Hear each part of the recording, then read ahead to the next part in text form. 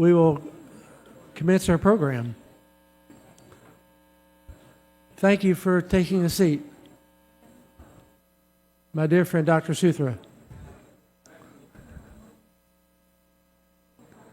Very good.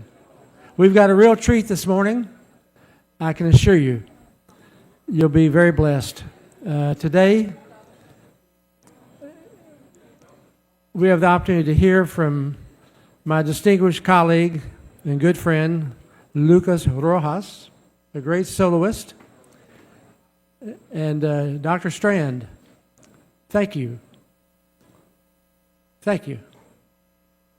We'll have a great opportunity to hear from Lucas Rojas, a tremendous soloist, and then the Honorable Benvenido Abante, a member of the Congress here, who's chairperson on the Committee of Human Rights, will offer our prayer. So thank you. And Lucas, the floor is yours.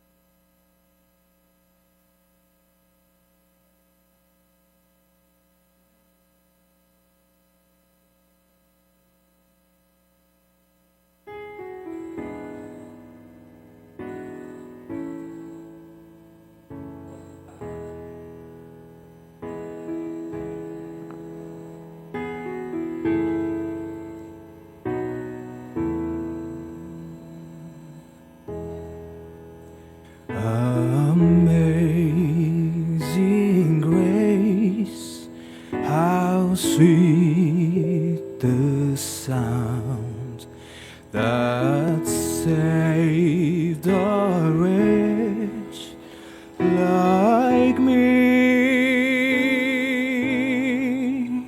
I once was lost, but now I'm found.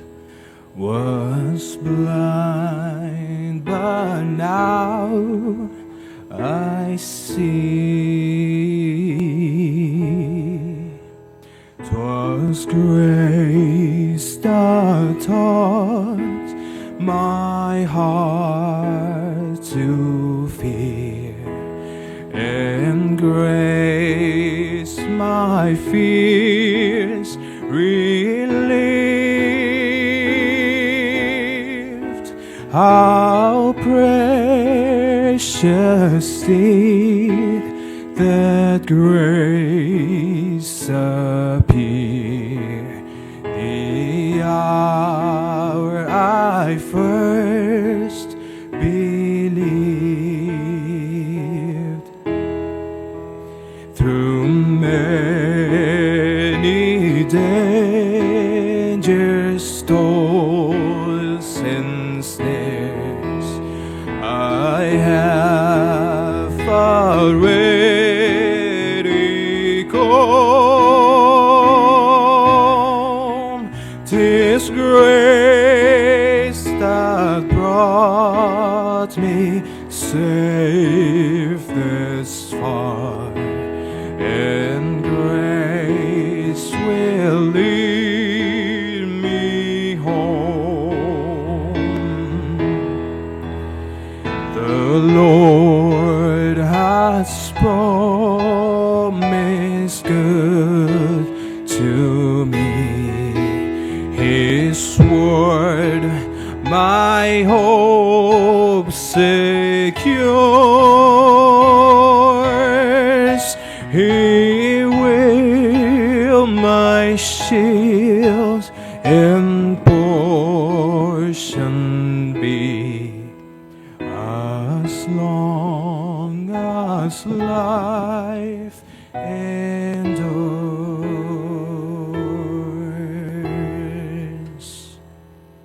Amen.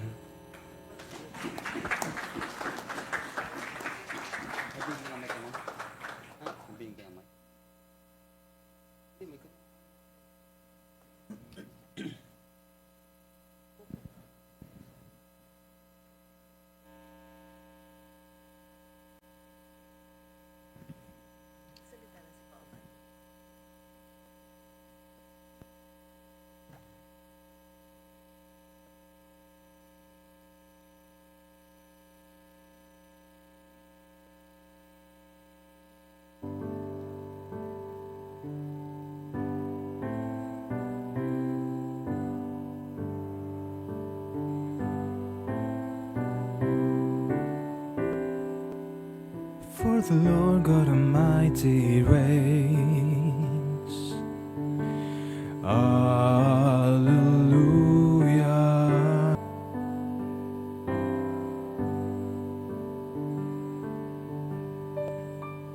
Hallelujah.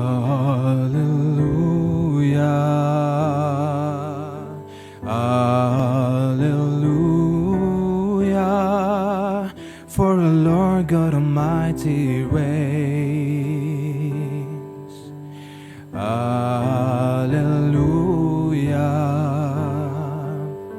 Hallelujah. For the Lord God Almighty reigns.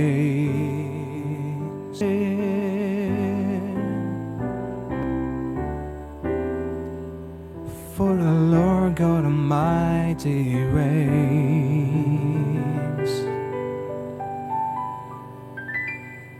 Amen. Amen.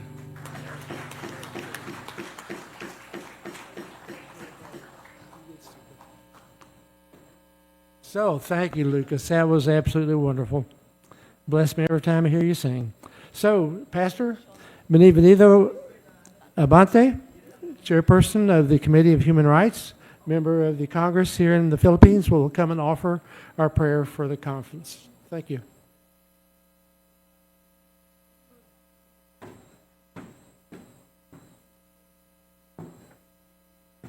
Good morning.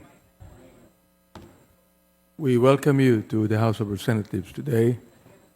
And thank you for singing that song.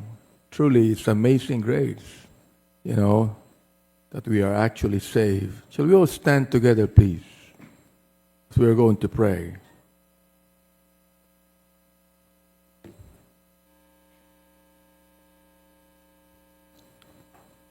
Dear Heavenly Father, we come before your throne of grace right now. And dear God, you're not just an intelligent being. You are our sovereign God. And Father God, in this forum we acknowledge you, we honor you, and we praise your name. Now we ask, Lord, today that you be the one to bless this forum.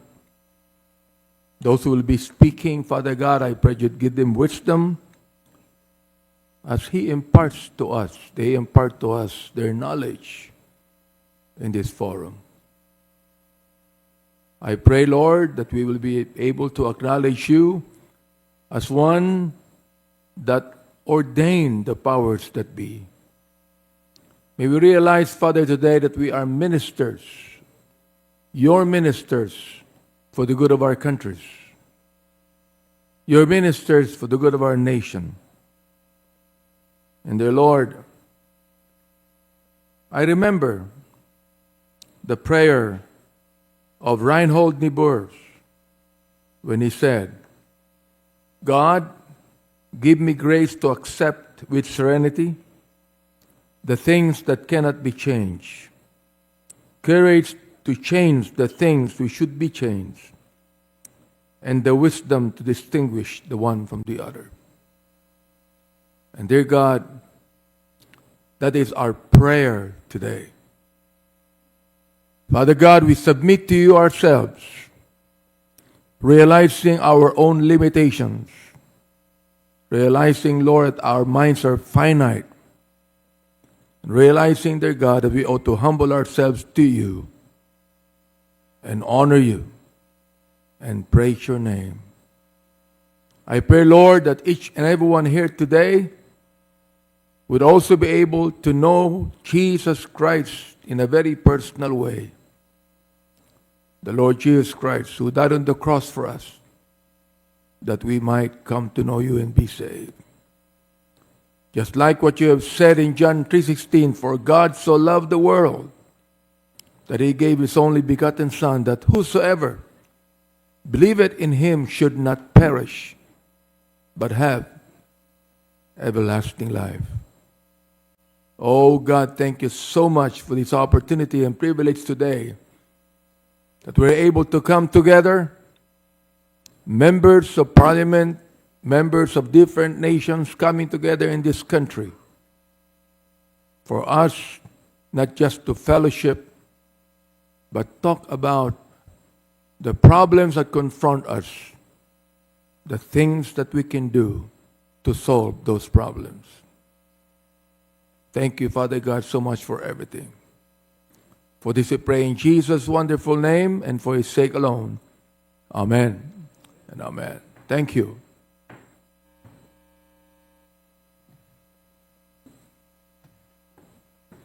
Thank you, sir. That was wonderful. So we'll begin our program today, and we have a remarkable group of expert presenters. We will begin with our keynote remarks from the Honorable Maria Cristina Adeguera Roque, correct? Gracias. Secretary of the Department of Trade and Industry, please. Thank you, ma'am.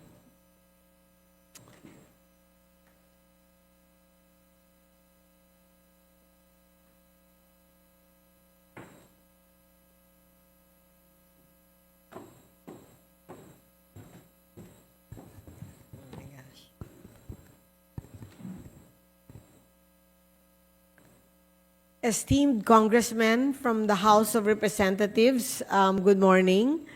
Colleagues from the government, distinguished guests, ladies and gentlemen, good morning to all of you. It is an honor to address the Parliamentary Intelligence Security Forum, a gathering of global leaders dedicated to navigating the complexities of this world. Today, I stand before you not only as a representative of the Philippines, but as a champion of a vision where the Indo-Pacific thrives as a beacon of free, fair, and open trade. This region, the engine of the global economy, generating 60% of the global GDP and over 80% of global merchandise trade, deserves our unwavering commitment. The Philippines, with its strategic location and dynamic economy, is poised to play a pivotal role in shaping the Indo-Pacific economic future. We are not merely participants, but leaders in forging a new era of economic cooperation. Our active engagement in initiatives like the RCEP and the Comprehensive Progressive Agreement for Trans-Pacific Partnership, the CPTPP, and the Indo-Pacific Economic Framework for Prosperity underscores our dedication to a region where markets are accessible, supply chains are resilient, and economic growth is inclusive. The Philippines recognizes the transformative power of the IPEF. Our participation in mechanisms such as the IPEF demonstrates our commitment to promoting free, fair, and open trade, enhancing economic integration. We aim to strengthen supply chains and promote regional efforts towards decarbonation, clean economy transition, and more transparent tax, anti-corruption, and governance regimes. Moreover, we see it as a catalyst for deepening our economic ties, not only with the United States, but with all participating nations. In terms of our bilateral interest with the United States, our priority is to ensure market access opportunities through a possible bilateral free trade agreement and the reauthorization of the United States Generalized System of Preference and the potential critical minerals agreement. These measures will amplify our role in global value chains and drive economic growth for both our nations. The proposed United States-Philippines Partnership Act is a testament to our shared vision.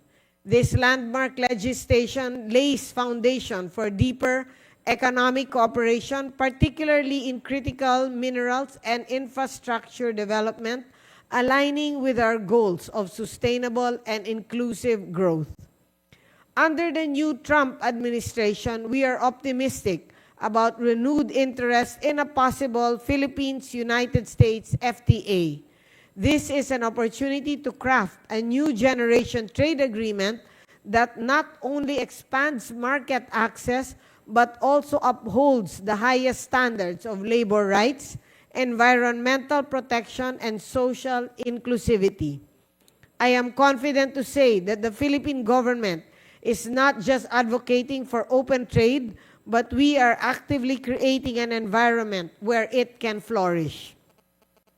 Our bold reforms include amendments to the Foreign Investment Act, Public Service Act, and Retail Trade Liberalization Act. Demonstrate our commitment to attracting investment, fostering a more integral and vibrant global market. Under the Marcos administration, these primary efforts of the Department of Trade and Industry are focused on fostering international collaboration and employing targeted and forward-looking trade strategies or policies. We are the forefront of supporting industry development, boosting export-oriented growth, and promoting an enabling environment for facilitating sustainable strategic environment. The time for action is now. Let us seize this moment to build an Indo-Pacific where economies are not just interconnected, but truly integrated, where businesses thrive, where prosperity is shared by all. Under the visionary leadership of our President, Ferdinand R. Marcos Jr., and the Bagong Pilipinas agenda, the Philippines is ready to lead this charge. We invite you to join us on this journey towards a more prosperous and inclusive Indo-Pacific region. Together, let us continue making it happen in the Philippines, and let us make it happen across the Indo-Pacific. Thank you and good morning to everyone.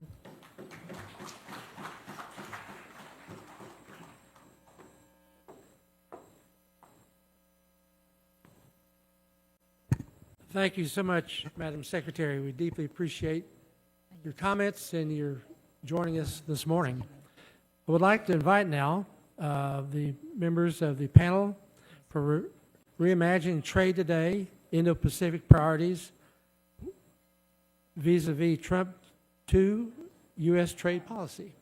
So the Honorable Brent Sadler with the Heritage Foundation will join us, along with Lou Pugliaresi, the President of Energy Policy Research Foundation. Please join us on the dais. Before that, Congressman Pittenger, may we request our keynote speaker to please come up on stage for the for an photo opportunity with Congressman Pittenger, and for the extension of tokens. May we also request Congressman Benvenido M. Abante Jr., Deputy Secretary Grace N. Andres, for the exchange of tokens.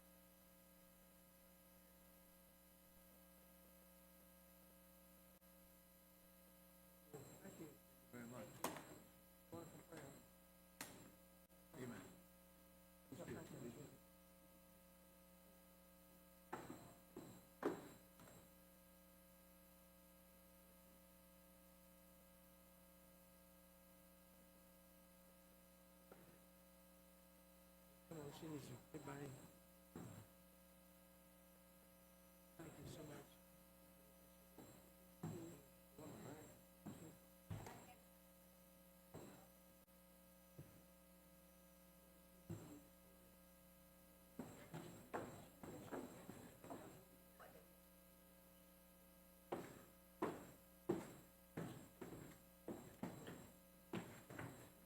The floor is yours.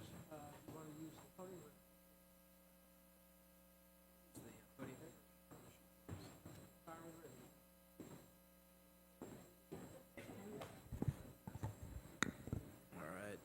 All right, good morning. My name is Brent Sadler.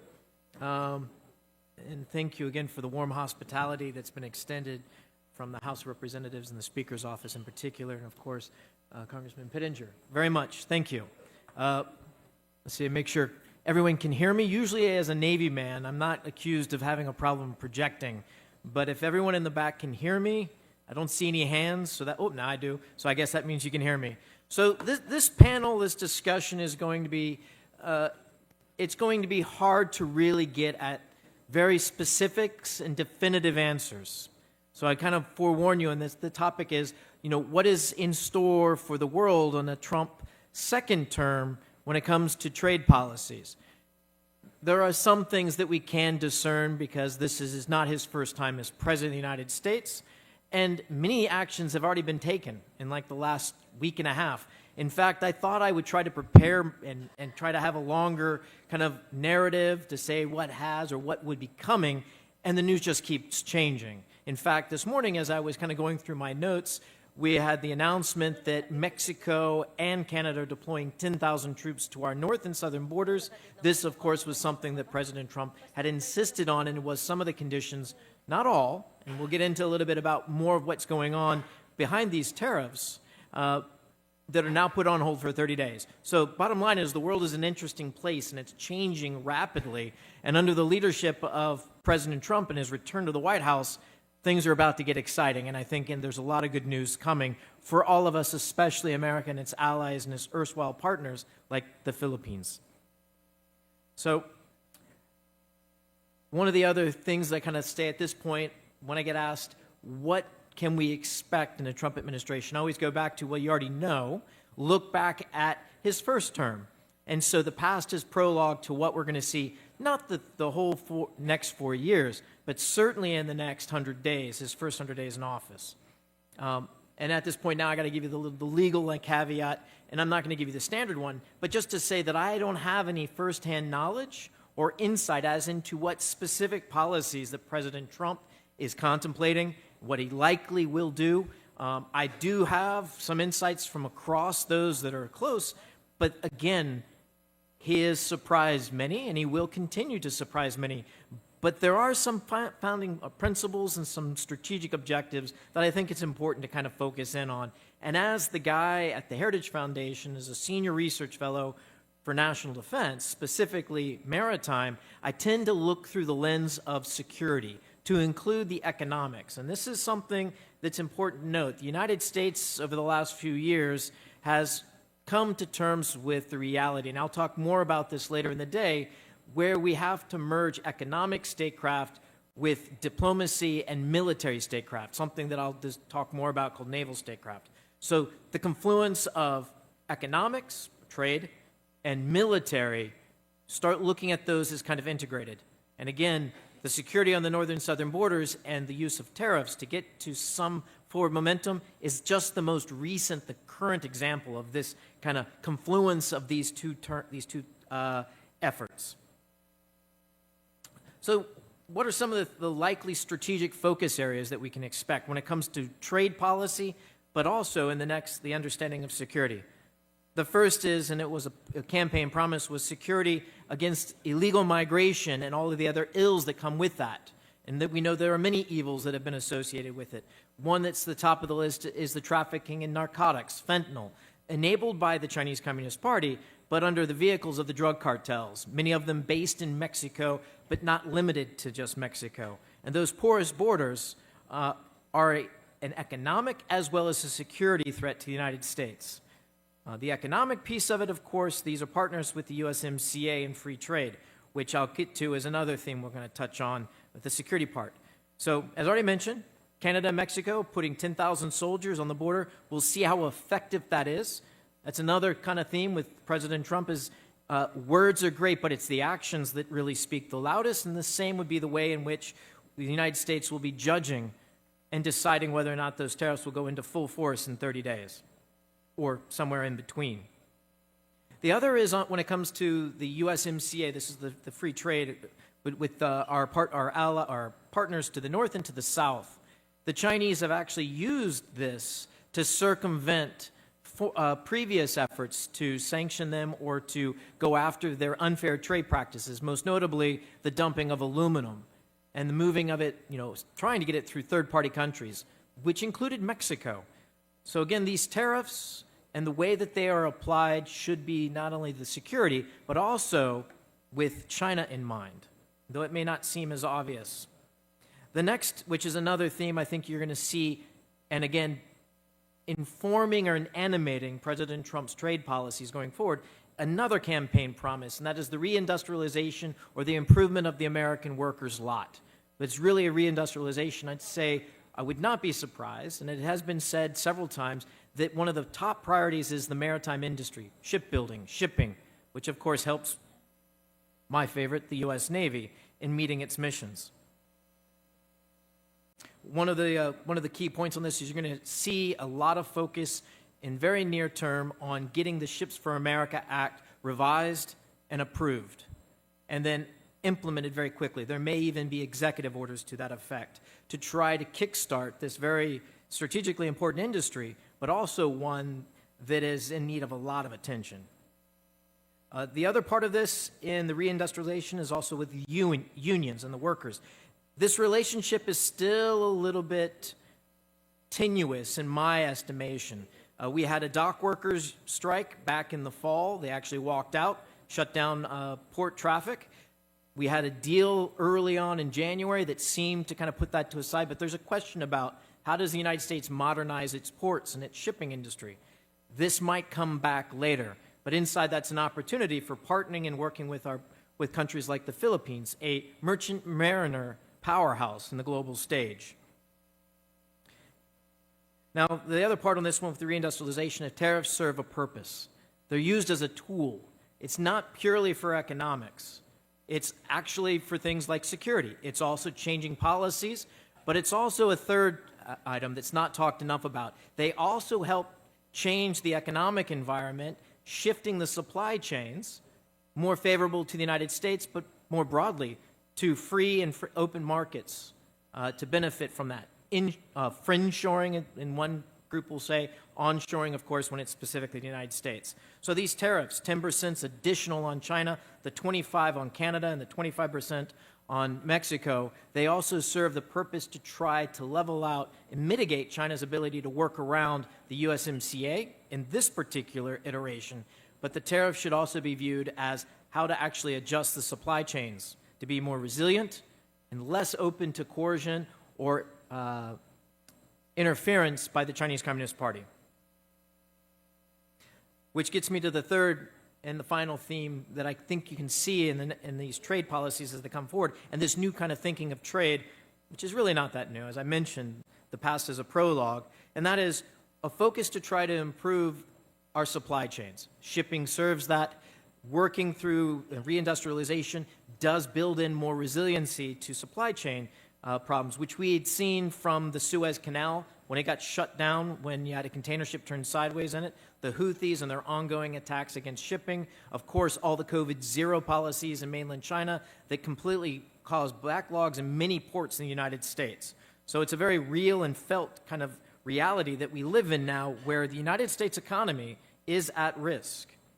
And of course, and I think you'll hear more about this later, is rare earth metals is just one example, but not the only one, where the Chinese use their market dominance in order to affect political changes in their adversaries or their partners in the world.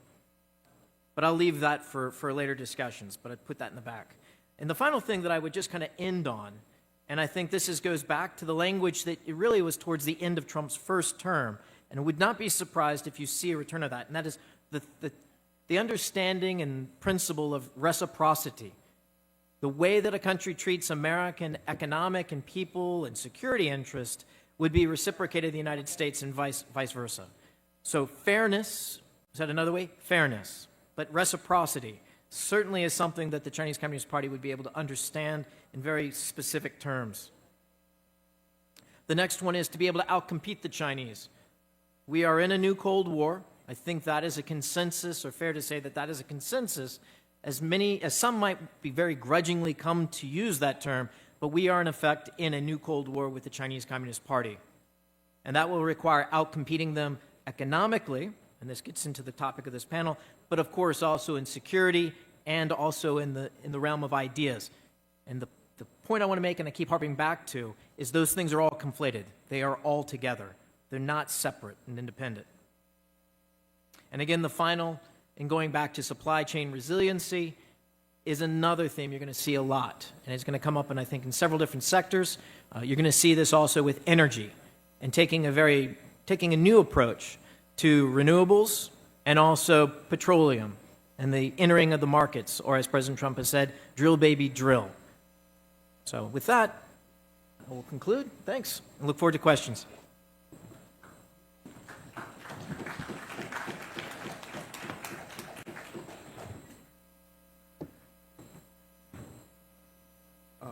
Welcome, everyone. I have a slide presentation that's going to come up here. I guess I'll just have you guys advance it. First, I'd like to thank Congressman Pittenger and Lucas Rojas. I've had a great privilege to attend and participate in several of these events. The first thing, as someone who has put workshops together, it's a lot harder than it looks. And I'm just impressed how Congressman Pittenger really, it's not a skeleton crew, it's him and Lucas. So, and the Philippine people, yeah, your hosts make a big difference. But I'm very grateful. You know, it reminds me of a quote from Dietrich Bonhoeffer, right, the famous German theologian. He said, you know, there is meaning in every journey that is unknown to the traveler. And that is absolutely true for these events, Congressman. So thanks again. Now, yesterday, I really enjoyed John Strand's talk about Greenland because it reminded me that I'm playing chess and President Trump is playing three-dimensional. I mean, I'm playing checkers and President Trump is playing three-dimensional chess. It's clear to me that the standard ways we look at the world. So what I want to do today is look at the North American oil and gas production platform and talk a little bit about the kind of trauma for those who study American energy dominance and the prospects of the future these tariffs had, and also how we're going to reconsider what's really happening here. So let's go to the first slide. Okay, so what you need to understand about the North American oil and gas production platform, even the energy platform, is that it is a seamless, highly integrated market in which crude oil and products move back and forth across both borders and then out to the world market. And in fact, the North American oil and gas production platform does not draw on world supplies. We are net exporters of petroleum and natural gas to the world market. And disrupting these flows can be quite harmful to the productivity and long-term efficiency. And so you can see here that crude oil comes up from Mexico, comes down from Canada. This just shows you import flows. But I'll show you in a minute another picture where you'll see that the net effect of this, maybe, if you think about U.S. refiners, they are tuned to very advanced technology and they process heavy crude. But the U.S. produces enormous volumes of light crude. So we take the heavy crude from Canada, process it, and then we ship our lighter crude farther out. Next slide. Okay. So this is a very interesting picture. Between 2010 and 2020, the United States alone provided 80% of the increment in world oil demand that occurred during that period. In other words, you can see the prices here in gallons, like it was up to $3.50 down to $2. But in the absence of America's ability and, its technology, the shale oil revolution, to produce these vast quantities of incremental oil production, and we were part of the growth in demand, the world price of oil and the price of gasoline would have been much higher. So that's a sort of tribute to American ingenuity and also a constitutional republic which has private property and and states which don't necessarily have to do everything the federal government wants them to do. Next slide. So this is something I don't think a lot of us understand, but this shows you North America, Mexico, Canada, and the U.S. What has happened since 1990? And you see, these provinces, particularly the U.S., was completely written off as a prospective oil and gas producer. But over time, technology, private property in places like Texas, Oklahoma, North Dakota, resulted in the advancements of extraction technology, and the U.S. production began to accelerate. And today you can see, if you take North America as a whole, as an integrated production platform, we are now a net exporter to the world market. By the way, that's true for the whole Western Hemisphere now with Brazil. The Western Hemisphere is not a net draw on world oil supplies. It's a net contributor. Next slide. So this shows North America's contribution to global natural gas supply. And I'm going to talk a little more about this later this afternoon, because I think we have a great opportunity to take a lot of the ideas of the new administration and President Trump for Africa. By the way, this year is the first time the G20 meeting will be held in Africa. It will be held in South Africa in November. And within the Trump administration, there's a lot of folks thinking about, okay, how can we give Africa the opportunities that we are benefiting in North America, which is access to large quantities of affordable fossil fuels. So while this is not directly related to tariffs, it's clear to me that the tariff strategy, as the previous speaker pointed out, the tariff strategy is really a process to try to move the system in a way that's more, actually beneficial to both parties, to deal with the security threat. I don't think President Trump really looks at the tariffs and say, oh, this is really the answer. They're a tool for him to try to move the system into a more productive spot for both parties. Next slide. This shows U.S. net oil trade with the world. So it is true that we import a lot of heavy crude from Canada, but we also export a lot of petroleum products and a lot of light sweet crude to the world market. So it's really, when you're dealing with a large continental landmass, it's not really easily divided from our neighbors and the production system. So you'll find natural gas flows back and forth across the Canadian border.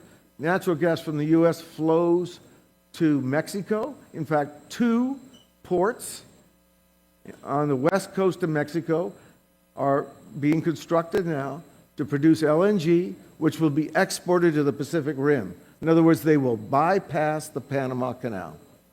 Next slide. So you can see here what's happened in the U.S. We are now a major gas seller to the world market net. And by the way, there's a lot of discussion about how the U.S. provided enormous gas supplies to Europe after the invasion by Vladimir Putin. But actually, what really happened? You can't turn the switch on LNG overnight. It takes 5, 7, maybe 10 years, $10 billion to build a new LNG export facility. And by the way, we have massive reserves of natural gas. I was at an event in Texas where a very large independent producer said, today in Texas, because we have a lot of what's called associated gas, and comes up the well bore with the oil, it's kind of associated, it's called associated gas. He can't do anything about it. He's looking for the oil, but he gets the oil in the gas. He said, gas has to go to negative $25 a million BTU before I'll stop producing the oil. In other words, now nearly 13 to 15% of U.S. natural gas supply is just because we're producing oil. And so we need to find outlets for that gas. I think it's an enormous opportunity for Asia. And I think that's something the administration is going to be, irrespective of what we're doing now I see these tariffs more as a sort of short-term leverage strategy and not a long-term strategy by the administration. Next slide. Okay, so I think that's, we're going to talk a little bit more about this afternoon. So what I wanted to say is that the way to think about the energy prospects in the U.S. and actually the emergence of President Trump for a second term is that he is not stuck in a sort of traditional paradigm of net zero. He's not stuck in any sort of paradigm that doesn't make sense to him. And so I do think the U.S. is an opportunity, and particularly in the Philippines, where, by the way, the Philippines is one of the few Asian markets on the power sector really operates principally on market forces. They don't subsidize power in the Philippines. This is an enormous opportunity for development of new LNG supplies to enhance energy security throughout the Philippines. So within that context, I don't see the near-term trade maneuver, trade and the tariffs as disrupted to the long-term energy supplies and availability to the Asian markets. So I'll leave it there. Thank you so much. Thank you, Lou. The floor is open now for questions and comments relative to these two presentations.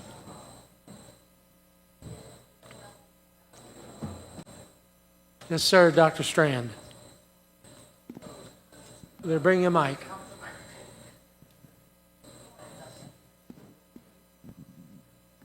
I think your comments, this goes so fast. My plan last night was to go to bed around 9, 10 o'clock. And then I had phone calls from politicians in Europe going on to like 2 o'clock in the night. I said, now I need to sleep. I think it's right now what's going on is amazing to see. I can understand that, and I can see in Europe a lot of politicians is very confused because they feel that an ally is turning their back to the U.S. The U.S. is turning their back to an ally. But on the other side, I must also see that maybe it's not beautiful, as some people would say, from a classical political perspective, but it's working. Ask a question. Where will we be in 3 months? Trump is going to be there 208 weeks. He's been there 2 weeks. There's 206 weeks more to go. If I look at the speed it's going with right now, it's going fast. When I heard that the taxes was hold this morning, and I saw it last night, and saw that the fact that Mexico is sending 10,000 troops to the borders and Canada's doing the same. What's the pitfall here? Because right now it looks like a 4-lane highway where Trump is basically controlling which way the highway goes, which speeds we are going in, and what's going to happen. What is the pitfall right now?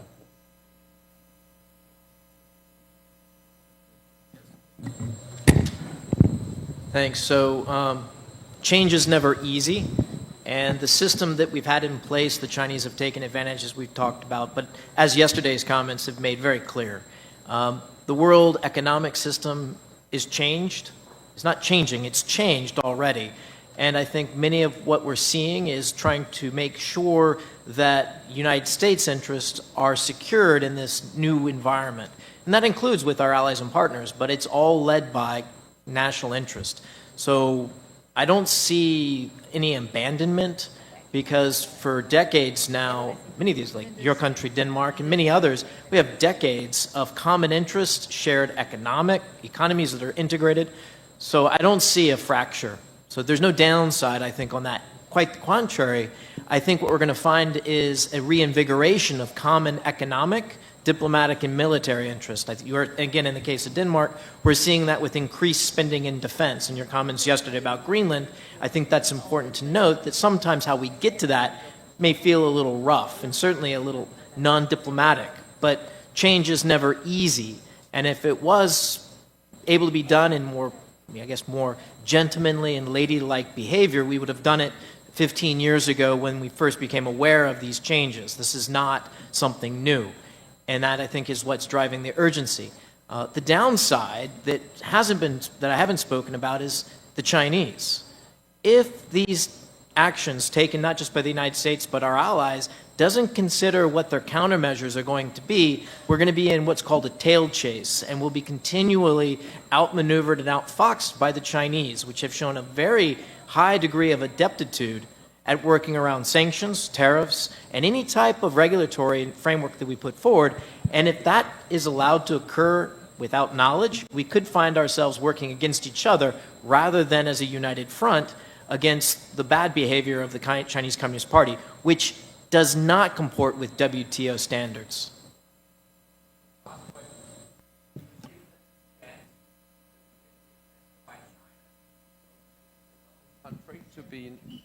Is there a chance that we get in the near future reclassified China not as an undeveloped country, but reclassified as a developed country? Because if we look at the financial advantage China have today of being classified as a developed country, it's huge. What's the chance that will happen, and what is the process? I don't know if there's anyone who knows about the classification there. So, I mean, there's already been talk in D.C. about taking most favored nation away from China, rolling it back to being treated as it should be, and well past due. We'll see if that happens. Again, the United States can take that action unilaterally. So it's not something that requires a larger union action of countries for it to be taken, at least from the United States perspective. So I think the odds are very high that you're going to see that. And I think you're already seeing some of the language coming out from diplomats that China is not a developing country. So I think we're there. Whether or not President Trump says it and doubles down on it, my money would be a beverage of your choice on that one, that it's going to happen in the next, within his first 100 days. But again, the United States is not beholden to anyone else to make that decision, and I think the odds are very high that China being treated as a developed country and as one that's not meeting its WTO obligations is extremely high. Lee, would you like to comment? Yeah. You know, I think actually we should look upon President Trump as an opportunity. And let me just give you an example.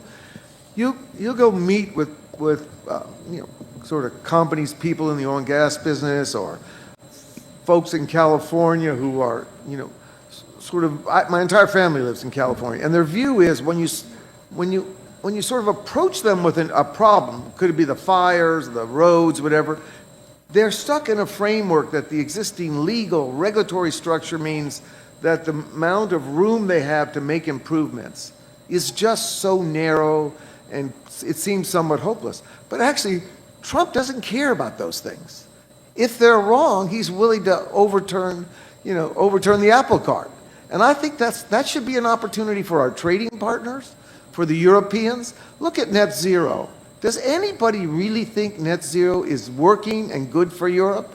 That the pain that we're doing to the 700 million people across the European continent, that's really generating environmental benefits that are worth that pain? I don't think anybody believes that, but they really don't know how to fix it. But Trump is kind of an instrument where he's not worried about being sort of politically incorrect. And so I think this is going to go on for 4 years, and we should look upon that. We should learn how to channel that energy into something that will really get us back on a more common sense path. Very well. Any other comments or questions for our panelists? Yes, sir.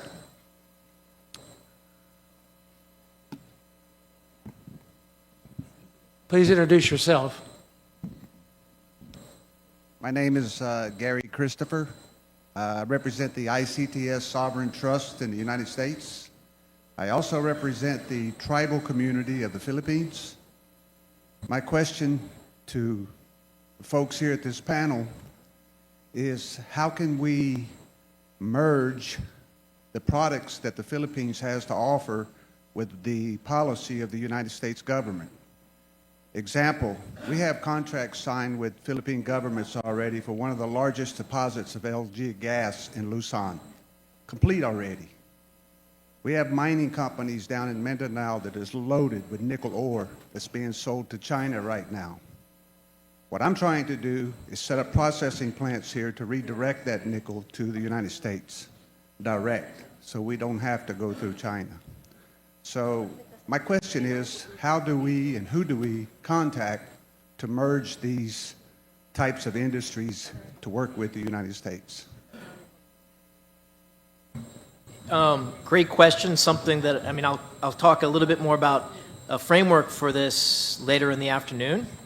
But specifically, one of the tools that was created to enable that type of investment was the Development Finance Corporation. So deeply involved in the conceptualization, but I would say the execution has fallen far from what it was envisioned to do. And that is strategically informed economic investments that would allow us to outcompete the Chinese and also build in more resiliency. So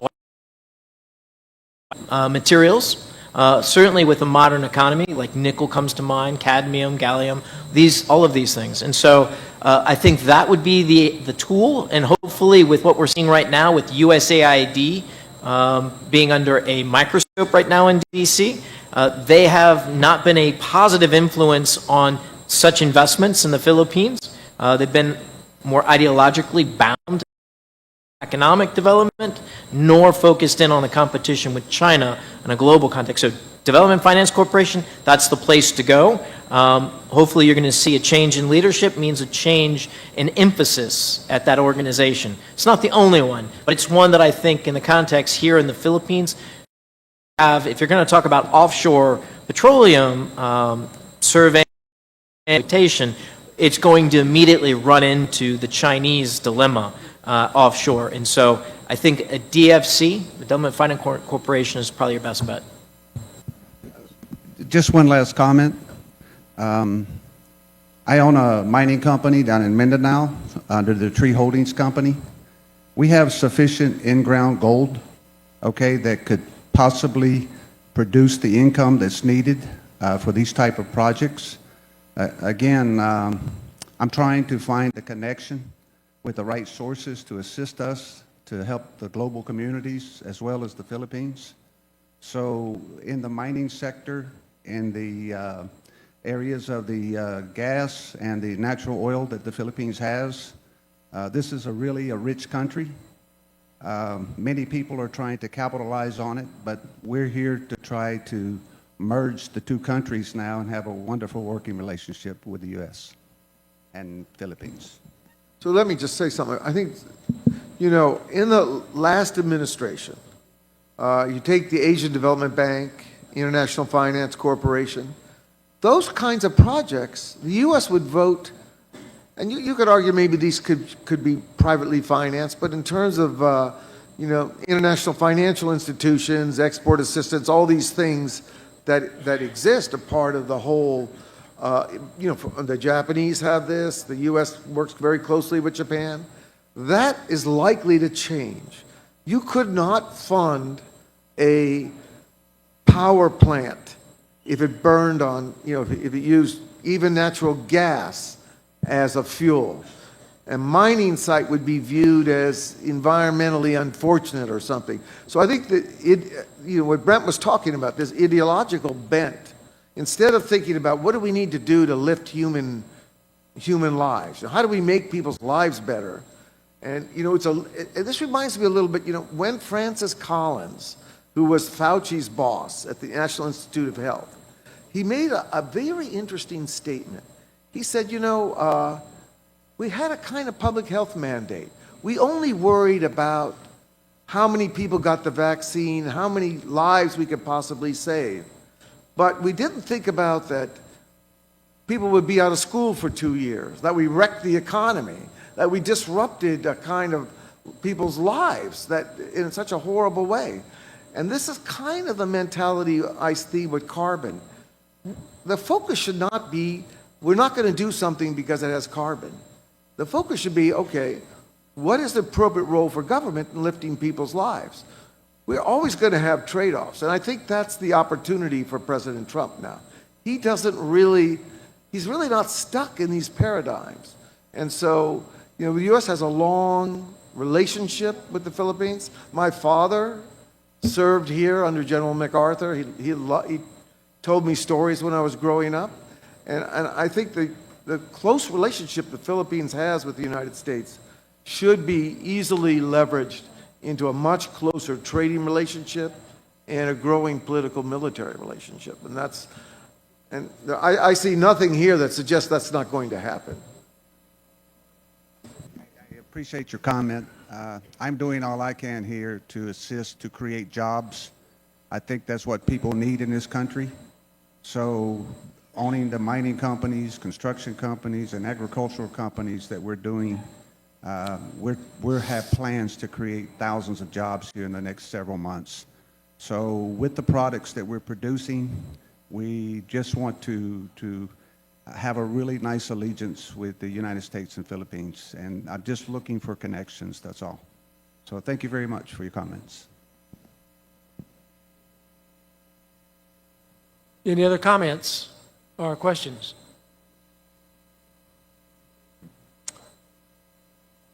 Very good. We will break for a 15-minute coffee. May we request our resource speakers, Mr. Brent Sadler and Mr. Lucian Pugliaresi, to please stay on stage for a photo opportunity and for the extension of tokens with Congressman Robert Pittenger, to be joined by the Honorable Carlito Marquez and Deputy Secretary General Romulo Emmanuel Meral Jr.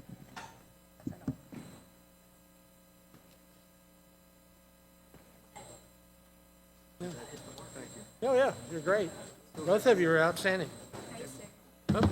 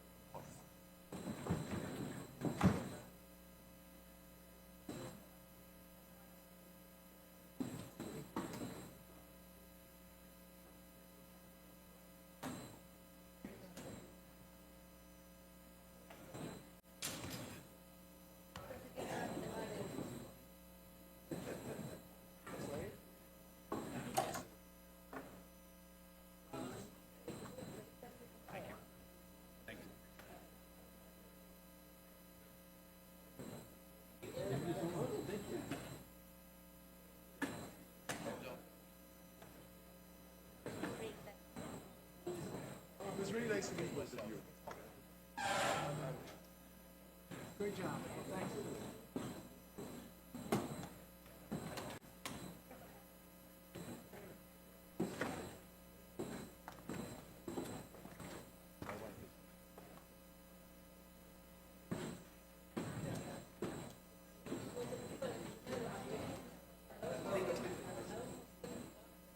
We'll reconvene in 15 minutes.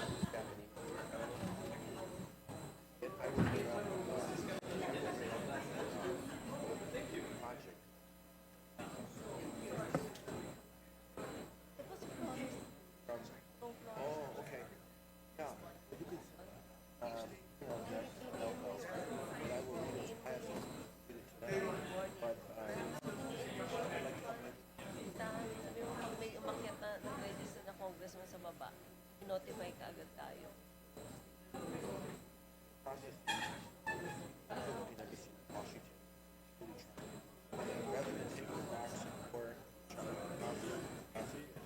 But it requires capital, technology, money. Have capital, okay.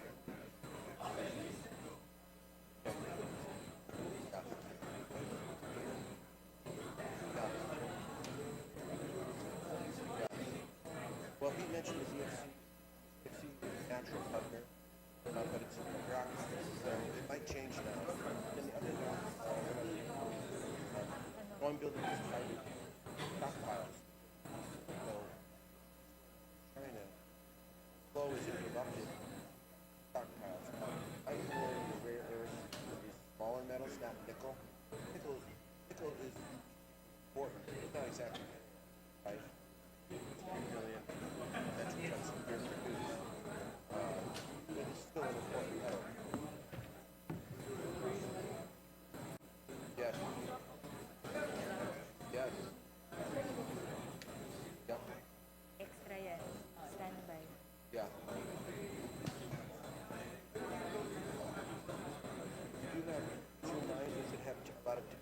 long-standing mine, tailings, doing a lot of tailings.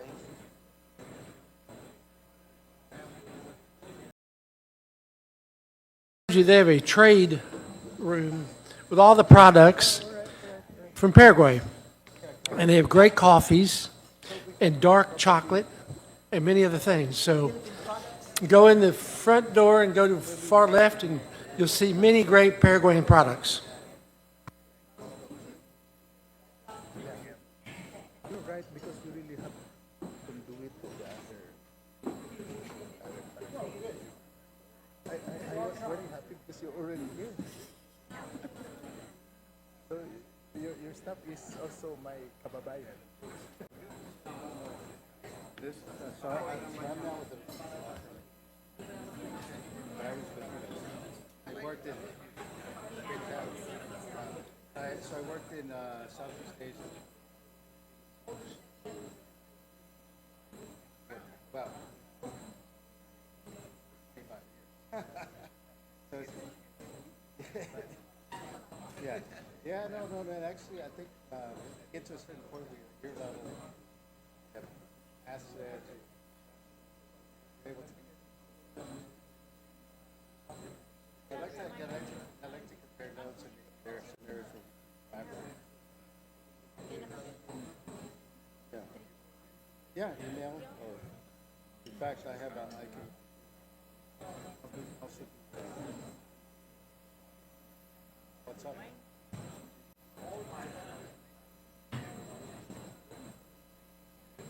I wanted to give you a card. Yes. So yeah, we'll talk later. Thank you.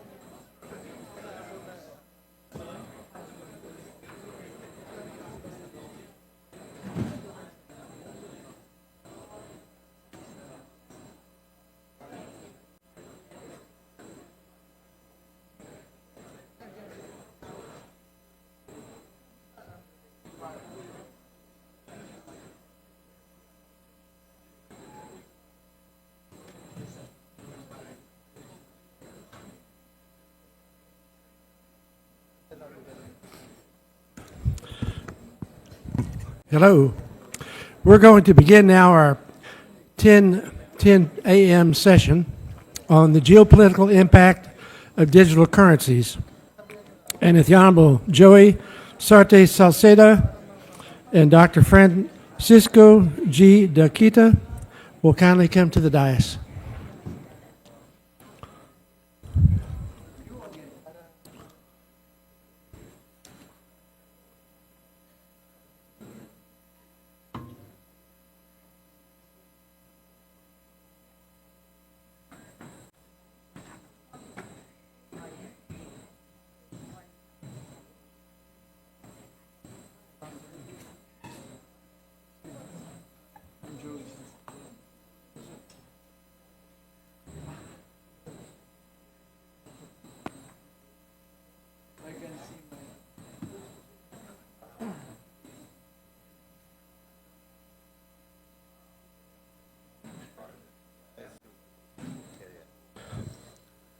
Mr. Salceda will speak first. He's the chairperson on the Committee of Ways and Means. Sir, the floor is yours.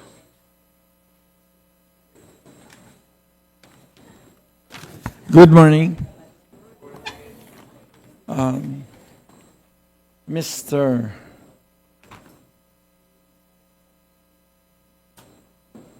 Our chairperson, Robert Pittinger, sir. And of course, to my good friend, Dr. Daquila. So here's my presentation, my humble, and to all foreign parliamentarians, experts, academia.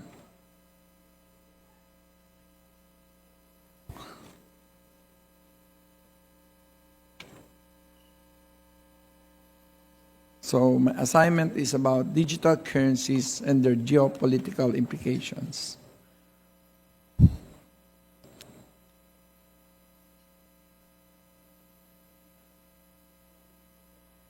Thank you. Next. Well, I don't know how to speak French, but to make it simpler, the more things change, the more things stay the same. Next. In this discussion, I will argue that, 1, digital currencies will not fundamentally affect or alter, will affect, but not alter the ways of the world. They will merely enable us to do things that we already do. Second, but they could weaken systems and institutions of financial control, such as international sanctions and financial integrity checks, like ESG. And if digital currencies continue to proliferate without being stable, they ironically give more value to safe haven commodities such as gold, oil, rare earth minerals, and other commodities with a real industrial use. Note that it is much more difficult to ascertain that the provenance of such commodities is free of terrorism, organized crime, or abuses in environmental and social governance. To mitigate the negative geopolitical impacts of digital currencies, we must better govern the real things that they will be traded for, such as goods, minerals, and raw materials, or even knowledge. There are two extremes. 1, total global cooperation, or total global competition. The probable future is a mix of both. Or you can have several blocks doing it. Philippines will not be a deciding power, so it must adopt and prepare for whatever scenario. Second, some personal knowledge with apologies. I was the regional chairman. I was the regional research director for Barings before it fell. SBC by Warburg, and then Swiss Bank in the 1990s, when money became very digital. Globex by CME Group was launched in 92, and we would have been trading mostly online since then.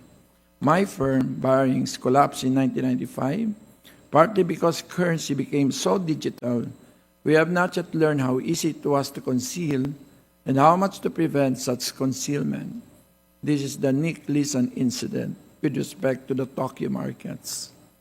My team succeeded immensely because with financial trading becoming very digital, every hour is trading time somewhere. And my Manila team became the convenient trading hours bridge between London, Tokyo, and New York. The PSC market cap as share of PH GDP grew from 14% in 1990 when I entered the industry.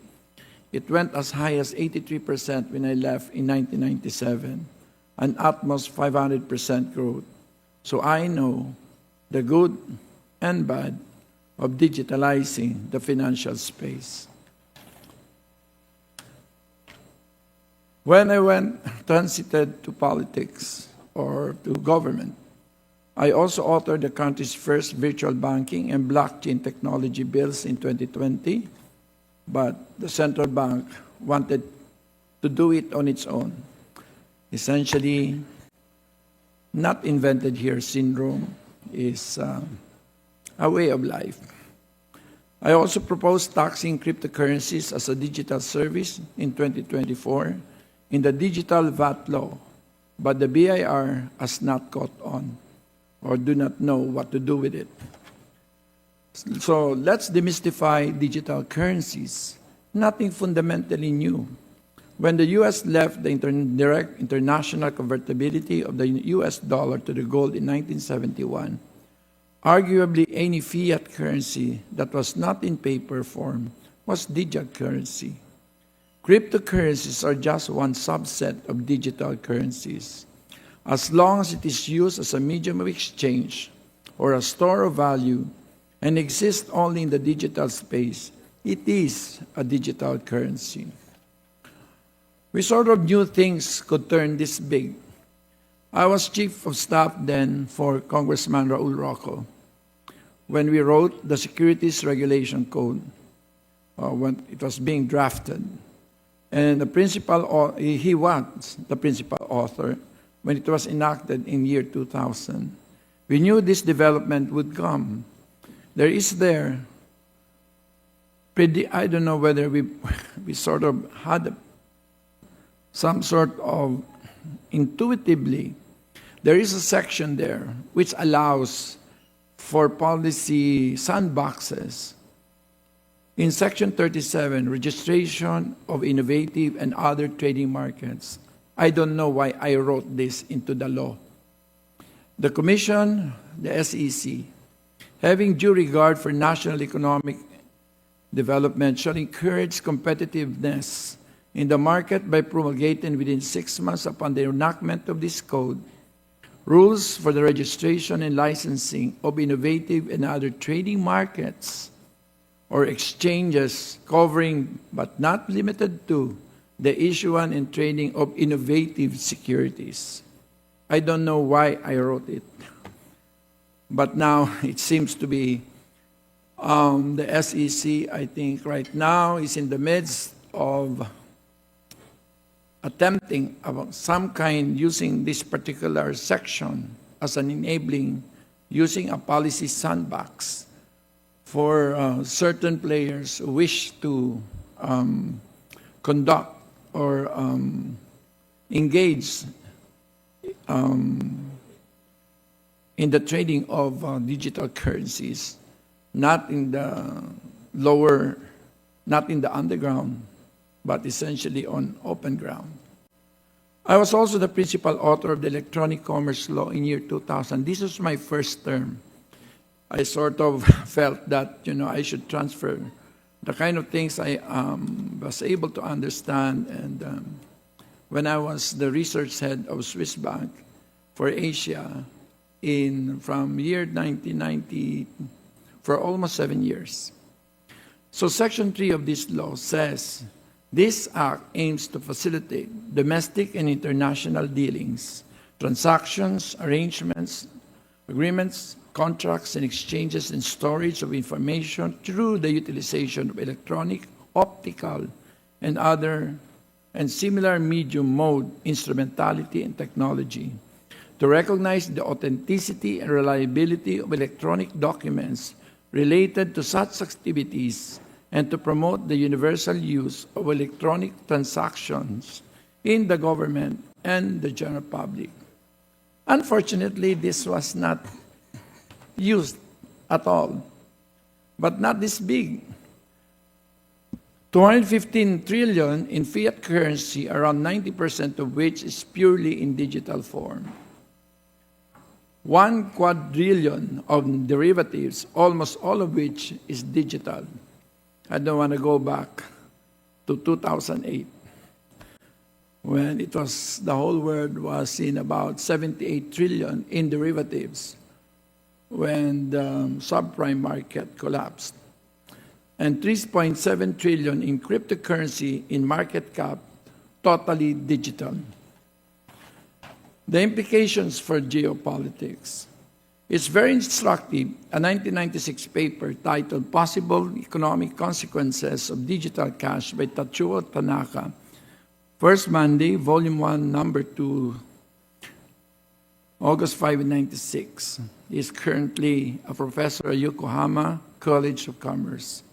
Tanaka's framework for the future of digital currency still works. From the expansion, of course, we go to a certain confusion stage right now, I think, for the country in terms of the policy space in the Philippines. I would say only 1/3 of congressmen would probably be able to talk. They have some sense, but they could not firmly make, let's say, if there's a policy question of whether voting yes or no, I would say only 30% would have the fundamental basis of voting for either yes or a no with respect to a certain policy that affect digital currencies. And of course, we must go into the organizational stage. So the issues is being the battle between cyberspace and nation states. Is it colonization or independence? Next. The implications, this is my conclusions from the Tanaka paper. Countries are beginning to install systems to track and tax digital currencies, but they rudimentary and behind the development curve. As always, laws are always behind the pace of morality. And so in a sense, it's all the same. The laws are always at the back end of the developments in our existential domain. Central banks are considering our strategic crypto reserves. Like China, it is banned, but if you look at the reserves, there is $25 billion in cryptocurrencies. Do I have the proof? And even the US, actually. But you just have to go through the China Central Bank, and you will see that there is, how many 250,000 units of cryptos, of bitcoins. Wales already have a crypto funds, JP Morgan, etc. But there's no bursting of the bubble yet, as in the dot-com bubble. With elites and the institutions of political and commercial power beginning to have a greater stake in digital currencies, they will inevitably incur bigger losses when there is a crunch between the existential domain and, of course, the essential domain and the existential domain. And these losses from crisis will encourage them to influence governments to better organize the systems. So what could trigger a digital currency crisis, which would then justify more significant national or international intervention to organize the system? Well, I have seen three. The Mexican crisis, the tequila crisis, the Asian financial crisis, the subprime crisis, and belatedly, I think most governments have adjusted and the monetary authorities have adjusted after those three major crises. Well, number one, excessive use of fiat-denominated leverage of trade, non-scarce digital currencies. Margin debt as share of market cap peaked at 2.5% in 2008. Current figures at only 1.4%. It is the source of FINRA data, Statista. CFD trading for crypto is probably around 20% of monthly trading volumes. In the Philippines, there are 1 million traders in the stock market, but there are 10 million traders in cryptocurrencies. And it has something to do with our markets, not something to do with our equity market, with our stock markets, basically. Like there is no short selling. Massive sell-off by early adopters. The top 0.28% of Bitcoin owners sold 82% of total Bitcoins. So you can see on the other side the Bitcoin distribution history, essentially. I ensured, even as chairman of the Committee of Ways and Means and Economic Affairs, chairman of oversight in this Congress, that we should be data-based, science-based, and at the same time we should have certain access to existential philosophy. If you wish to really modernize, or at the end, I think I would say what I really mean.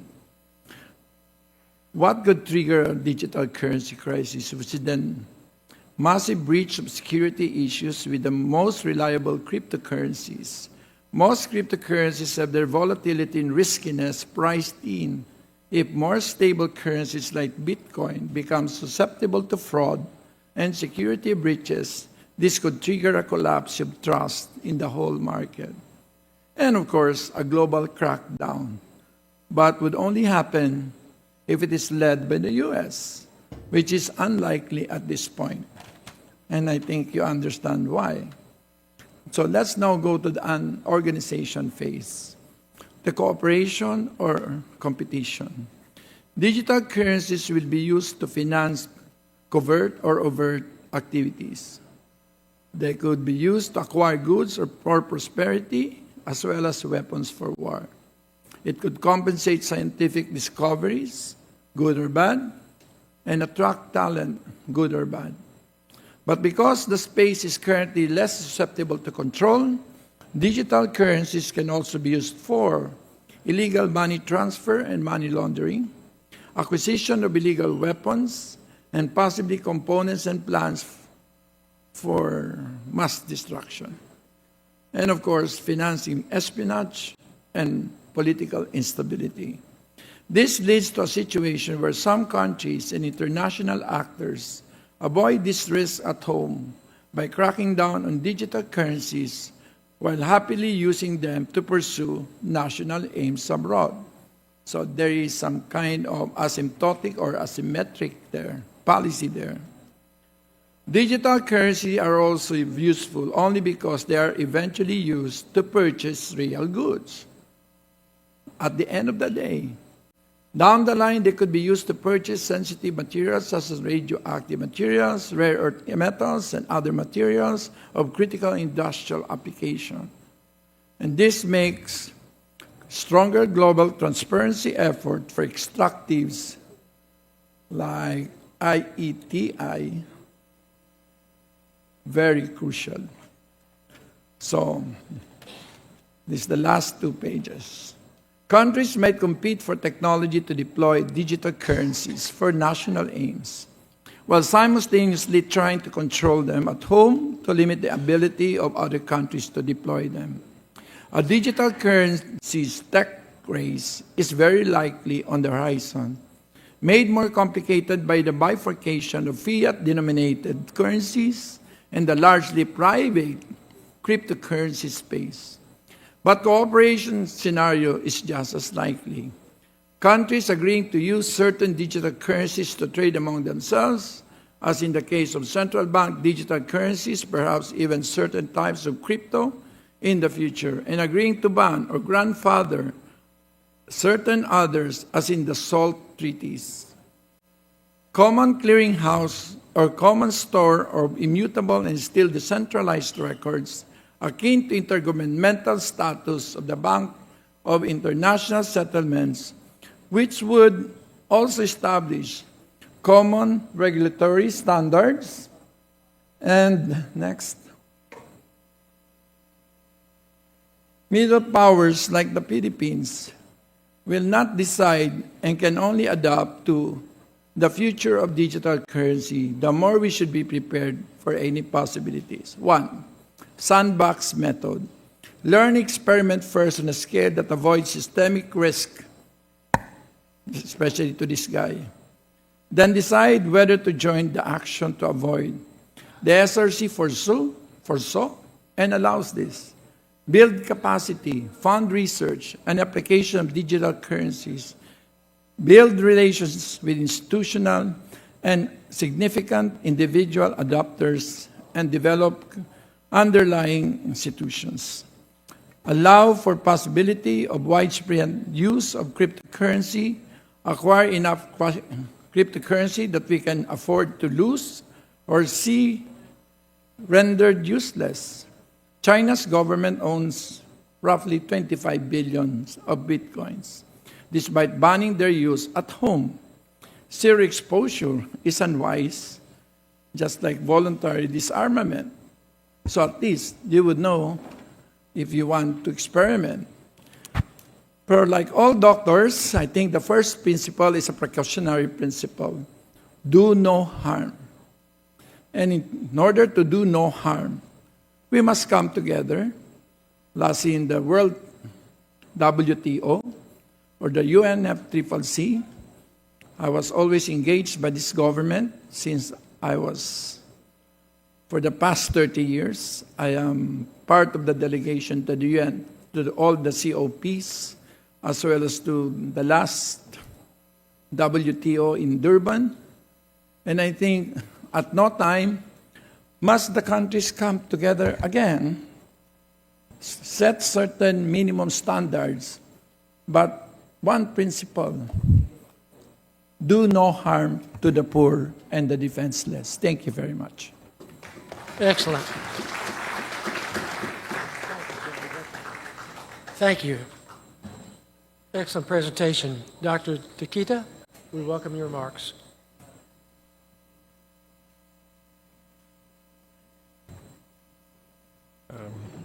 Thank you. Honorable Robert Pittenger, Honorable Joey Sarte Salceda, the honorable members of the House of Representatives and distinguished guests, good morning. So we'd like to thank you for inviting the BSP to the Parliamentary Intelligence Security Forum. And in this morning, I will be talking about digital currencies with focus on the initiatives that are currently being undertaken by the BSP. Now, the International Monetary Fund defines digital currency as a digital instrument that is issued or represented by distributive ledger technology, meaning that multiple devices all over the world and not one central hub are constantly verifying the accuracy of the transaction. Digital currencies can be classified into two main categories. The first is central bank digital currency, and that can be again further subdivided into two: a wholesale type or a retail type, and second, a private digital currency. And this category includes the cryptocurrencies such as Bitcoins. So central bank digital currencies, or CBDCs, in simple terms, is like a digital banknote.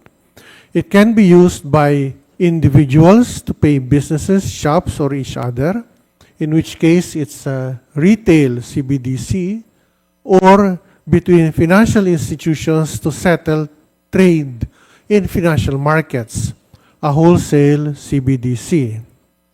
The second category, the crypto assets, these are actually more volatile assets, and this gives holders the right to access a product or service from the issuer. In contrast to CBDCs, which are considered risk-free, as they are backed fully by the central bank, private digital currencies such as Bitcoin are not risk-free. They are neither the liability of any government nor any private entity. In our case, the BSP, we consider CBDC as a potential form of central bank money in digital form and not a digital currency. So, in this, if we look at recent trends, one of the main motivation for wholesale CBDC issuance is the desire to enhance cross-border payments, as well as to alleviate the key constraints of limited operation hours, the length of existing transaction chains, and complex compliance checks. In our case, we are a member of Project Nexus. This is a BIS, Bank for International Settlements, Innovation Hub project, which aims to interconnect fast payment systems across multiple countries, reflecting a desire to reduce transaction costs, enhance financial inclusion, and decrease reliance on external payment rails like SWIFT.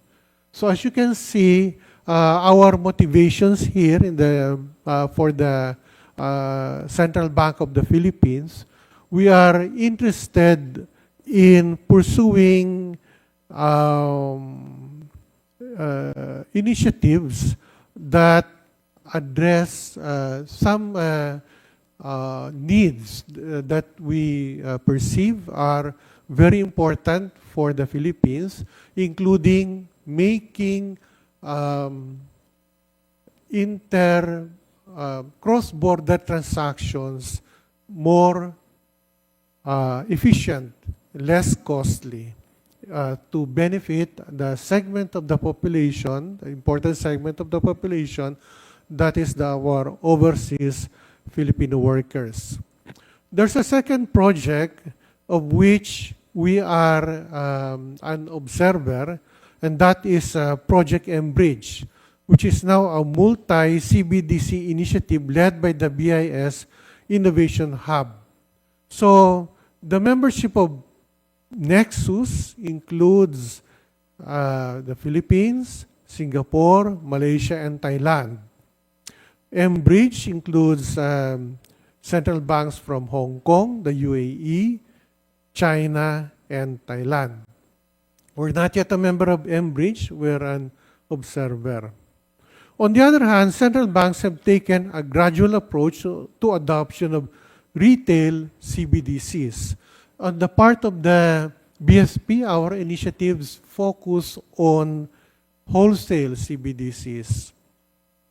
For retail CBDCs, there is a risk that the adoption of a retail CBDC could lead to a shift by the public from commercial bank deposits to the central bank, which would reduce banks' overall deposits and potentially disrupt banks' role in credit intermediation. Also, remuneration is a design consideration for retail CBDCs, rather whether the central bank should be paying interest on retail CBDC accounts. And the existing legal frameworks for money, payments, and central banking may not adequately cover CBDCs, in particular retail CBDCs. And all of these factors lead to our focus on a wholesale CBDC. So here, let me go into further detail into our initiative called Project Aguila. This is our pilot wholesale CBDC project, and it consists of two phases.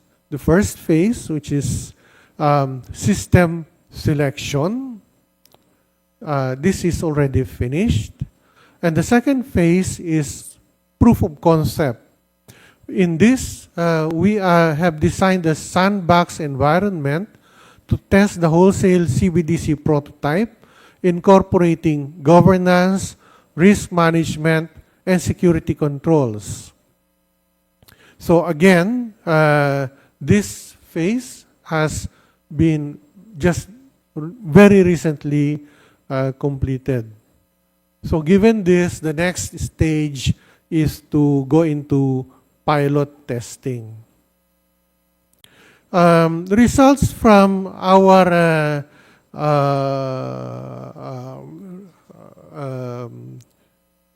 undertaking so far highlights several benefits and policy implications. First, that the wholesale CBDC system can enhance liquidity management by enabling financial institutions to transfer large value funds in real time, even outside regular banking hours. And this will improve payment efficiency for businesses, government entities, and financial institutions. Round-the-clock operations can bolster financial stability by reducing settlement risks and ensuring continuous fund availability even during crisis. So moving forward, our plan is to explore additional wholesale CBDC use cases. We're, again, in this respect, focusing on two areas. One, tokenized financial securities, and second, cross-border payments, as with Project Nexus. So here we are developing a strategic roadmap to guide testing and implementation. And we are continuing stakeholder engagements with financial institutions, regulators, and multilateral organizations. Let me just show you some developments with respect to digital currencies. This is used in the Philippines, and it shows us the monthly value of crypto asset transactions by type of investor. So as you can see, these have recently increased. Actually, much of the increase has taken place just in the second half of last year. But the data is based on data from two virtual asset providers, and it shows that individual traders continue to dominate the Philippine crypto market, though transactions from international traders have also shown some growth. On the other hand, of much more concern to the BSP would be the digital transactions of fiat currency. This is all digital transactions in general. And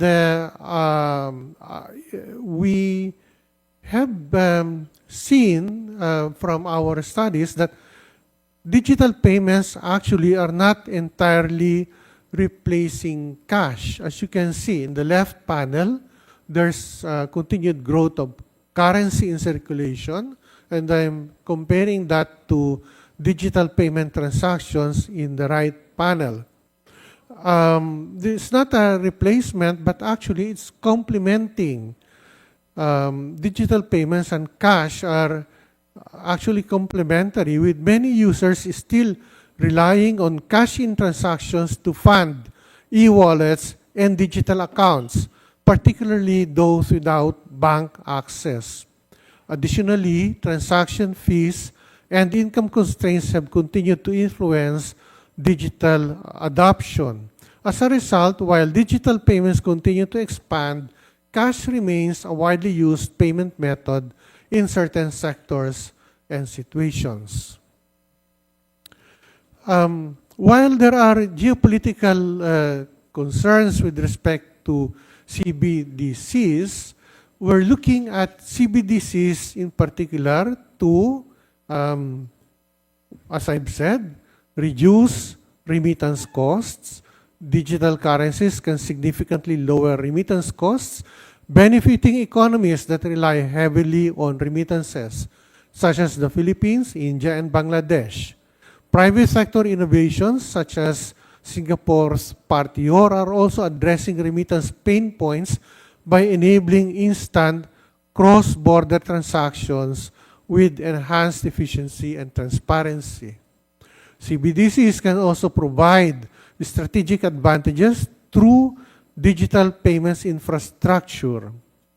In Asia, initiatives like Project Nexus and mBridge aim to develop regional payment networks to reduce transactions cost and reliance on external payment systems like SWIFT. Over the long term, one implication of continued use of CBDCs could be reduced reliance on the US dollar. And on the other hand, something that we need to watch out for would be a possible use of CBDCs to bypass traditional sanctions. This has happened, for example, in the case of Russia, accelerating the development of the digital ruble to circumvent Western sanctions and facilitate trade with China and Iran without relying on the US dollar or the SWIFT system. So, for its part, the BSP remains mindful of the geopolitical implications when selecting foreign jurisdictions, other central banks, and international corridors for cross-border CBDC testing and development. So, to wrap up, first, the use of privately issued digital currencies as a means of payment in the Philippines has remained limited despite the increased volume of digital payments.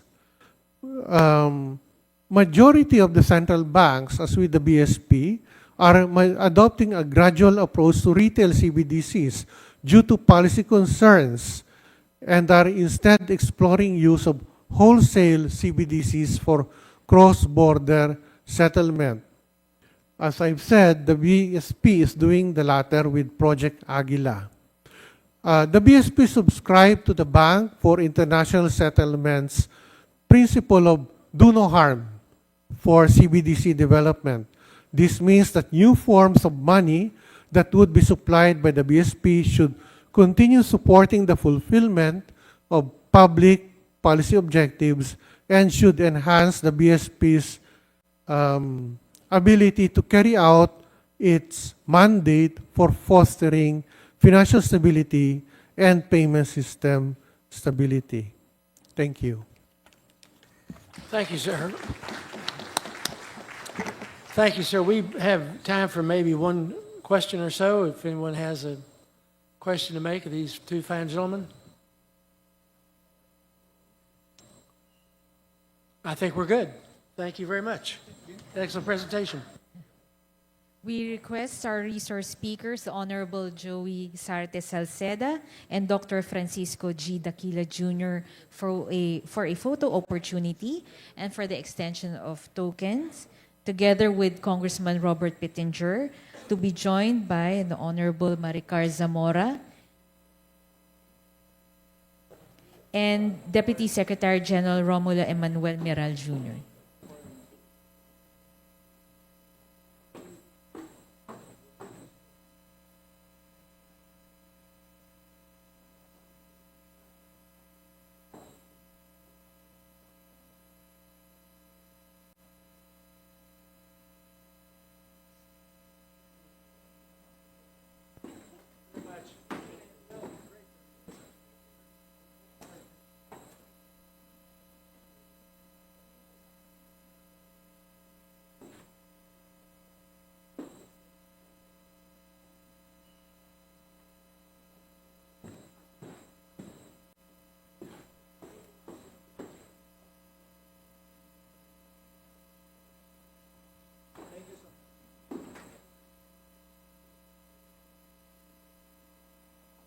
We now welcome to the dais Dr. Sohan Dasgupta, who has now just recently been appointed to the Trump administration, the Assistant Secretary for Commerce. The Honorable Dave McCurdy, CEO of the McCurdy Group, investor, advisor in the lithium and battery supply chain industry. Thank you very much.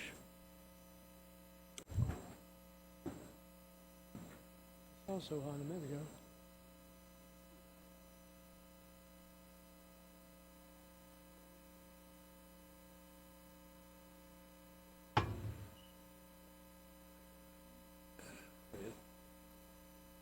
Sohan, I gave you a remarkable introduction. There was a standing ovation, cheers, acclaim throughout the... There you are, my esteemed friend. Welcome. Thank you.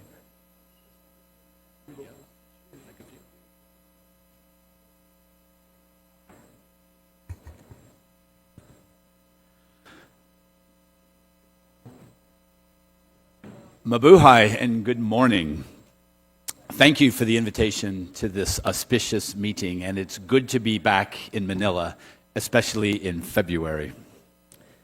When Congressman Pittenger invited me and my friend Dr. Dasgupta to speak today, we talked about how we wanted to split critical minerals, and so I'm going to talk about the lithium-ion supply battery chain, and Dr. Dasgupta will talk about semiconductors, which is one of his many areas of expertise.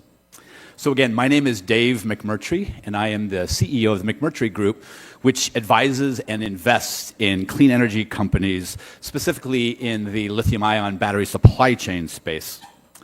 Next slide, please. I am also on the board of NatBat, the National Battery Association, which is the largest trade group in North America, comprising 400 plus companies in the battery supply chain, all the way from extraction or mining through cell and component manufacturing, packing, and then finally end-of-life battery recycling. You can see from my presentation that we have just recently last week released a paper which I welcome you all to download at this URL, and if you don't have time or you can't see it at the bottom, please come find me and I'll give you my card with the URL on it. It's also not lost on me that when we were honored to have Ambassador Romualdez come visit us in Washington, D.C. At lunch, we handed out sandwiches and soft drinks, and we stood around and had a conversation, and compare that to the amazing hospitality we've had here, including dinner last night, that there are cultural differences at play. And I am going to continue pushing on and highlighting some of these cultural differences by starting with a pop quiz. I'm going to do something that's very non-Filipino, which is put you all on the spot with a pop quiz and invite you to shout out your answers. So I have two questions for you. Number one is, what metals are in lithium-ion batteries today? And please shout out your answers if you know. What's the metals that are in the battery that's in your phone or your car today? Louder, please. Lithium, thank you. Copper, yes, as a separator. What else? Cobalt, thank you. Another big one, actually mined here by this gentleman. Nickel, well said. And magnesium. Now, who can tell me from where are they mined? What countries do they come from? Nickel from this gentleman in Mindanao, I heard. Anybody else? From Chile, yes, lithium from Chile. Who else?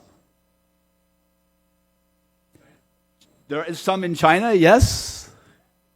The Congo, well done. Much of the cobalt comes from Congo. Do you know that 75% of the world's cobalt comes from one province in the Congo? It's called Katanga. Also, 15 major mines in that province. 14 of them are owned by China and one by Russia. Tells you about the squeeze. Nigeria, I heard over here, correct. Russia and Kazakhstan, correct. And how about there's one big country in Asia producing 50% of the world's nickel? Indonesia, yes, well done. Wow, this group knows more about batteries than most that I stand in, so congratulations to you. Next slide, please. Next slide, if you could present it, thank you. Let's dive right in. So thank you for being here today. It's an honor to discuss a topic that is not only critical to the U.S. economy, but as it's estimated, it'll be a $400 billion industry that employs 4 million people in about 5 years from now.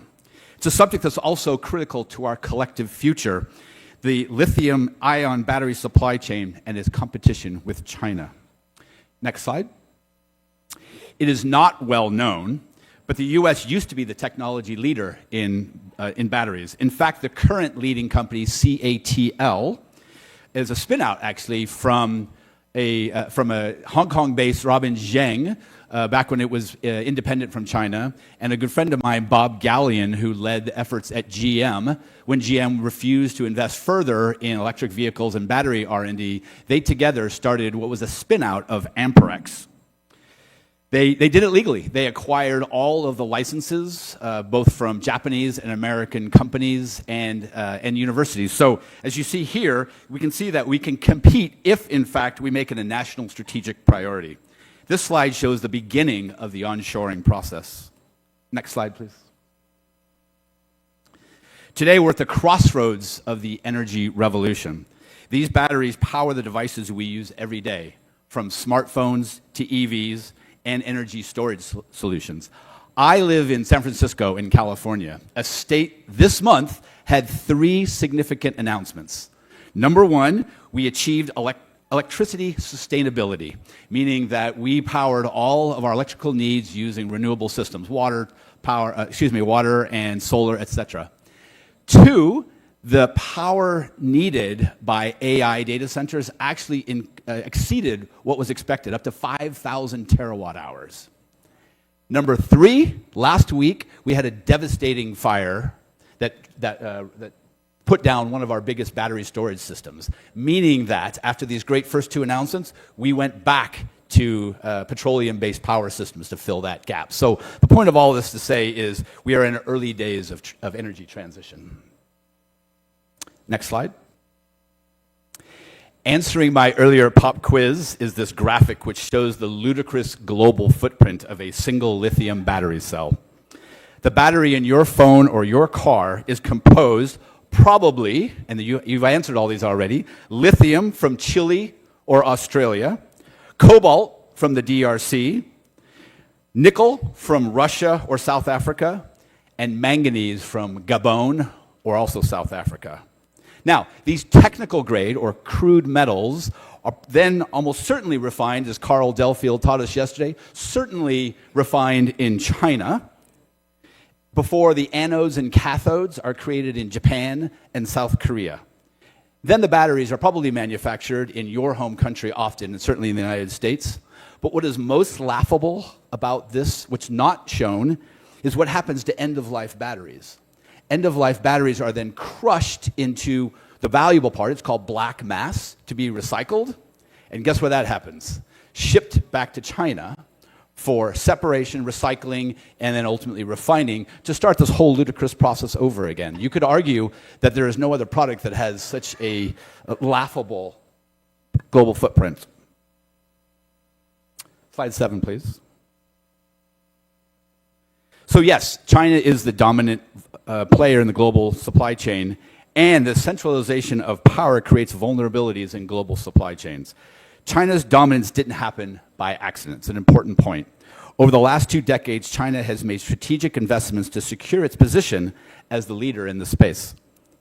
The Chinese government has provided substantial financial support, from subsidiaries for battery manufacturers to investments in mining and refining projects and around the world. Meanwhile, Chinese companies like CATL and BYD have become global leaders in battery manufacturing, such that China controls around 70% of the world's battery cell production.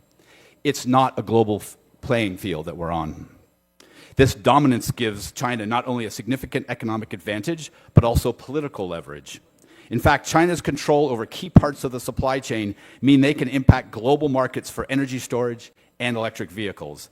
They can shape the price of these materials, influence the pace of the energy transition, and even impact national security in the event of geopolitical tensions, as we heard Brent Sadler say earlier today. Next slide.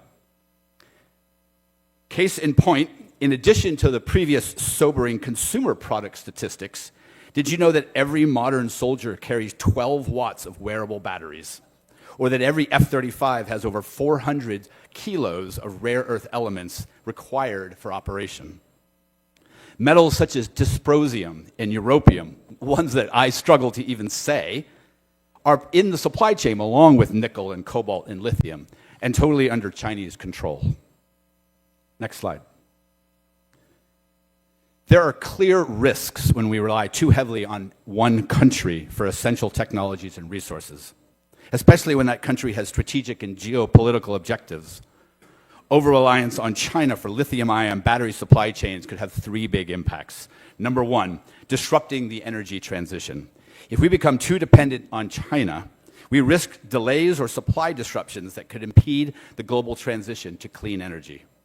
This would not only slow the adoption of electric vehicles, but also hinder the widespread implementation of renewable energy systems. Number 2, increasing vulnerabilities to supply chain shocks. As we saw during the COVID pandemic, the global semiconductor shortage, as Sohan will talk about, supply chains are fragile. When a single nation controls a large portion of the supply chain, a disruption, whether through natural disasters, political tensions, or trade conflicts, can have global repercussions. For example, if China were to restrict imports of essential batteries materials, the entire clean energy sector could face crippling shortages. In fact, we're seeing at the end of December, China restricted graphite. What's graphite used for? The anode. You can't make batteries without graphite, and China is restricting those. Number 3, undermining economic security. As we heard earlier today, the lithium battery industry is projected to be worth trillions of dollars in the upcoming decades. Losing control over the supply chain means handing over significant economic and industrial leadership to another country. This could stifle innovation, increase costs, and leave nations vulnerable to market manipulation. Next slide. The solution to this geopolitical challenge lies in diversifying the global lithium-ion battery supply chain. We need to strengthen supply chain resilience and reduce reliance in any one country, particularly China. So how do we do this? 4 ways. One of the most critical steps is investing in domestic production capacities. Countries like the United States, the European Union, and Japan, and others must ramp up investment in lithium battery manufacturing and mining operations. This involves incentivizing companies to build battery gigafactories, improving mineral extraction and refining capacity, and developing a skilled workforce capable of sustaining this rapidly growing industry. I've toured the Subic Bay Freeport Zone, and I think it's an excellent candidate for multilateral investment and battery capacity build-out. R&D. Innovation is key to maintaining competitiveness. Governments and private sectors must fund R&D to improve battery technology, making them more efficient, cheaper, and environmentally sustainable. By advancing new technologies, such as new chemistries and formats, or recycling processes, countries can reduce their dependence on raw materials controlled by one nation. 3, diversifying chains. To mitigate risks, we need to expand sourcing efforts beyond China. Australia, for example, has vast reserves of lithium, and nations like Chile, the DRC, and Indonesia are important sources of cobalt and nickel. However, China has control over much of these resources through extractive rights agreements. Strengthening relationships with these nations and investing in ethical, sustainable mining practices that benefit the local population can help ensure a stable and diverse supply of materials. And then finally, number 4, international collaboration. It's why we are all here. Countries must collaborate to create a unified strategy that fosters competition, but also ensures cooperation. We've seen great strides with initiatives like the European Union's Great Deal, or Green Deal, and the United States Bipartisan Infrastructure Law, which incentivizes green energy technology production and makes investments in clean energy a top priority. By working together, we can build a competitive global supply chain that doesn't allow any one nation to hold the cards. Next slide. So finally, in conclusion, lithium-ion batteries are not just fuel for the future. They are the foundation upon which our future energy and economic systems will be built. As nations, we cannot afford to leave this critical supply chain in the hands of a single player, especially one with strategic interests that may not align with our own. To compete with China, we must focus on diversification, innovation, and investment. By strengthening our own supply chains, developing new technologies, and ensuring that energy dependence is part of our long-term strategy, we can create a more resilient global marketplace, one that allows for healthy competition, minimizes risks, and accelerates the clean energy transition. Thank you. Excellent. Thank you very much, sir. Dr. Gestupa, we welcome you to the dais. And he is newly appointed the Assistant Secretary of Commerce in the Trump administration. Thank you very much.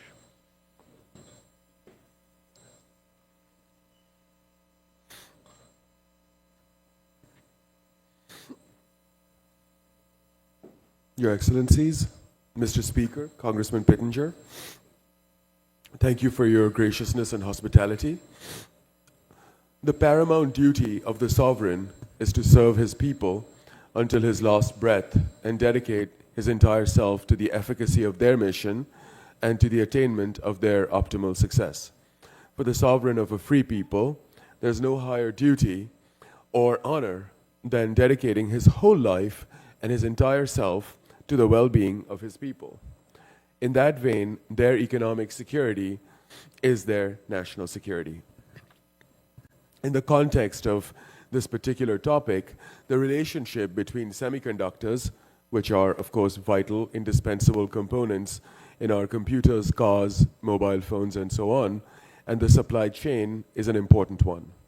If recent crises have taught us anything, it is that a strong industrial base for manufacturing is essential for us to overcome and endure through our challenges.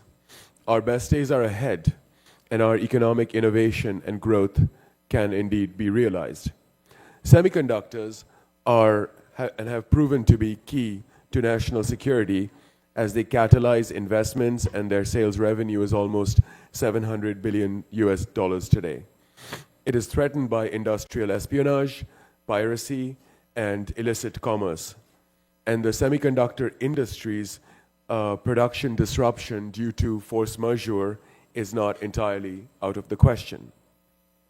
The demand for semiconductors has far outstripped supply because of natural disasters, pandemic, and other force majeure events. Substantial shortages have indeed occurred. They have hurt medical device manufacturing, automotive, and similar industries. Pandemics, natural disasters, material shortages, and geopolitical conflicts are exacerbated by these instances. The semiconductor supply chain is complex, multinational, and technologically multi-layered. Raw material supply, manufacturing, assembly, testing, sales, and other supply chain realities like transportation will be significant and will have great and profound consequences. The heterogeneity of semiconductor applications undoubtedly raises the level of complexity in manufacturing them, as well as the sort of inventory management that the vendors have to undergo. It remains to be seen how governments tackle these challenges. Certainly, legislation has been enacted in various countries to provide grant incentives and investment tax credit to increase domestic semiconductor production. I urge the assembled leaders to consider economic security as part and parcel of national security. They who are economically strong are infinitely more able to protect themselves and their allies. We cannot speak of a potent nation or a strong society that is unable to defend its own equities economically. When we have agency over and access to our supply chain over significant matters, we can direct our efforts, our prosperity, and thus our destiny.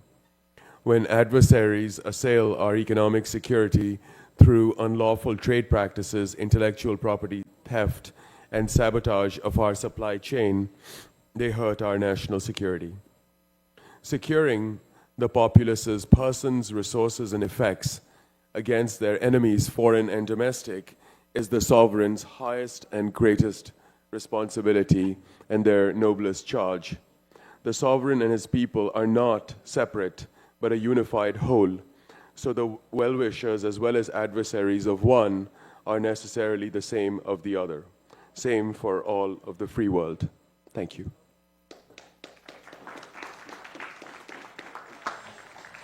Outstanding. Thank you very much. Do we have questions from the floor? Yes, sir, Lou.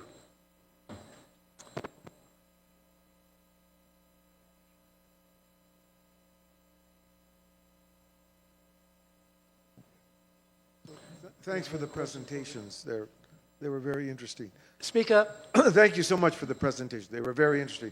But I have a question on the energy transition, because I presume you have a good sense of how President Trump thinks about it, but there are several things happening out there. One, it's been very disruptive to the auto market, largely because of the massive subsidies to sort of force the transition of electric vehicles. It's now disrupting U.S. power markets, destroying capacity markets. And you can see within Europe there's a lot of sort of backlash.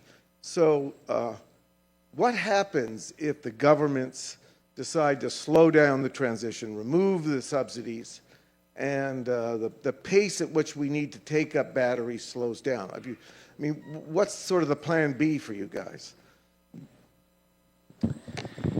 Thank you, Lucian. My fellow San Francisco native, we enjoyed debating net zero. As you can imagine, as a battery guy, I am more in favor of net zero. Where we're in agreement is not the intentions of it, but the how.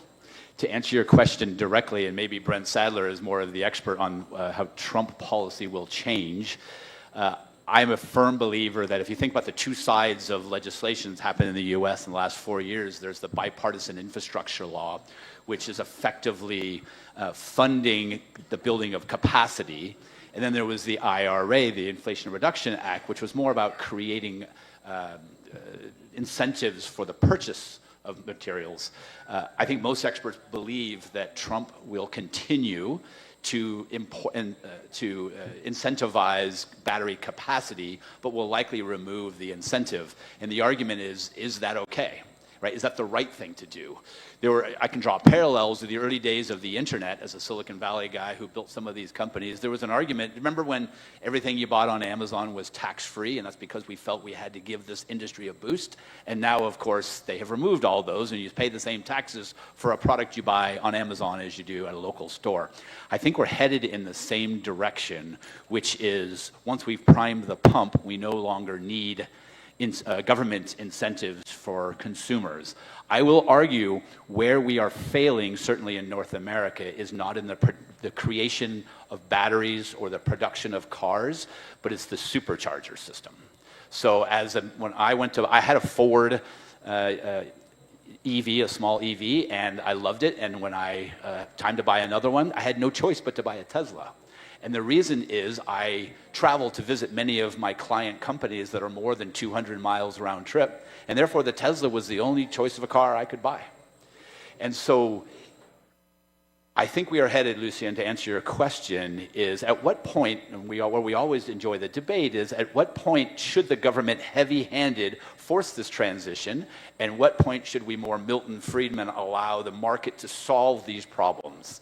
And I think that's the difference between the last administration and the current one.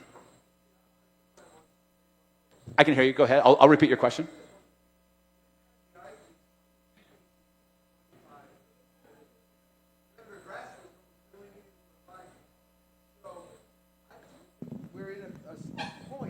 Inflection point in which there could be really substantially very large pullbacks in the mandates and the subsidies.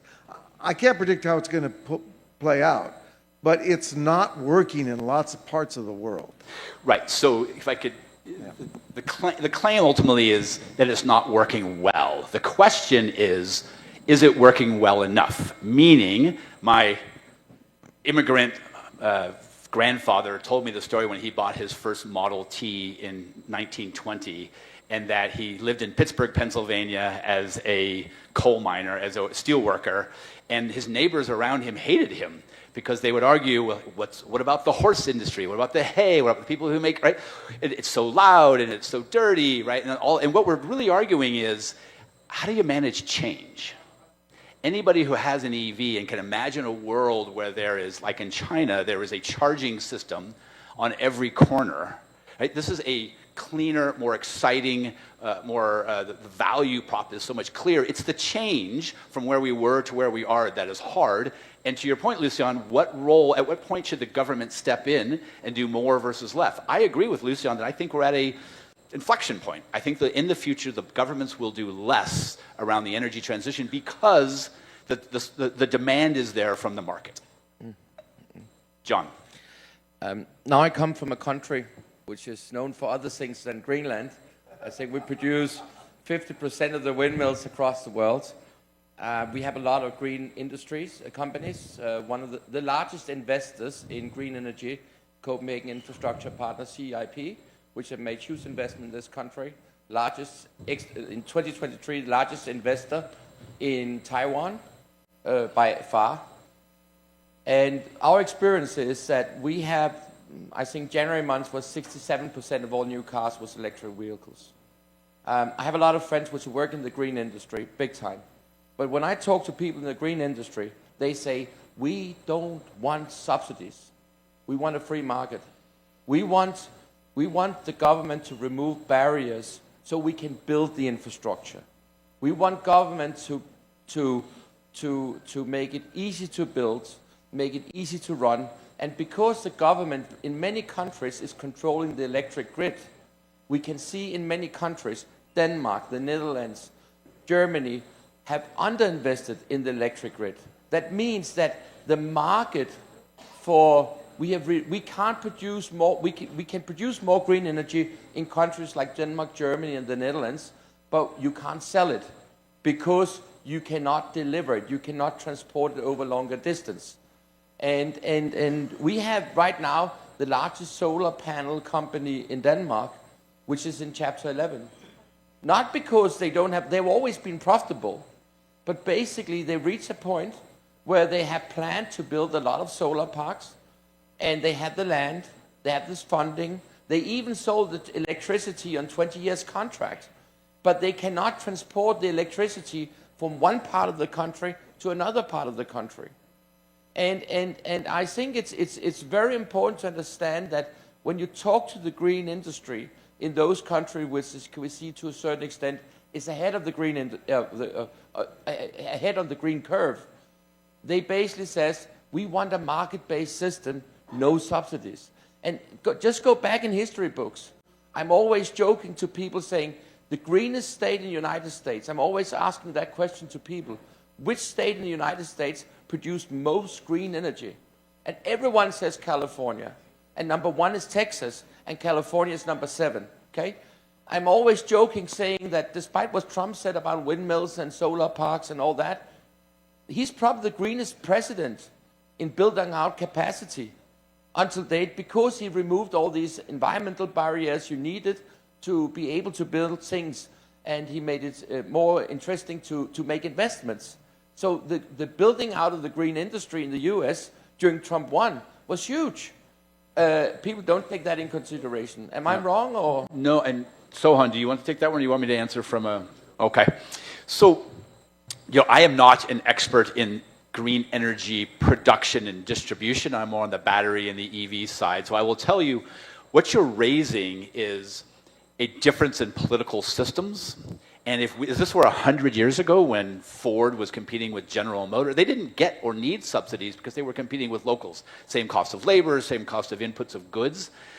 I'll tell you a real world story of one of my clients. They, in the recycling world, did you know right now China is buying all that valuable black mass that I referenced earlier? They are buying it at prices that even if we didn't, in the United States, if we didn't pay our labor, if it was free, and we had free rent and free electricity, the value of the output of recycling is still less than the cost of the black mass, right?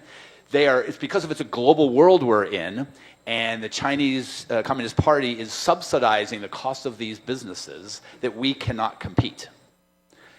My friends, and these are conversations in confidence, so I won't use the brand names, but my friends in the EV industry in Europe are saying that it is impossible to compete with BYD cars that are selling for 12,000 euro. It is a car that has a feature set and a quality similar with a Tesla Model 3, right? Selling for 12,000 euros. And so our challenge is, how do we work with governments to create a level playing field, to Lucian's point, without sort of creating a false market and floating these companies that can't compete on their own. Very good. Thank you. I've got another gentleman who has a question here. Thank you. My name is Sibarasa. I'm from Malaysia. I have a question for Mr. McMurtry about batteries. I just received an article talking about BYD developing a new battery called a sodium blade battery. And that article also claims that the battery can be recharged in 7 minutes. And it's got a rather dramatic title saying, "Bye Bye Lithium." So it sort of has a direct impact on what he just told us earlier. Is this real? And if it's real, what's in store for us? Thank you. It's a great question and a valid question, and I'll even reference my grandfather. Can you imagine when 100 years ago, if someone had said, you know, I tried out one of those Model Ts, but they're loud and they're expensive, and this auto industry is going nowhere. I'm going to go back to my horse. What's wrong with the horse and carriage, right? That's where we are in the EV industry. That's where we are with batteries. So I have 2 points for you. One, recognizing we are in literally the very first strata, if you will, of hundreds of years of R&D that's coming that will be very exciting around new chemistries and new formats. But what's most important to understand is this stuff takes decades to get from bench, which is what we call what happens in the lab, all the way through commercial production.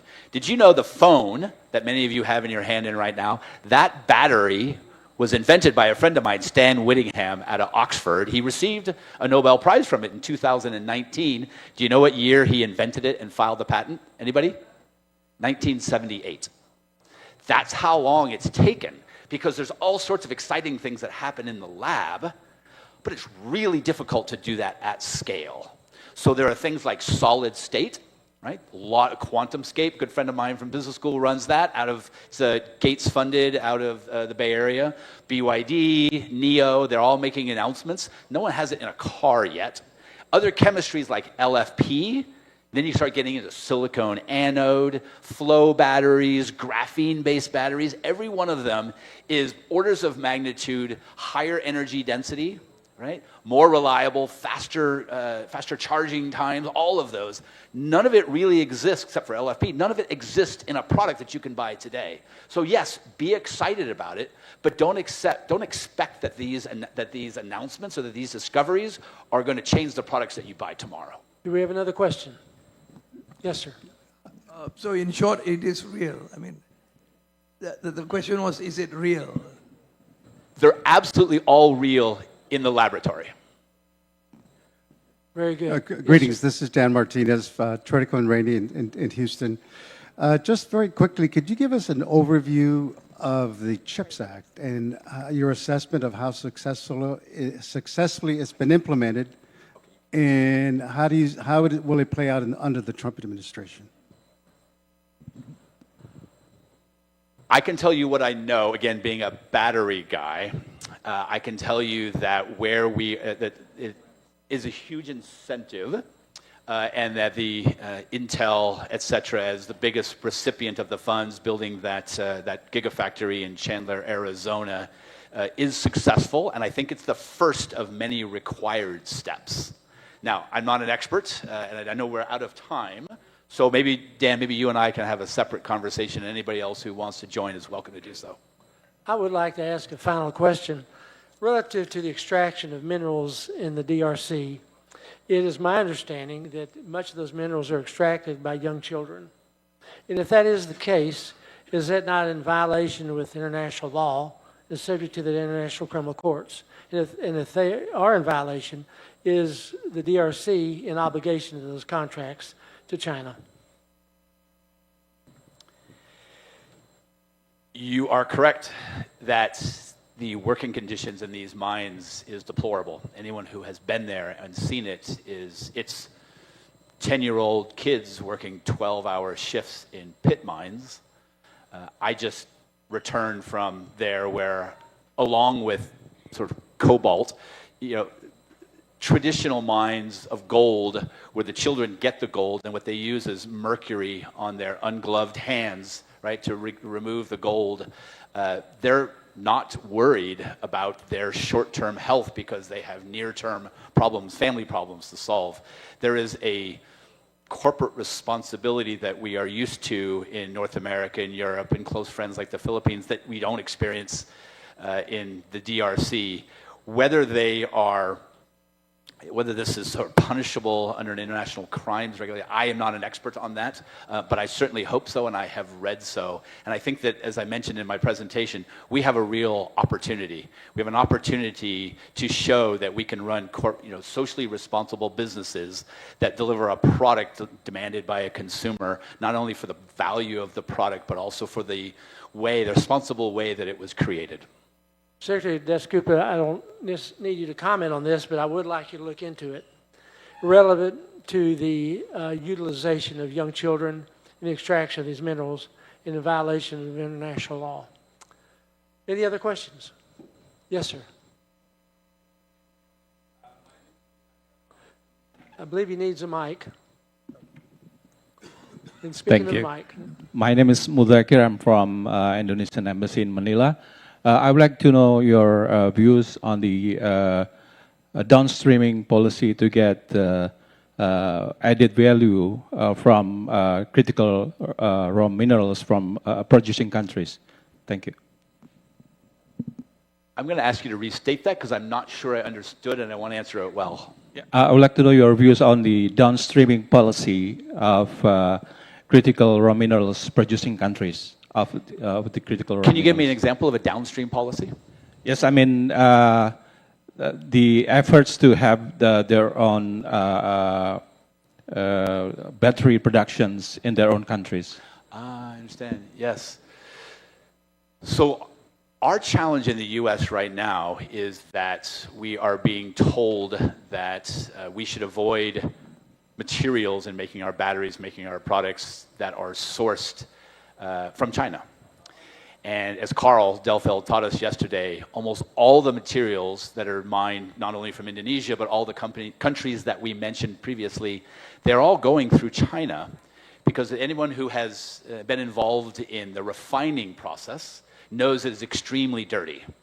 It's incredibly chemical dependent to scrub, and then done at high heats, which increase all the greenhouse gas emissions. And so our challenge right now is that it is easy to what we call packing a battery, taking individual cells, 18650s as an example, and build them in serial to make one battery. That's very easy to do. But to make a battery that has never been in China today is impossible because of that refining process. So what we struggle with in terms of downstream policies is very academic to say we should make batteries with materials that don't come from China.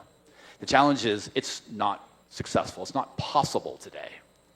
Much of the policy around clean energy production, as set forth in the BIL, created some exciting technologies that are coming out of labs, and I'll use 6K as one of my partner companies.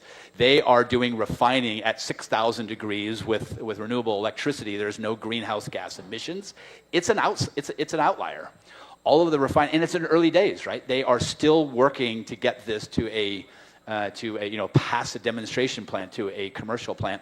We can't do it in the United States today with our existing environmental laws. So I think we have a challenge. We either have to redefine the restrictions, right? Or we have to say, right now it's not possible to make a battery with material that doesn't at some point pass through China. Very good. Thank you, gentlemen. Much appreciated. Is it very quick question? Just an observation that much as we seem to want to avoid China, I find it a little complicated because when you look at most of the mining industries in Africa generally, the Chinese are actually the ones into this. I look at a case in Uganda, for example.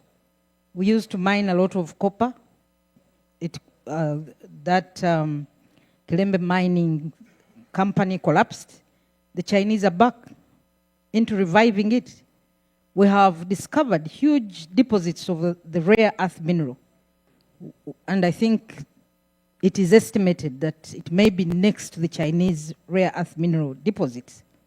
And it's the Chinese into this. So it's a little complicated to avoid the Chinese in this mineral sector. I just wanted to make that observation. Thank you. You very much. I agree.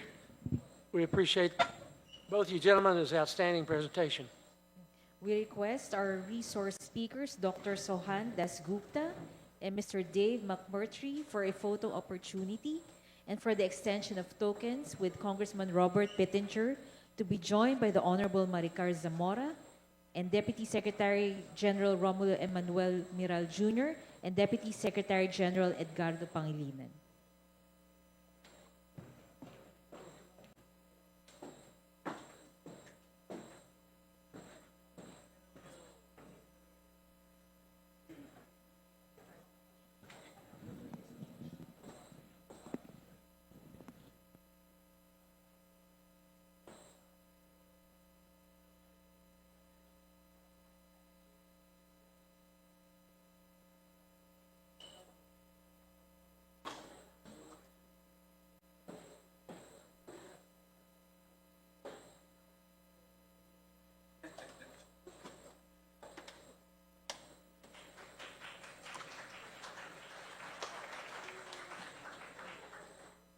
Outstanding. Very informative presentation. Much appreciated.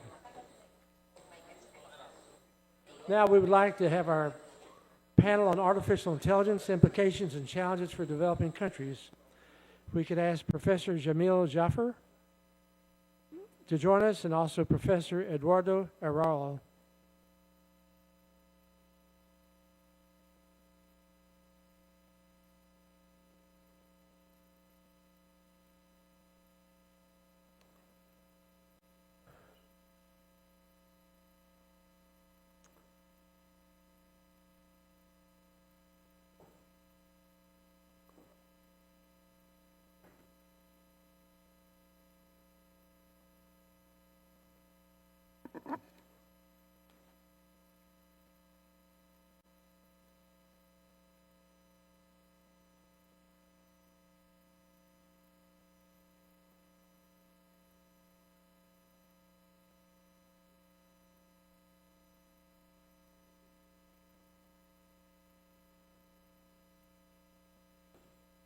Professor Jaffer, the stage is yours. You can speak from here or Right. the podium. I'll go up to the podium. Thanks, Congressman. Thank you.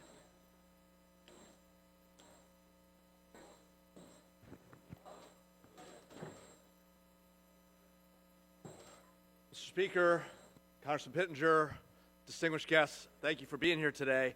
I'm here to talk to you about the advent of generative artificial intelligence, its opportunities, its implications, its challenges for our nations and for developing countries around the globe. As we talk about the advent of generative artificial intelligence and all the things that come along with it, I think it's worth talking about how far we are into this process. It was only in November 2022, just over 2 years ago, that ChatGPT 3.5 hit the public stage. We're talking about less than 24 months since this massive change that we've seen take place around the globe when it comes to artificial intelligence. Since then, we've seen the launch of LLM after LLM, Claude from Anthropic, Gemini from Google, Mistral in France, Llama from Meta, Grok from X, Command R from Cohere using retrieval augmented generation, and of course, just in the last 2 weeks, DeepSeek R1, an open source model from China that has been all the rage in the last 2 weeks. Reinforcement learning and retrieval augmented generation have been a key part of the evolution of the latest version of LLMs, as has test time compute and reasoning, allowing models to use less time, less compute during the training phase and instead implementing it during the inference phase. So today I'm going to talk a little bit about some of these implications, risks, challenges, and opportunities. But first I want to talk about why you should even trust me. And first let me tell you first about why perhaps you shouldn't trust me. I have to admit, I'm a lawyer, and perhaps even worse, I'm a lawyer that worked at U.S. National Security for many years, at the White House, the Justice Department, and other places. So I've been trained to make arguments that I know benefit my own cause, and to tell you a lot, or not tell you a lot, about the stuff that I know. At the same time, I'm also a recovering lawyer, right, which means that I'm apologizing for all the bad things I did when I was a lawyer, and so maybe you could trust me a little bit more than the typical lawyer.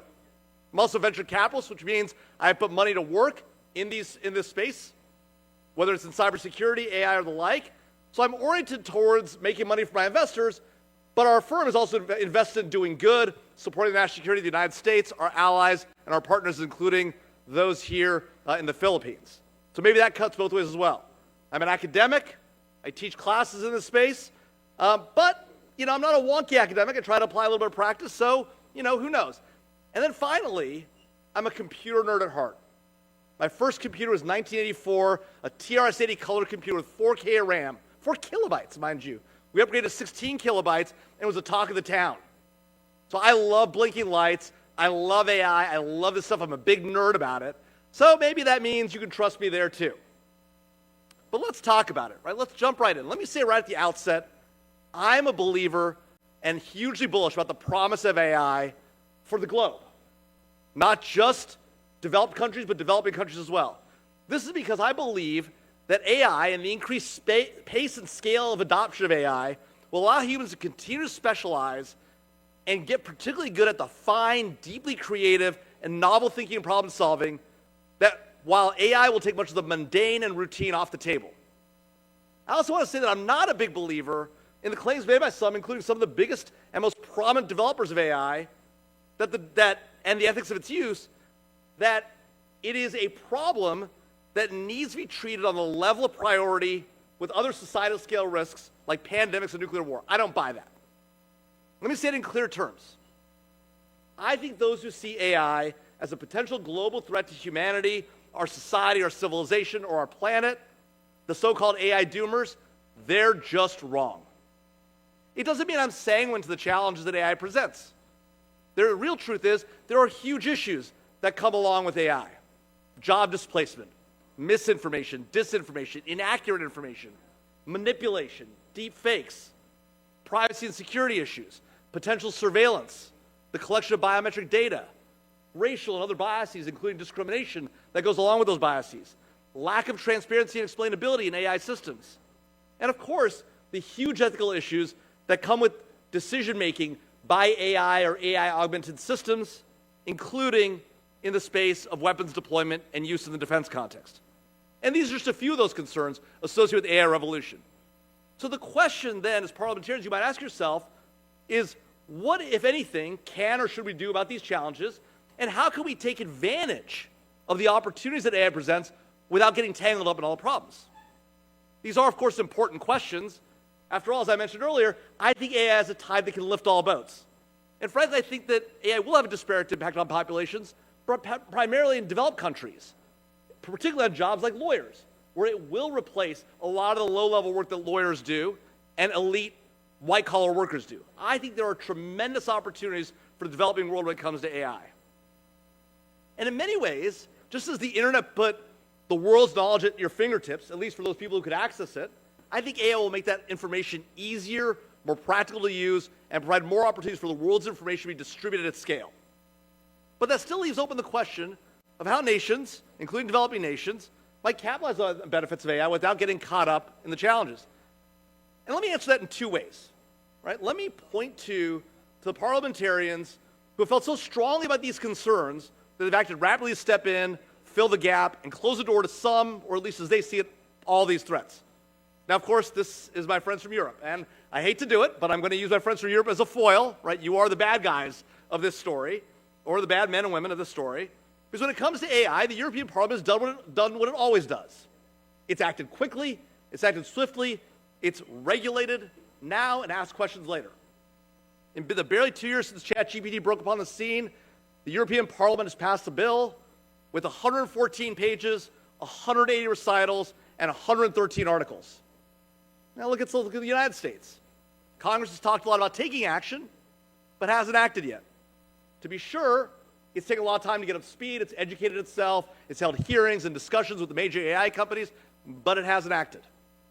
To be fair also, the White House did take some action. President Joe Biden came in with a 100-page EO, the largest one in history, executive order. But that executive order, with some exceptions, largely didn't regulate, had some reporting requirements. But by and large, the president's EO dealt with how the government uses AI. And of course, President Trump, in the last week or two, has eliminated that EO and called for a 6-month review to assess what should be done. But this difference, regulate on one hand versus educate on the other, legislate versus innovate, is a common trend as between Europe and the United States. And if you wonder what the results are, it's pretty straightforward.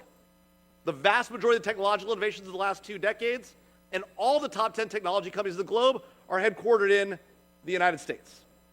Nearly every major AI LLM, with the notable exception of DeepSeek R1 and of course Mistral, is built by an American company. And the deepest penetration of the use of LLMs around the globe, there's some exceptions, some say China may have a deeper penetration, is in the United States. 20% of the world's queries to ChatGPT come from the United States. So what is the lesson for the parliamentarians here? And I'll wrap up here. Perhaps take a beat. See how this plays out. Let's see how the innovation evolves. But as you think about, well, these are real concerns. These are not illegitimate concerns. I don't pretend to suggest they are. What might I do now? If I'm not going to act legislatively, what might I do as a legislator?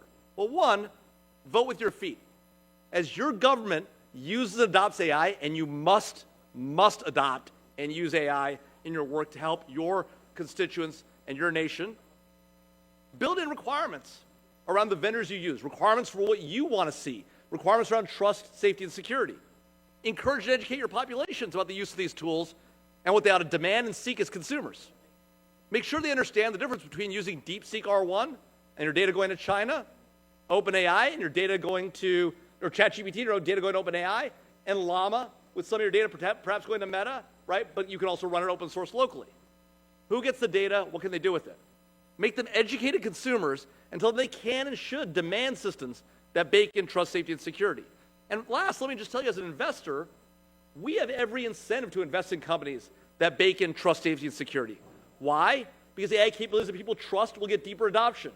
AI capabilities that are safe and secure will not only protect their users and again get more adoption and make them more sticky, but protect our investment in that intellectual property. Indeed, at Paladin Capital Group, where we invest in these technologies, we've led a group of 24 investors who are committed to investing and putting our investors' money to work only in capabilities that are trusted, safe, and secure. We've also committed to only investing in capabilities that benefit free and open societies. The United States, our allies, and our partners around the globe, including the Philippines. And so these things are important, not just to parliamentarians, but to innovators and investors as well. There are opportunities here. Learn from those that have done it right, and watch out for those that failed. Thank you. Outstanding. Thank you. Thank you so much, Jamil. We'd like now to call on Professor Eduardo Arraro, who will provide us a live stream presentation.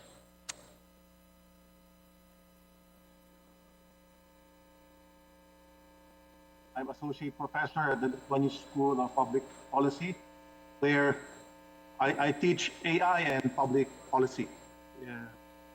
My focus today is on the use cases of AI for parliamentarians, for policymakers, and those responsible for implementing policies. I teach this subject to my more than 40 countries. Next slide, please. Yeah.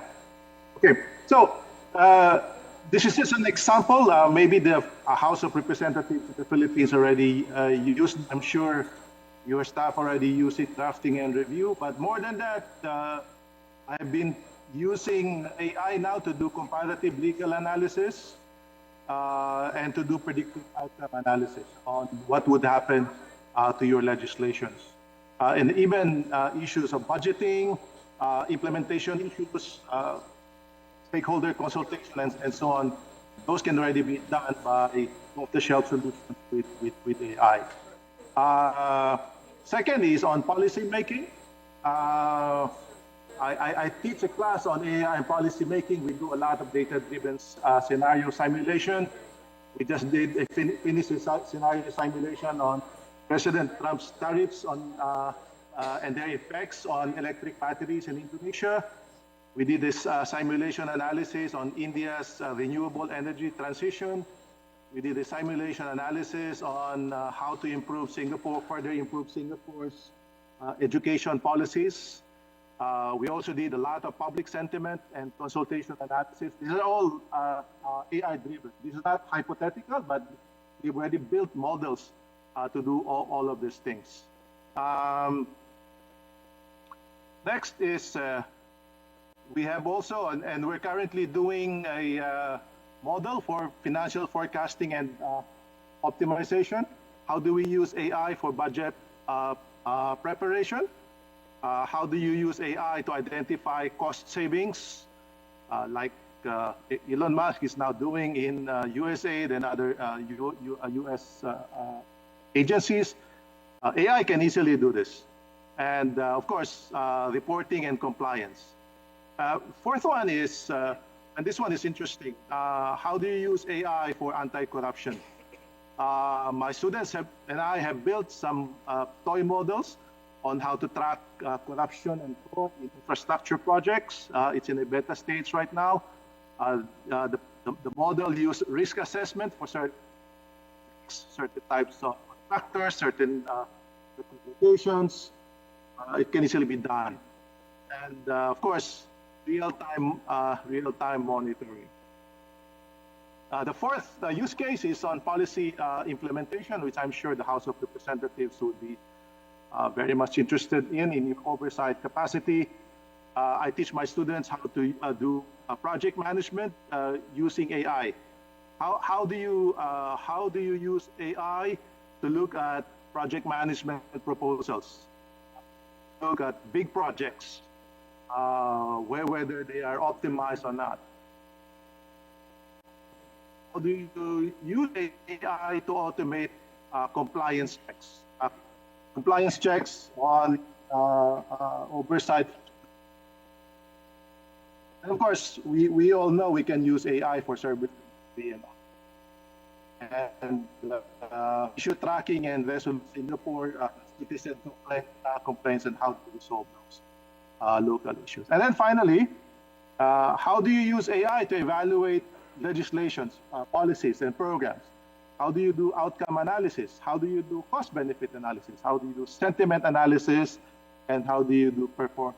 So these are no longer theoretical or conceptual. These are all available, already made, and we're already rolling out trainings.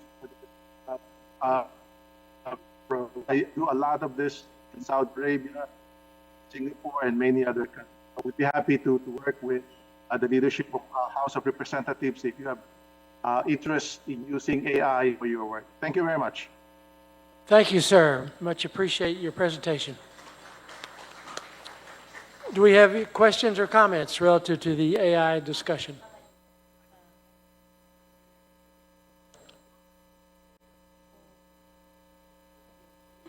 Very good. Yes, ma'am. We welcome your comment. If we have a microphone over here, right here in the front. Thank you. I think let me stand. I am a member of the African Parliamentary Network on Internet Governance. And we all know that we have a huge population in Africa. But also aware that this huge population, we are grappling with a lot of unemployment.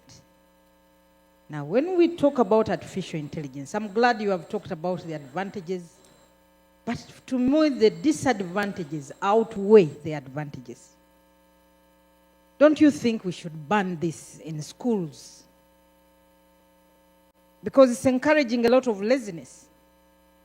How are children going to think if we actually promote artificial intelligence in our learning environment? I just want to know this from you. Thank you. No, I think this is a great question. I think I'm interested in the professor's view of this as well. We're grappling with this at the law school that I teach at George Mason University. How do you use AI in the classrooms? And what we've decided to do is to not allow it in the first year of law school. Now, this is obviously very different than primary education because we believe that you'll learn better the skill sets of rational, logical thinking about the law better if you're using it, do it on your own. But then we've decided that in the second and third years, it's critical that we give them access to AI capabilities and learn and teach them how to use it as a capability. Because the reality is that if you don't teach students, even at the youngest ages, how to use this tool and how to use it for good, it's like saying to them, look, there's a library over there, don't go in the library. Or here's the internet, don't search it for information. We can't avoid the fact that AI capabilities are here, they're here to stay, and they will enhance and benefit us. At the same time, I think you're right, that at the young level, we've got to teach students how to reason and not rely solely on this crutch.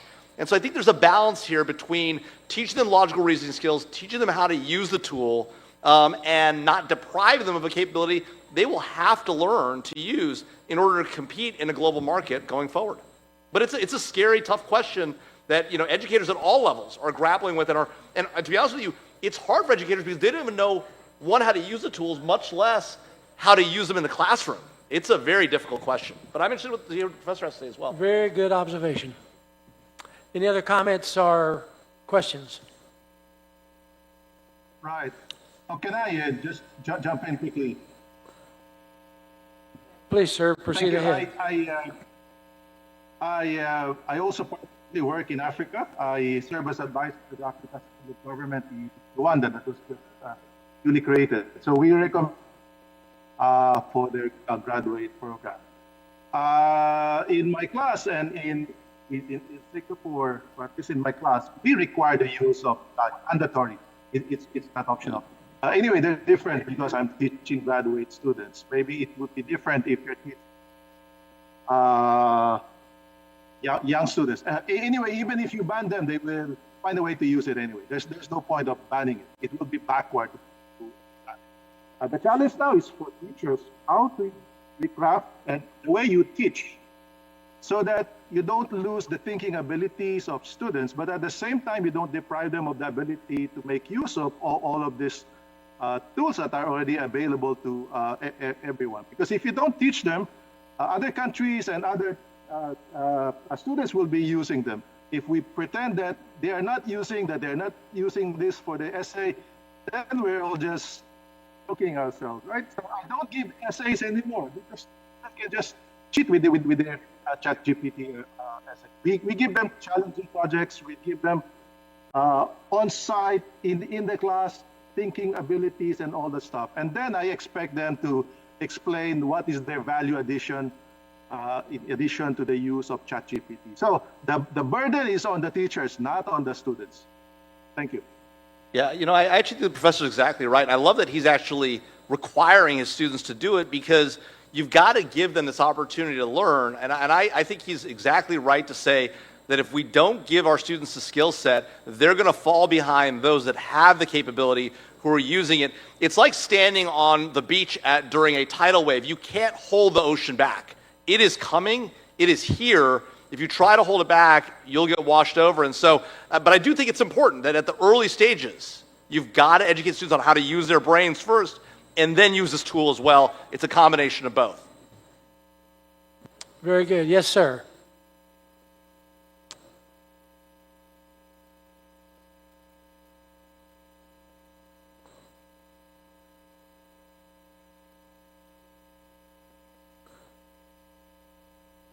Hello, thank you. My question is directed at Professor Eduardo Aroral. I'm from Malaysia, a three-term member of parliament. I'm interested in what you said about using AI to combat corruption. And I'm wondering whether you can go a little bit more into detail as to how it will actually be applied, in a specific case. To understand what you said, to understand it better. Could you do that, please? Yes, sir. Thank you very much. I'm willing to share a bit more detail. So my students and I built an AI model focusing on infrastructure. So in that model, we use synthetic data and we look at all types of infrastructure from roads, highways, civil works, buildings, flood control. We look at their budgets, we look at their location, we look at the contractor, we look at who are the congressman sponsors. We try to see whether there are anomalies in the budgets, whether some bids are much higher than agency bids, whether the project stays longer than 25 years, 20 years, or 5 years. That tells you about the quality and all of that stuff. Pretty soon, in a few months, the AI will roll out, but at least that gives you a sense that we can use AI for fraud analysis. For all types of, you can assemble all your procurement information. AI will pretty soon learn that the typical bid for this item is this much. How come now that the bid goes up this much? And you can find out plenty of reasons. Maybe the relationship between the supplier, the contractor. Why is this contractor always winning all the bids all the time, congressman, for this particular project? What is going on there? So it's just a matter of putting all the information together. Anyway, in Malaysia, as in the Philippines, there's now legislation on the right to it. The missing element now is how to put all of this information together, put it up in the public domain and the media, and any Tom, Dick, and Harry with access to Copilot or ChatGPT can actually do this chat search. Who is the most corrupt politician or most corrupt project, or most corrupt city in a particular country? Thank you, sir. Thank you. Thank you very much. Yes, sir. One last comment. Thank you. Maybe if you could just share some thoughts on the European approach to AI, regulating AI, and if you see any benefits from that approach versus the U.S. approach? Yeah, look, I think there are some aspects of the EU Parliament's approach that make a lot of sense, right? They've categorized AI risk into high, medium, low, and are distributing the risks across the spectrum. And so it's not that there's one form of regulation that fits all, but it's a different set of levels. And so there's some validity in this approach. If you're going to regulate, it does make sense to look at the harms that are in play and take a tougher look at some of the more concerning harms and be softer and easier, allow more innovation at the lower levels. And so if you're going to go down the regulatory road, which again, I made the argument that it's better to allow innovation to flourish at the outset and then regulate when you find market failures, you find gaps, deadweight losses that can't be addressed by the markets. But if you're going to do regulation, whether it's up front or later on, staggering that regulation, laying it out the way the EU has done, high, medium, low, is not a bad approach in my mind. Yes, sir, John Strand.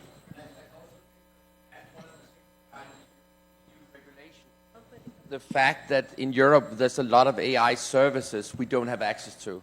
So for instance, I have a pair of Meta Ray-Ban sunglasses, which have built-in cameras. Really cool. Honestly, it's the most cool toy I've bought for years. But one of the issues is I can't use the Meta's AI agent when I'm using it in Europe. It's been disconnected. Well, I can use it in the US. And I just want to say I spent the whole Christmas in the US, and I use them every day, and had a lot of benefits with it. And then I come to Europe, I wear them, and I want to use some of the functions I used to use, and have great joy of. And then suddenly I can't use it. It's really not fun. You feel like you're sick. It's devastating. And I think the problem is that if you look at Europe's capability to create digital companies. The reality is, if you look at the internet-based companies across the world and look at their market cap, the main part is American and Chinese. Europe represents 1% of the global market cap internet-based companies. And of those internet-based companies, I think Spotify is 57% of the market cap. It's a 20-year-old music service or more. It just shows that, we don't have innovation in Europe. People is joking, saying American invent, China is copying, and Europe regulates. And actually, we don't have the innovation in Europe. It's killed innovation. And I think right now on the AI side, it's very important to be on the forefront, get some experience. Competition is also important. And there's parts of the things which, as you say, the EU AI regulation, which was last summer, I think it was, which makes sense. From an academic perspective, of course, we're going to do all these things. It's a little bit like don't put your cat into the microwave oven to dry it, yeah? Sense. I hope you're not putting the cat in the microwave. No, but listen, I just tell you, some of the things is just kill innovation. And I think it's very important to understand that, yes, a knife can be used in a kitchen, but it can also be used for other bad things. Thank you. Yeah. Was there another question over here? Just a quick comment. Yes, please. Did you have a question? Quick comment. Sure, comment, please. Good morning. Just a quick comment. As a member of the legislature, as a policymaker, I see the emergence of AI not just a revolution in terms of information. I think the challenge here for all of us in the members of the parliament is to see AI on a holistic approach, on how AI would replace labor market, for example, on how AI would change the education sector. And I think these should be addressed in order to prepare our countries, respective countries, in the emergence of AI.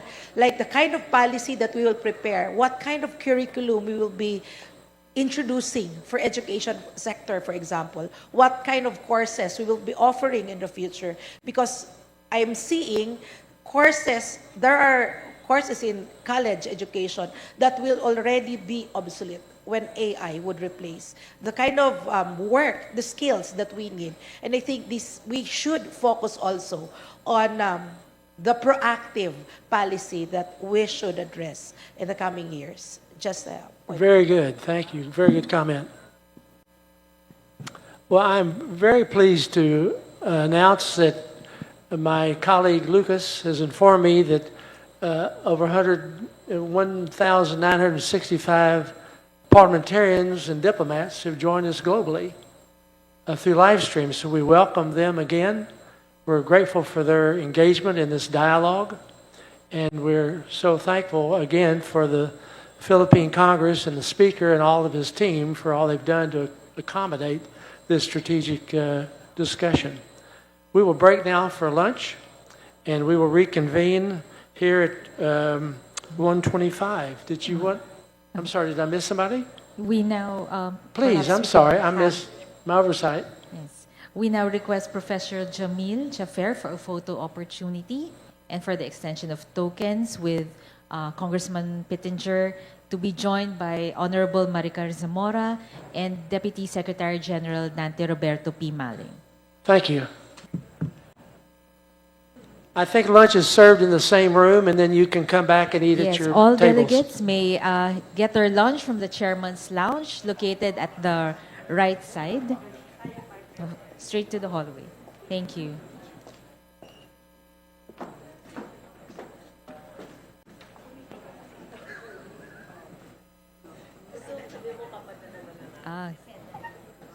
And to our other resource person, Professor Eduardo Araral, we shall send to you as well your tokens from the House of Representatives as soon as we are able to do so. Thank you.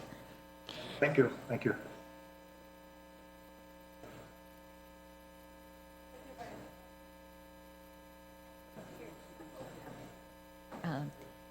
Professor Araral, may we ask you to smile as well? Ayan. So for the ceremony, another photo taken. Okay. Congressman Pittenger. Congressman Pittenger, sir. Professor Jafer. Yes. Okay. All right. Thank you very much.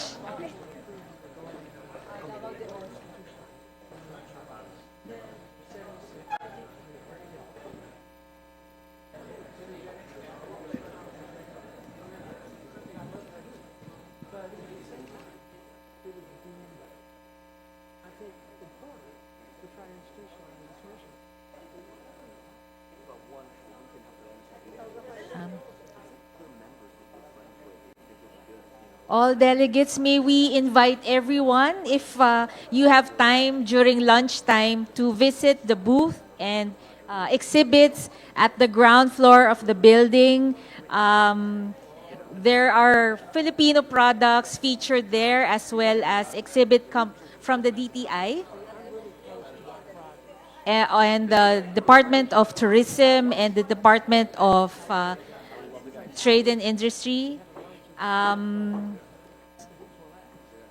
May we also invite everyone to please visit the newly opened Jose de Venecia Jr. Museum, which is also located at the ground floor next to the registration area.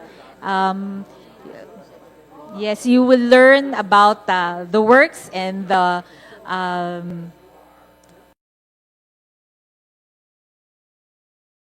If you'd like to take a seat, we will commence our afternoon session. What an exciting session we have going forward.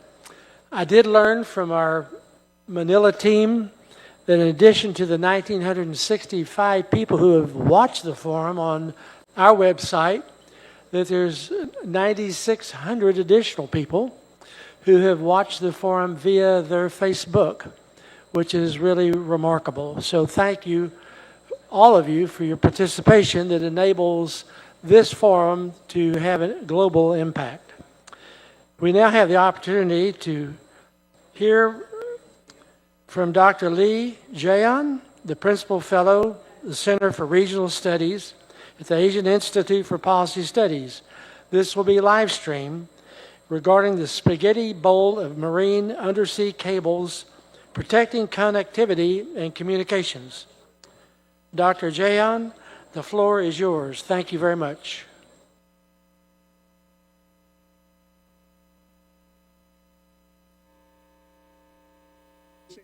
to the Congress of the Philippines for having me in this forum this afternoon. I'm really sorry for not attending the forum in person.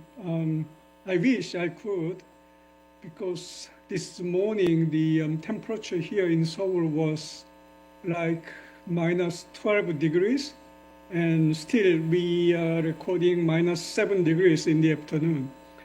So I guess the temperature in Manila will be much warmer. Anyway, let me introduce myself just briefly. As I introduced, my name is Jae-hyun Lee. I'm a principal fellow at the ASEAN Institute. Basically, I can't say that I'm an expert on the undersea underwater cable issue, but I'm more an expert on Southeast Asian affairs and international relations surrounding Southeast Asian countries as well as ASEAN.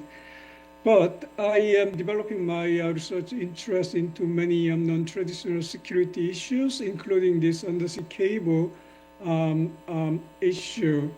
So probably I could cover some regional implication of this undersea cable issue. That is why I was invited to this forum. I got like 15 minutes, so I have to hurry up a little bit. In my presentation, I will cover 3 different topics. The first of all, I have to mention why undersea cable matters for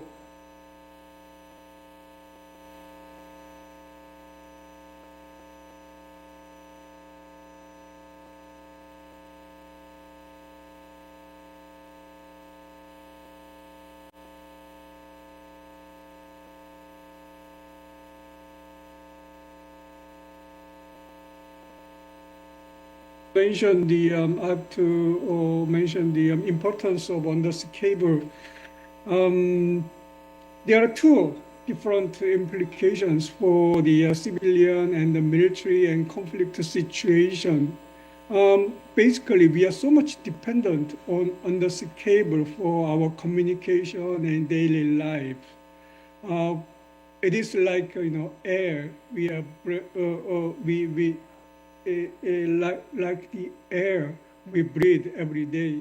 So, for example, this one online meeting that I have today is all thanks to the undersea cable connecting different countries across the border, and the emails we are sending, receiving, they're all dependent on this undersea cable as well as the SMS. And the business sectors increasingly dependent on the undersea cable for the communication and commercial activities, not to mention e-commerce and online banking, and also the national critical infrastructure for the whole nation is increasingly dependent on undersea cable for the communication, transactions, and data flows. For example, smart grid for electricity allocation, controlling transportation in the bustling major cities, and smart mobility, major national infrastructure, which is controlled remotely or centrally via online. It's all thanks to undersea cable. So if there is a serious damage in the undersea cable, it will be a national scale, it will cause national scale disaster or chaos. For example, Philippines is affected by many typhoons in a year. The typhoons impact, the disaster typhoons impact will be limited regionally. But if the undersea cable, the connecting Philippines to the outside world is damaged, then the implication, the damage will be nationwide in such a short time. And also the undersea cable has some military and conflict situation implications as well. There are well-known cases in Europe in recent months, last year in November, December, and January, some undersea cable connecting like Germany, Finland, Sweden were damaged, and people suspect Russian ship is involved in this case. And also in December, a Chinese flagged ship was suspected damaging Baltic Sea cable. And a few weeks ago, in January 2025, Swedish authorities seized a vessel that trying to damage undersea cable that connects Latvia and Sweden. So there are these kind of cases in Europe, and by cutting undersea cable, the perpetrator intends to damage C4ISR, which is command, control, communication, computers, intelligence, surveillance, and reconnaissance activities by the military. The intention is quite clear. Try to cripple opponents' potential retaliation or counterattack capability at the early stage of war or battle. So military aspect and civilian aspects will be severely impacted when the undersea cable is damaged. But in most of the countries, big countries, this undersea cable damage is not a serious problem because many countries have multiple lines, multiple cables that connecting this one country to another or outside the world. So if there is a damage on one line of cable, the backup lines can still function. And there could be some congestion in data flows and a bit of a slowdown, but it still functions, so it should be okay. But the serious problem is some small countries, for example, the countries in the South Pacific Islands, they are dependent on a single line. So this single line of undersea cable is damaged, then the whole country will go back to pre-electronic era. For example, in 2022, there was undersea volcano activities in near Tonga, and the single line connecting outside the world and Tonga was severely damaged, and it put the whole country almost entirely disconnected from the outside world, and it took 5 weeks to repair the undersea cable. So it was a serious problem for Tonga.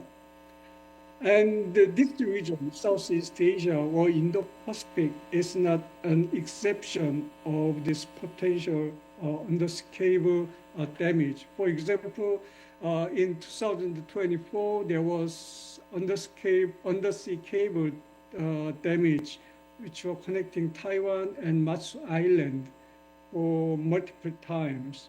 And Chinese fishing boats were blamed at that time.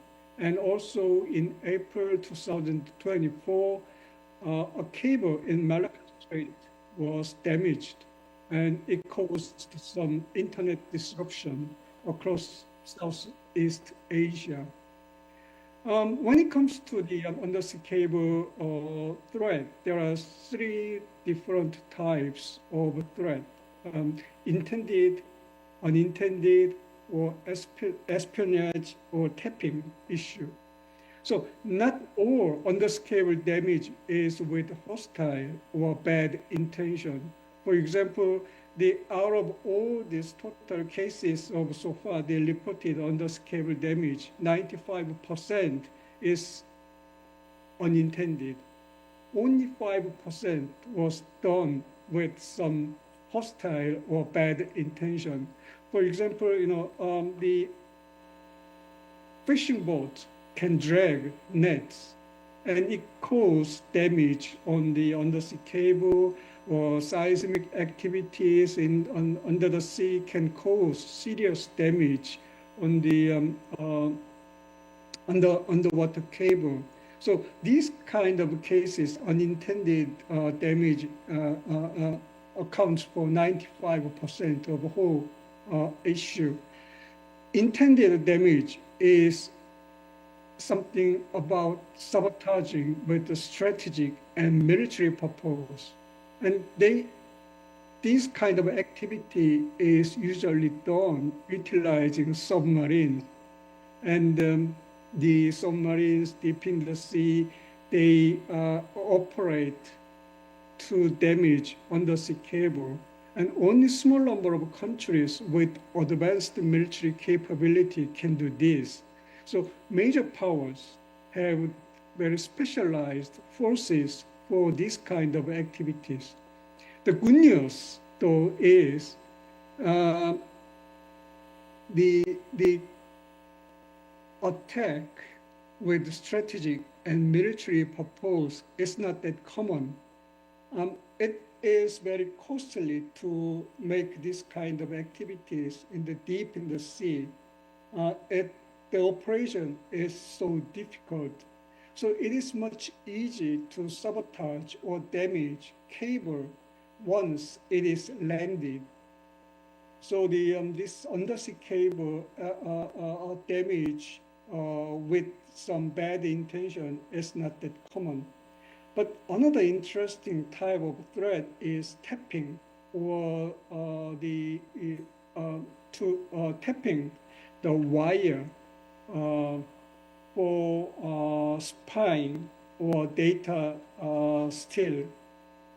In this case, there is no serious damage on the cable itself, but the safety and security of the cable and data that flows through the cable will be compromised. And this kind of tapping has some strategic and military implication as well as commercial implication too. For example, some countries, to develop their AI, they need massive amount of data. So the tapping, the undersea cable, will be one of the way to collecting data for AI learning. So there's this kind of dangers. But the difficulties, then we understand that we have to protect and we have to put those person or country, hold those country and person in responsibility, but that's not easy. The thing is, most of the regional countries, they don't have high awareness on the danger of this undersea cable, threat to the undersea cable. Even if there is awareness, there is a lack of effective MDA, maritime domain awareness, or surveillance capability of individual regional countries. And there's also institutional loopholes. Maybe you can imagine that to protect undersea cable, there's some institutions and agencies can be mobilized. For example, police, Navy, Coast Guard, intelligence agencies, some ministries, and private sector that construct and operate this cable. So there's a big question, who's really in charge of protecting this undersea cable? For Korean case, the police, military, Navy, Coast Guard, intelligence, and the ministry all aware that the undersea cable protection is very important. But the first responsibility goes to the private company that construct and operate this undersea cable. So if there's a damage and this private company that operates this undersea cable report it to police or maritime police, Coast Guard, Navy, then the government comes in to investigate or take action. So there's this kind of loophole. And another problem is identifying the perpetrator and holding this person or country responsible, or bringing the perpetrator to the justice is extremely difficult. Identifying these activity is extremely difficult. It is done very quietly, deep in the sea, and it is really hard and difficult to detect this kind of activities, especially when the affected country lacks MDA capability. Thank And you, Dr. also- Jahan. Thank you, sir. Thank you, sir, for your comments. We're running out of time. Oh, sorry. Do you have Let a me- final word? Let me finish in a couple of minutes then. Okay. So the issue is the resilience. Quickly we have to recover from the damage. The only few countries have this capability. What we need is regional arrangement to protect and to fix this undersea cable. And it is time for the government to pay more attention to protect and to repair this cable. So we need a more effective multilateral regional arrangement. Individual countries do not have enough capability, so we have to put our hands together. Let me finish it. I'm sorry for the time control. Thank you, sir. Really, very much appreciate your contribution to this dialogue. It's an excellent presentation. I would like to ask the Honorable Brent Sadler to come forward with your presentation regarding the need for naval statecraft to win the new Cold War. But before that, Congressman Pittenger, we would like to thank Dr. Lee Jae-hyun. We shall send to him the tokens from the House of Representatives as appreciation for his sharing of his knowledge and expertise to us. Thank you. Thank you. Thank you, Dr. Jahan. We most appreciate your support. Thank you so much.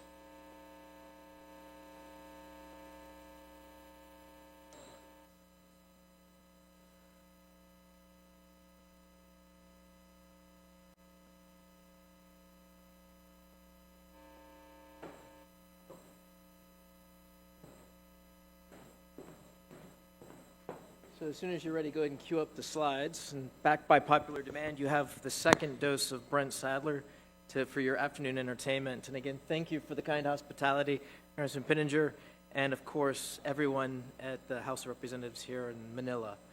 So what I'm going to talk about, here we go, is a discussion that goes back, I got to stay close to the microphone, I'm sorry. It's a discussion that goes back well over 10 years, and it starts with a private project with then Chief of Naval Operations, Admiral Gary Roughead, in 2010, 2011, to figure out how to rebalance the Navy to address the rising China threat.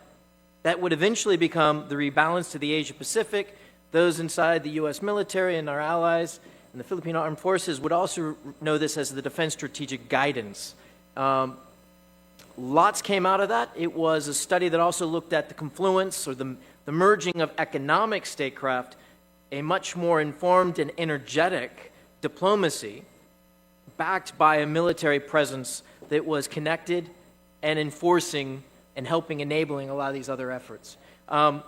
It has become extremely popular. The book that came out in 2023, in May of 2023, you see in the upper left-hand corner up there, or left-hand corner up there on the slide, influenced a lot of the folks in the last administration, is influencing folks in the current administration. In September of 2023, a few months after the book came out, then Secretary of the Navy gave a very significant speech at Harvard University talking about what he termed maritime statecraft. But it is, from this book, naval statecraft. And it is one way, if you can go to the next, oh, here we go, in the next slide, there's a reason that we have to change the way we think about and execute national power, and it's driven largely because of the way the Chinese have been able to manipulate, work between the seams in the American experience between our cylinders of excellence, our executive branch, our Congress, and of course our judicial, but also between industry, civil society. And you can see 2012 Scarborough Shoal standoff, That's a failure. The Chinese are in effective control of that today. 2014, Russia annexes Crimea and supports insurrection in the Donbass, something that was predictable, could have been prevented, could have been, a lot of the things that happened there could have been averted. 2013 to 15, island building campaign. There were indications to that predated what was obvious of what was coming, yet nothing was done. And the Chinese response, when asked, when I was with the Chief of Naval Operations to our face from the Chinese fleet commander, was that you never told us you had a problem while we were building these. And so you have to get inside their decision loop. 2018-19, a success. The Build Act and the prevention of a hostile takeover of Subic Bay as South Korean company Hygiene was going bankrupt. More on that maybe we can get to later. The West Kapala, 2020, another indication of mixed results of naval statecraft in action, leveraging naval pressure and presence, backed with very strong and vigorous diplomacy, but underlined with an understanding of the economics at play. The next one, Russia invades Ukraine, failure, of course. China Solomon Islands, secret security pact, failure. And then the October 7th in the Red Sea, which ostensibly is still going on, which is why the question mark. All of this points to a core problem. The institutions that we are using to execute national power are inadequate to the new Cold War that we're in today. Next slide. Now, in the last few years, adding to that complexity of not being built for the task, we also have multiple challenges. And this isn't a cartoon that was done for the next book that will be coming out in August.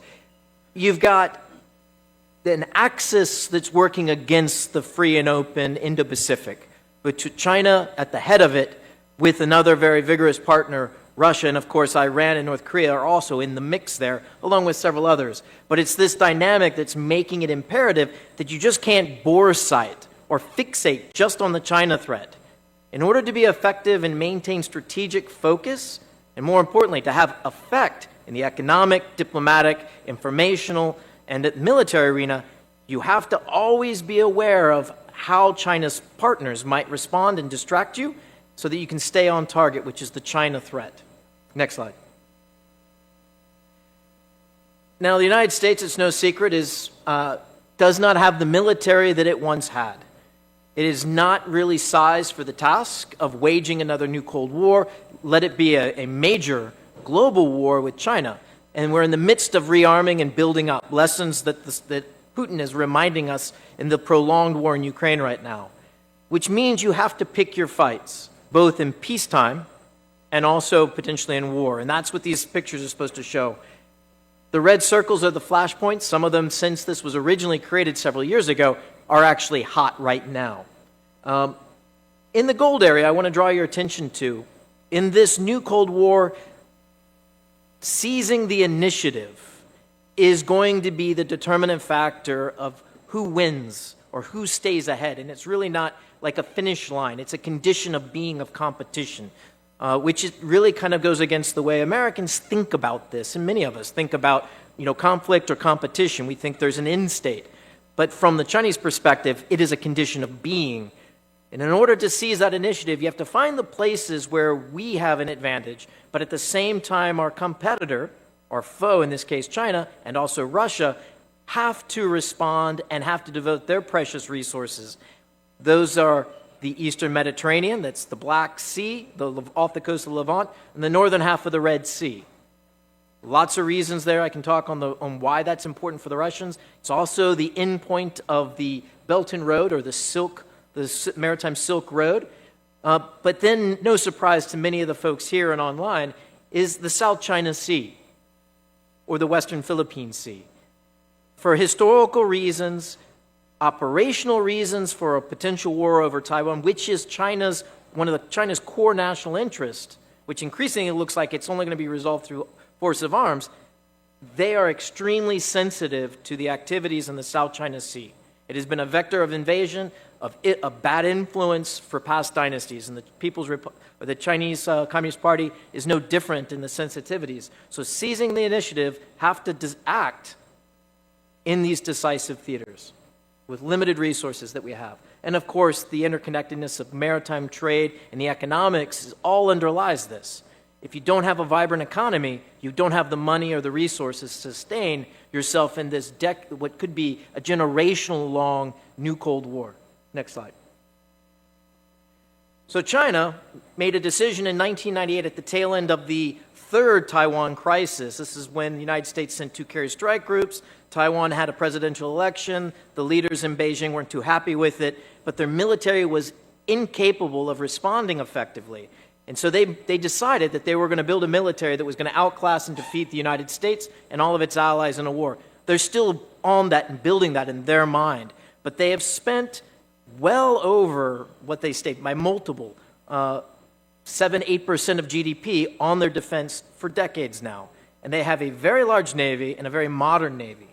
But they also know that if they get into a conflict over Taiwan, it's not going to be resolved in a few days or months, but likely years, which means you have to sustain a wartime economy, which means you need to control the terms of trade. This is ports. This is the world's largest shipbuilding, the largest shipping fleet. So now China has the ability, though they have some concerns, questions that are still unanswered, but they effectively control the terms of trade. And that is an economic coercion that also must be responded to and makes the new Cold War peacetime competition very dangerous. Next slide. So now to kind of get to what is this naval statecraft idea and why is it, I've kind of laid out the conditions that are leading to merging 3 key elements: naval presence, economic development, which you hear in the language around the EDCA sites here in the Philippines, and then also something called, the diplomatic but the economic side of it in base politics. And this is three pieces of it. One, you can see that's the West Kapala in the background, charted by Malaysia.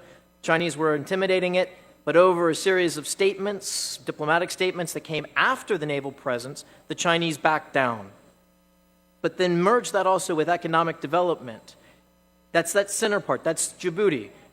Before September 11th, there was only a small garrison of French Foreign Legion. The economy was tiny.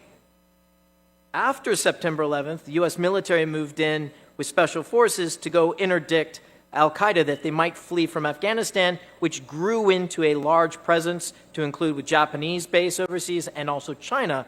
The economy, the economic benefits multiplied. So provide a secure environment, security, economic connectivity to the mother country or to other countries can start to take off. And you can see that with trade and with the GDP in Djibouti that is tied with this same presence. And then finally, the base politics part of this. This is the reality that when you have trade agreements for security and military presence in each other's country, it builds up more connective tissue between the governments and the people, and it has a synergistic effect with trade and development. And that was a study, and you see in that far slide over there, that in 2015-16, there was a lot of discussion about cutting in half U.S. overseas military obligations, these are treaties, and also bringing back soldiers and sailors from overseas. Cut it in half, $450 billion hit to the American economy. But they also found that it goes the other way, that if you increase that presence, as well as increase those treaties, you can also grow the trade. And that's not really surprising when you think about it.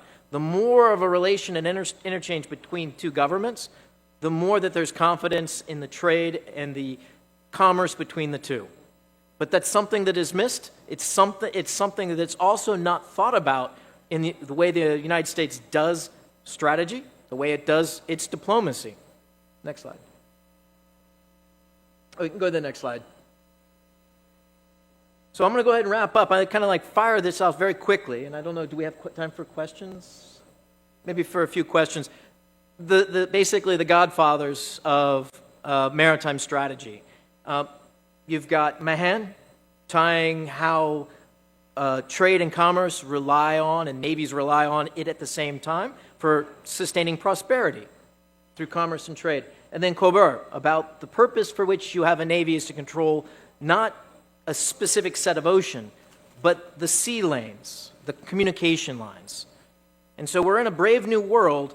We're facing a threat through the Chinese Communist Party that is comprehensive, it is significant, And it blurs the distinction between economic, diplomacy, social, and military. They are all conflated. And so we need to have a new framework. The track record of the last 15 years bears that out in my mind, that the place where we are most likely to be able to seize the initiative and have the most advantages as allies and partners is through the maritime. And that is a way that we can outclass and sustain a new Cold War, keeping it cold and hopefully never getting hot into conflict. And at the same time, making sure our free and open markets continue to persist and that we continue to enjoy the prosperity that we've had for so long. With that, I think I'll go ahead and pause for any questions. We got time for one question. Oh. Yes, in the back. Yes, sir.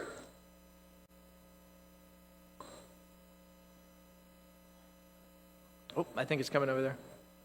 Just speak loud. Forever hold your peace.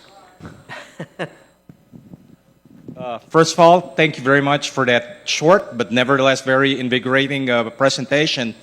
I was in a conference last year in Singapore. This was talking about naval power. And I could still remember Colonel Bo, a retired People's Liberation Army, is part of that notion of wolf warrior diplomacy. And he said this in the conference. You have to understand, he told everyone in the room, China now has the largest navy in the world. The ships of the Chinese People's Liberation Army is about 325.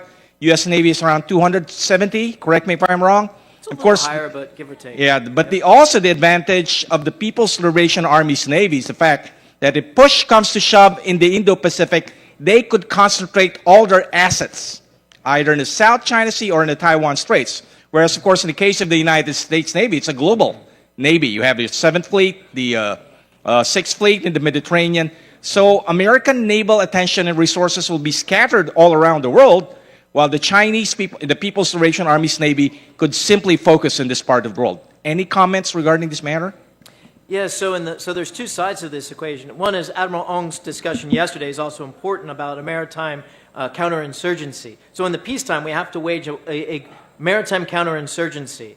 And that means you have to be in the right place, but the focus shifts from having our military, the U.S. Navy, focused in on just the Chinese. Like we can't play man, to use an American football term. Wherever the Chinese are, we are, or wherever the threat is, we are. We have to be more proactive and seize the initiative and look at where we can actually have the most effect to the people.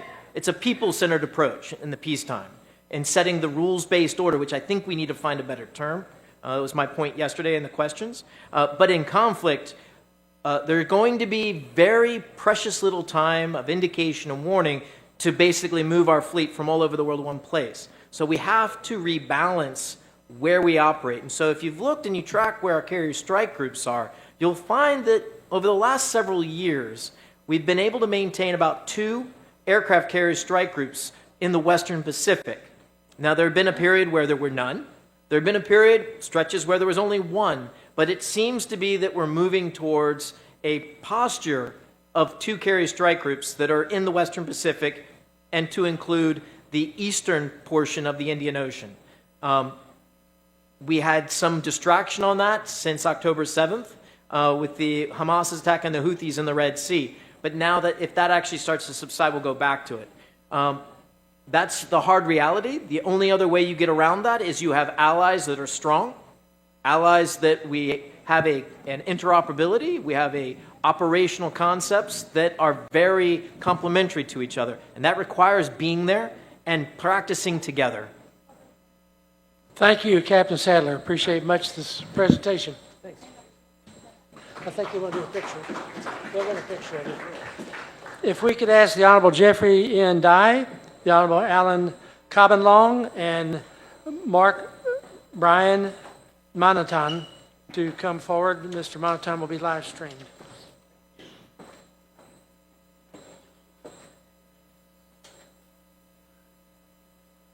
Captain.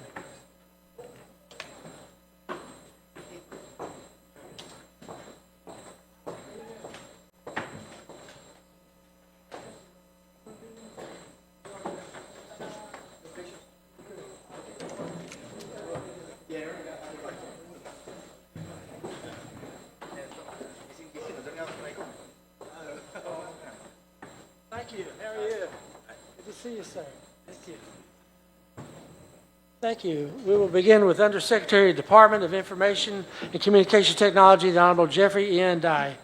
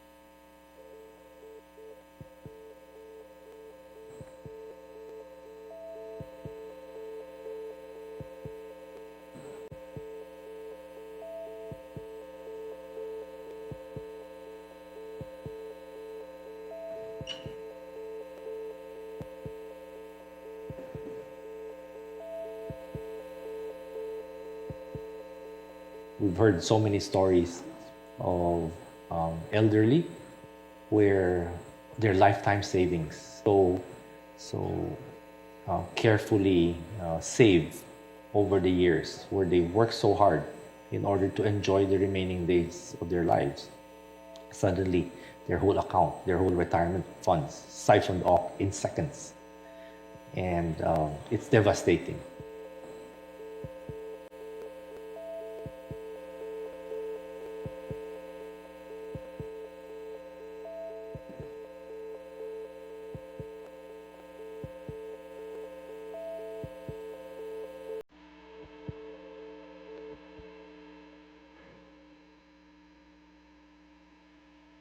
Anybody at an age where they can already have a mobile phone and they can connect to the internet, that should be already the stage where they should be educated on cyber hygiene practices.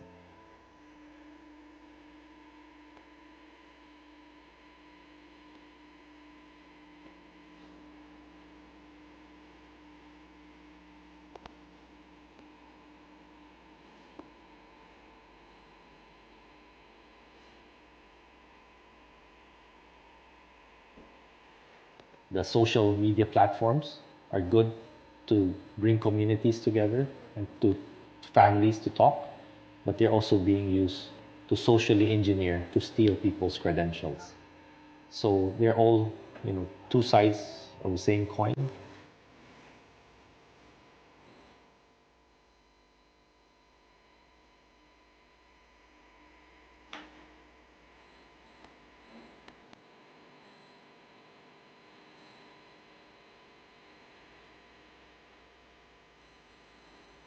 In the past, sometimes when we talk about cybersecurity, they think that it's only one department of government that should be handling that. Our national cybersecurity plan doesn't look at it that way.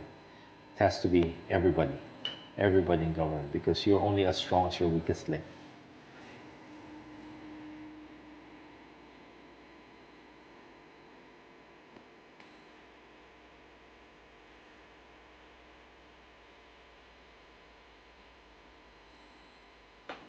If a country discovers a vulnerability, let's say in their banking system, that same vulnerability will be exploited in another country with the same system.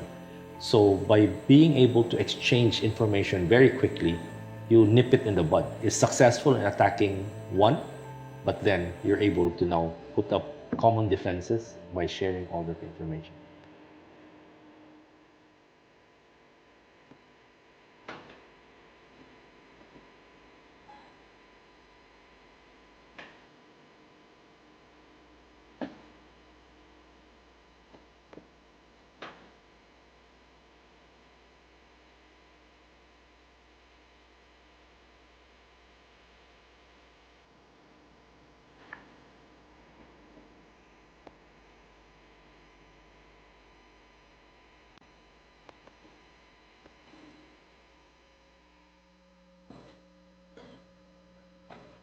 Good afternoon, everyone. So that is my secretary, our Philippine Secretary of Information and Communications Technology, Secretary Ivan John Uy. Unfortunately, he cannot come today because he has to attend a bicameral meeting between the two chambers of commerce. We just passed the e-governance bill. So unfortunate for you, you'll have me, the Undersecretary for Cybersecurity of the Department of Information and Communications Technology. Thank you. So I think he did very explicitly made a point during the World Economic Forum about how we view cybersecurity. There are two competing spheres in cybersecurity. One is for consumer protection and more about the masses, about scams, about regional scams, et cetera, et cetera. And the other, of course, on the concept of national security and how this affects, for example, our elections and those kinds of things. Technology has reshaped the way we work, communicate, and govern. It has created efficiencies and expanded opportunities, but it has also introduced vulnerabilities. And the threats we face today range from, as I mentioned, financial fraud and data breaches to large-scale disruptions of essential services, attacks on energy grids, transport systems, and all other which we call critical information infrastructures. And of course, the increasing reliance on digital platforms for governance. For example, the use of social media data, not only for governance, but also for commerce and public services, underscores our need for strong cybersecurity measures. Our department, the Department of Information and Communications Technology, has is implementing the National Cybersecurity Plan 2023-2028, which is also Executive Order number 58, issued by the President last year in 2024. This provides the foundation for securing government systems, businesses, and individual users. With the establishment of the National Cybersecurity Plan, for example, we would like to report that we've established a National Security Operations Center and a National Computer Emergency Response Team, which also liaises with the Asia-Pacific Computer Emergency Response Team, and also part of the ASEAN Computer Emergency Response Team, which was just launched last year. The NCERT, for example, had handled 2,554 cases just for government agencies in 2024. We've managed to block 5.4 million attempts to our government agencies and processed a little bit more than 250 million logs from SIEMs. But what is most important is that the National Security Operations Center, again, established under Executive Order 58 under the Department of Information Communications Technology, allows for real-time collaboration between different government agencies when an attack happens. And I think because the House of Representatives is a co-equal branch of government, so they have their own. They're not part of the National Security Operations Center, but we receive intelligence information regarding potential threats to our cybersecurity assets between the House of Representatives and the executive branch. But actually, the larger problem is that the critical information infrastructure in the Philippines is usually 95% of them is operated by the private sector, where government has no mandatory oversight. And we have a fragmented regulatory framework for regulating cybersecurity. And that is why in the Legislative Executive Development Advisory Council of the President, where the President, the Speaker of the House, and the Senate President are present, we're already discussing a cybersecurity bill, which will establish a regulatory agency for critical information infrastructures. I'm sure I've seen the agenda. We've all discussed about submarine cables, we've discussed about naval power, etc. But when we talk about a cybersecurity agency, which is the usual framework for regulation for cybersecurity, we're talking about trying to regulate and having a standard cybersecurity, let's say for power, for water, and other operators of critical infrastructures. But at the heart of this, in which the President always speaks of, is not only the technology or the regulation, but also a skilled workforce or capacity building programs. So in this particular sense, the National Cybersecurity Plan emphasizes on training people, and we've partnered not only with local, public-private partnerships, but we've also partnered with our international partners like Japan and the United States through the USAID program. These initiatives reflect the ICT's commitment to developing an adaptive and resilient cybersecurity framework because we view cybersecurity as a dynamic field requiring continuous investment. But I just been to the other side of the House of Representatives, attending the TRICOM meeting. I just ran here. And there we're discussing about the cross-border issue of cybersecurity. We always have, for example, problems when we try to use the Mutual Legal Assistance Treaty through the Budapest Convention in order to file charges to a crime that was committed abroad but was targeting Filipinos, for example, because we don't have the same legal framework. In the Philippines, libel is still a criminal offense. In the United States, for example, libel was already decriminalized and it's only a civil offense. So these kinds of things, we need international collaboration to be able to resolve, because this is not something that one nation can resolve. But let us be always reminded that cyber criminals actually operate internationally, and they know no borders, and they're trying to weave through that particular weakness of jurisdictional law. I will not prolong my discussion, so I can also rush back to the TRICOM meeting where we're discussing these issues. And again, thank you for having us. Looking forward to a more fruitful question and answer. And I think a former DICT official also, Alan Cabanlong, would shed more light as he now joins the private sector in this particular endeavor. Thank you very much.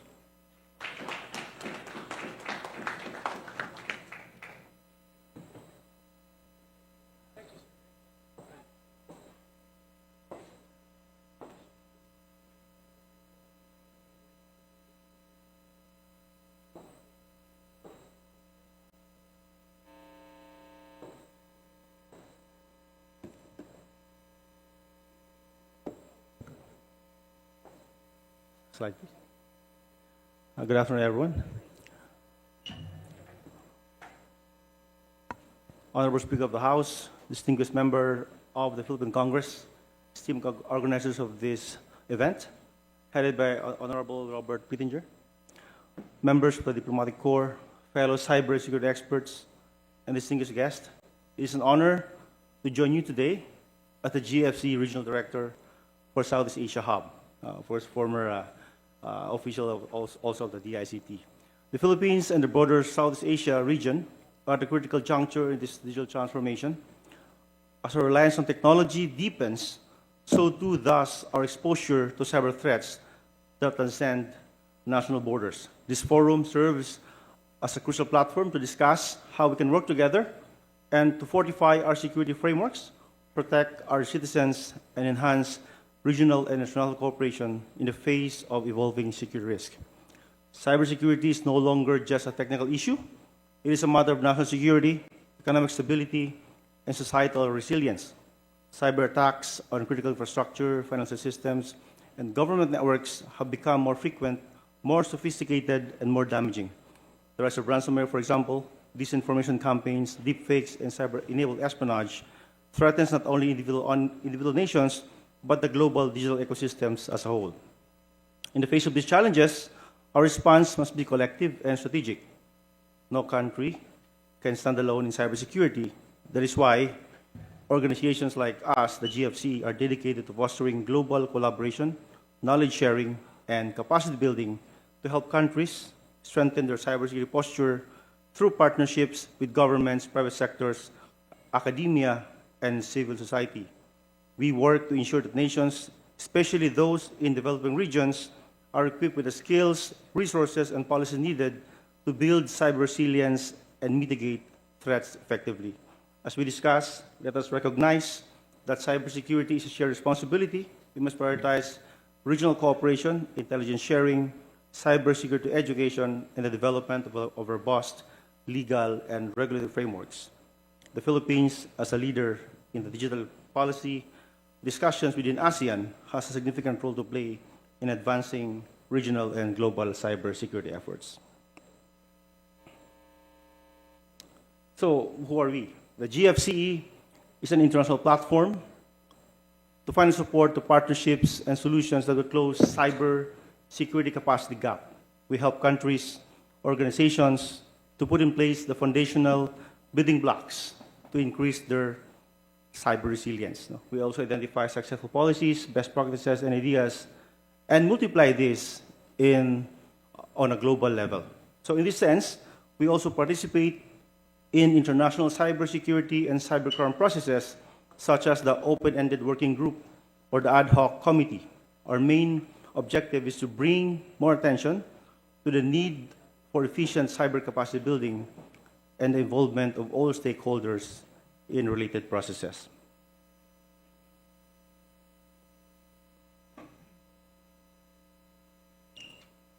We have a mission and a vision, of course, to strengthen international collaboration on cyber capacity building and expertise. Our objectives are very simple: to avoid duplication of efforts by coordination, to share knowledge and expertise, and also to match needs of support. Later on, I will discuss briefly on that. And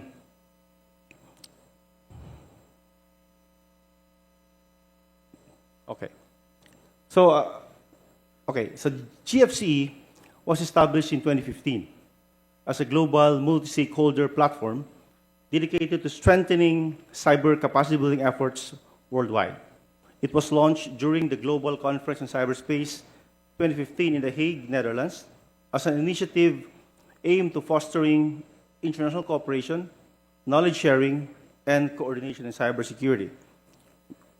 The GFC was founded with the support of governments, international organizations, private sector stakeholders, and civil society groups who recognize the urgent need for a more structured and collaborative approach to cyber capacity building. We operate as a voluntary, action-oriented, and member-driven platform, bringing together countries and organizations from around the world to share expertise and resources. In 2016, from 42 members, from 2016 to 2019, from 84 members, we were doubled to 84 and 21 partners, and 120 members and 93 partners from 2020 to 2023. And today, we have 236 members and partners globally. So the members are the member states, and the partners are stakeholders, civil society organizations, academia. And these are tools and services that we provide. We have the matchmaking mechanism. We also have the Civil portal, where you can check all the related cyber capacity building in your region for your strategic action to plan what's next in your region. So since its inception, the GFC has grown into a leading international platform that bridges cyber capacity gaps by fostering collaboration. We avoid duplication of efforts by meeting donor countries in the region, USA, Canada, New Zealand, Australia, and promoting sustainable cyber development in all regions, including Southeast Asia, Africa, Latin America, and the Caribbean. So we have 5 regional hubs, and those are that I mentioned. Through its multi-sector approach, the GFC continues to play a vital role in enhancing cyber resilience worldwide. And this is the tool that we use, the Civil portal. It's a repository for international cyber capacity building projects. So you just access our civilportal.org and check whether in your country or a specific region you have the cyber capacity needs. You can audit, you can validate, and can plan which cyber capacity you need more.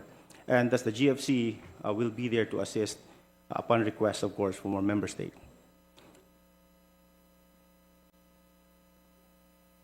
Okay, sorry for that.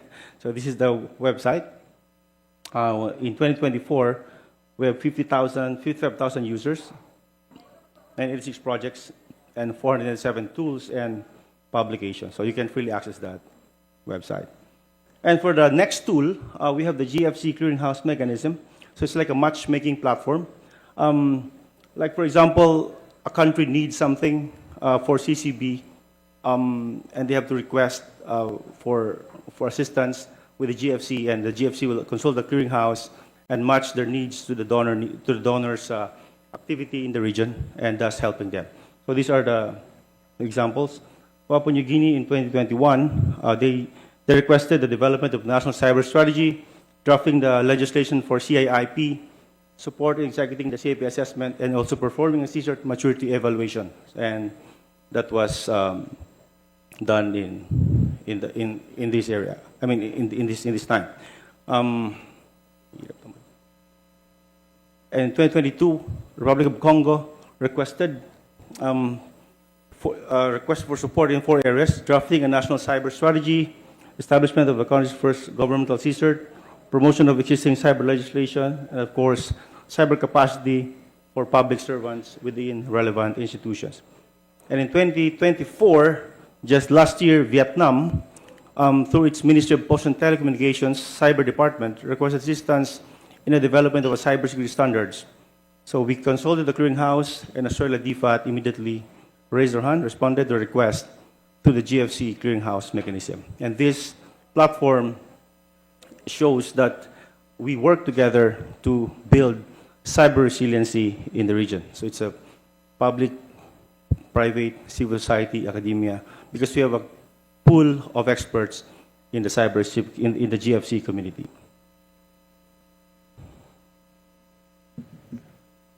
So, why collaboration matters? The evolving digital landscape is marked by rapid technological advancements, increasing connectivity. That's why we're discussing the submarine cables, and the corresponding rise in sophisticated cyber threats, according to the World Economic Forum. Collaborative efforts among stakeholders are essential to bridge knowledge gaps and foster innovation. For the Philippines, these partnerships can address specific challenges like skill shortages and regulatory hurdles. Effective collaboration ensures the integration of global best practices into localized solutions, creating more robust cybersecurity infrastructure. So globally, cybersecurity faces 3 main challenges: skills gaps, rapidly evolving technology, and resource disparities, according to the IC squared. In the Philippines, these issues are compounded by limited expertise, underfunded research, and the complexity of regulatory environments. Cross-border cyber threats, such as disinformation and ransomware, further underline the need for international cooperation. So by learning from global benchmarks, the Philippines can build a more resilient cyber ecosystem. So in the light of the region's burgeoning digital economy and increasingly interconnected societies, ASEAN affirmed the importance of rules-based cyberspace as an enabler of economic progress and betterment of living standards, and agreed to in principle that international law, voluntary, and non-binding norms of state behavior and practical confidence-building measures are essential for stability and predictability in cyberspace. To that end, in response to ASEAN leaders' direction to make progress on discussions to identify a concrete list of voluntary, non-binding, and practical norms of state behavior in cyberspace that ASEAN can work together towards adopting and implementing. So during the 3rd AMCC in 2018, ASEAN member states agreed to subscribe in principle to the 11 voluntary non-binding norms recommended in the 2015 report of the UNGGE, or United Nations Group of Governmental Experts on Developments in the Field of ICT in the context of international security, as well as to focus on regional capacity building in implementing these norms. Up to this date, ASEAN is the only region globally that has subscribed to collectively. So, however, not all countries have the same capacity on cyber development. So the GFCE, through its global presence, has, wait a moment.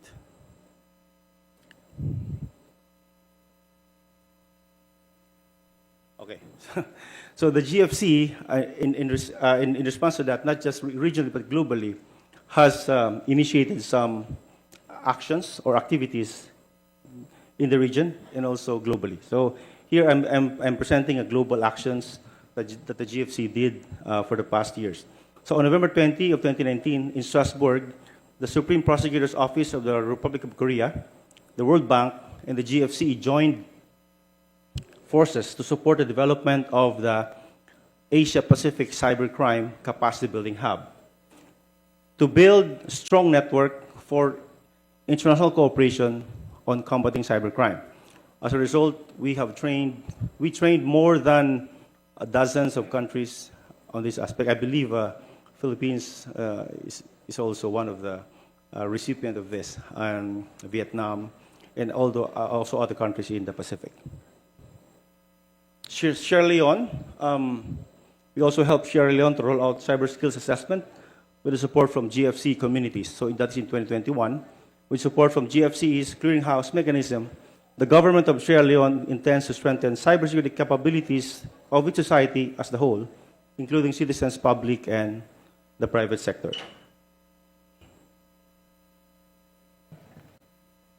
And in Africa, we have our regional director for Africa, former minister of Mauritania.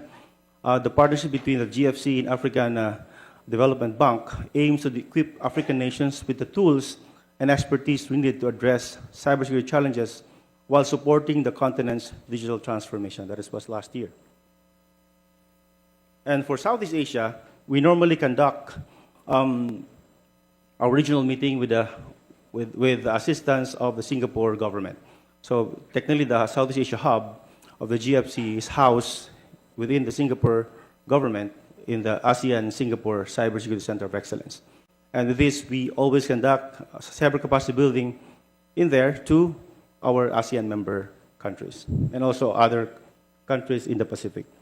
So locally, the GFC and CPED collaborated on Cybersecurity and AI Forum, which was also supported by other government entities, and also the House of Representatives attended this forum.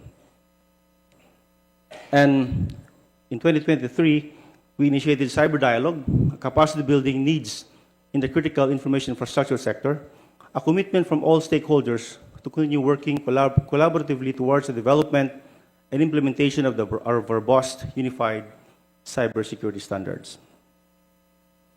And this is our work with the House of Representatives and the CPED to develop the ASEAN AA framework. I think this is just recently, last year. And last November, the GFC, CPED, and SOR conducted a cybersecurity review of strengthening national cybersecurity, a multi-sector dialogue on the protection of CII and the future of cybersecurity governance in the Philippines. So today, cybersecurity is no longer the responsibility of a single entity, but a collective effort that requires collaboration across governments, industries, academia, and civil society. The threats we face today, ranging from cybercrime, disinformation, deepfakes, and digital espionage, transcend borders and demand coordinated responses. By working together, we strengthen our collective resilience, ensuring that no nation, organization, or individual is left vulnerable in the face of evolving cyber threats. Cybersecurity is not just protecting systems and data. It is about safeguarding people, institutions, and the trust that underpins our digital society. Through shared expertise, capacity building initiatives, and strategic partnership, we can create a more secure and resilient digital ecosystem.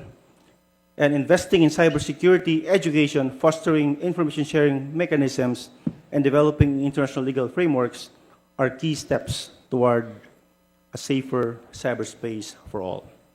As we move forward, our commitment to cybersecurity must remain steadfast. By embracing a collaborative approach, we can proactively mitigate risk, respond effectively to cyber incidents, and build a future where cybersecurity is shared responsibility. So together we can protect each other, ensuring that the digital world remains a space of opportunity, innovation, and trust. The GFC bridges the cyber capacity gap by bringing together global expertise. We have a strong community for that, fostering collaboration and enabling practical solutions to strengthen cyber workforce worldwide. So by connecting governments, organizations, and experts, we ensure that every country, regardless of its cyber maturity, has access to the knowledge, tools, and partnerships needed to build resilience. Cyber threats knows no borders, and neither should our efforts to combat them. Through shared responsibility and collective action, we can create a safer, more secure digital world for everyone. But before I end, I'd like to invite you to our GC3B conference in Geneva, Switzerland on May 14 to 15. The first one was in Accra, Ghana in 2023, and this year we are having it in Geneva. You're all welcome to be there. Thank you so much for listening. Thank you, Director. Very well presented. We will now have a presentation from the Director of Cybersecurity and Critical Technologies, Mr. Mark Brian Monatan. This will be live streamed.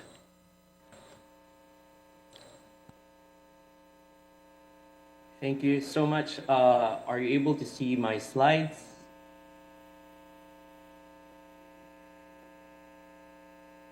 We see you. Yeah. Can you see my slides? There's a slide.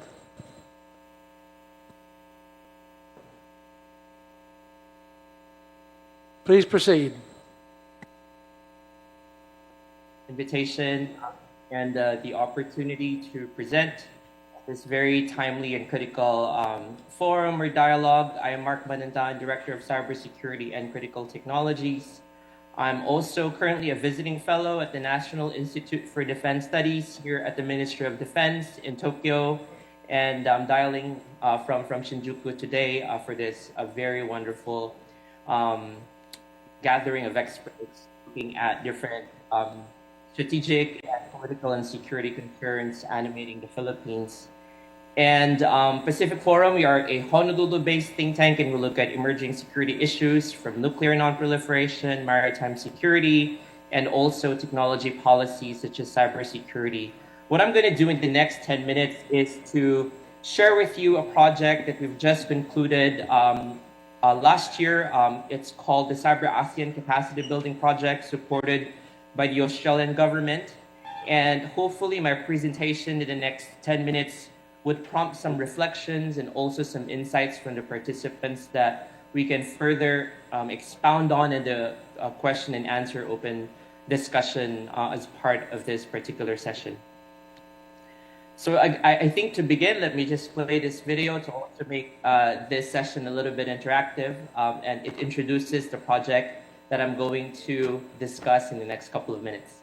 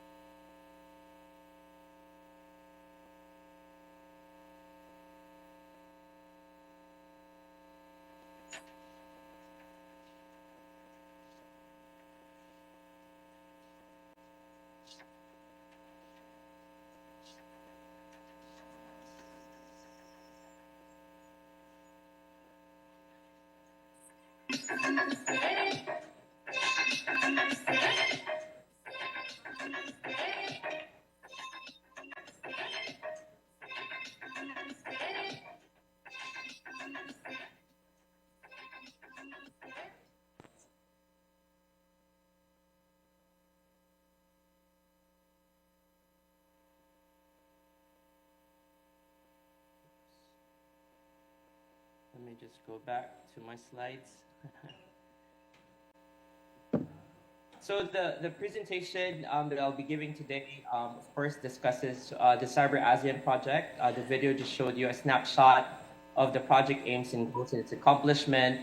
And I'll probably add in some of the lessons and key findings of this initiative that hopefully could prompt some reflections and insights to those who are in the room participating in this important forum. So Cyber ASEAN essentially is the first and homegrown cybersecurity assessment framework that we've concluded for the in 2024. This was supported by the Australian government, and the idea here is to support the implementation of the ASEAN cybersecurity cooperation strategy. And so, building on the dimensions of the ASEAN cybersecurity cooperation strategy, we conducted several consultations across the region, particularly on 4 key pilot countries in Southeast Asia, namely Philippines, of course, Vietnam, and Indonesia, and Jakarta.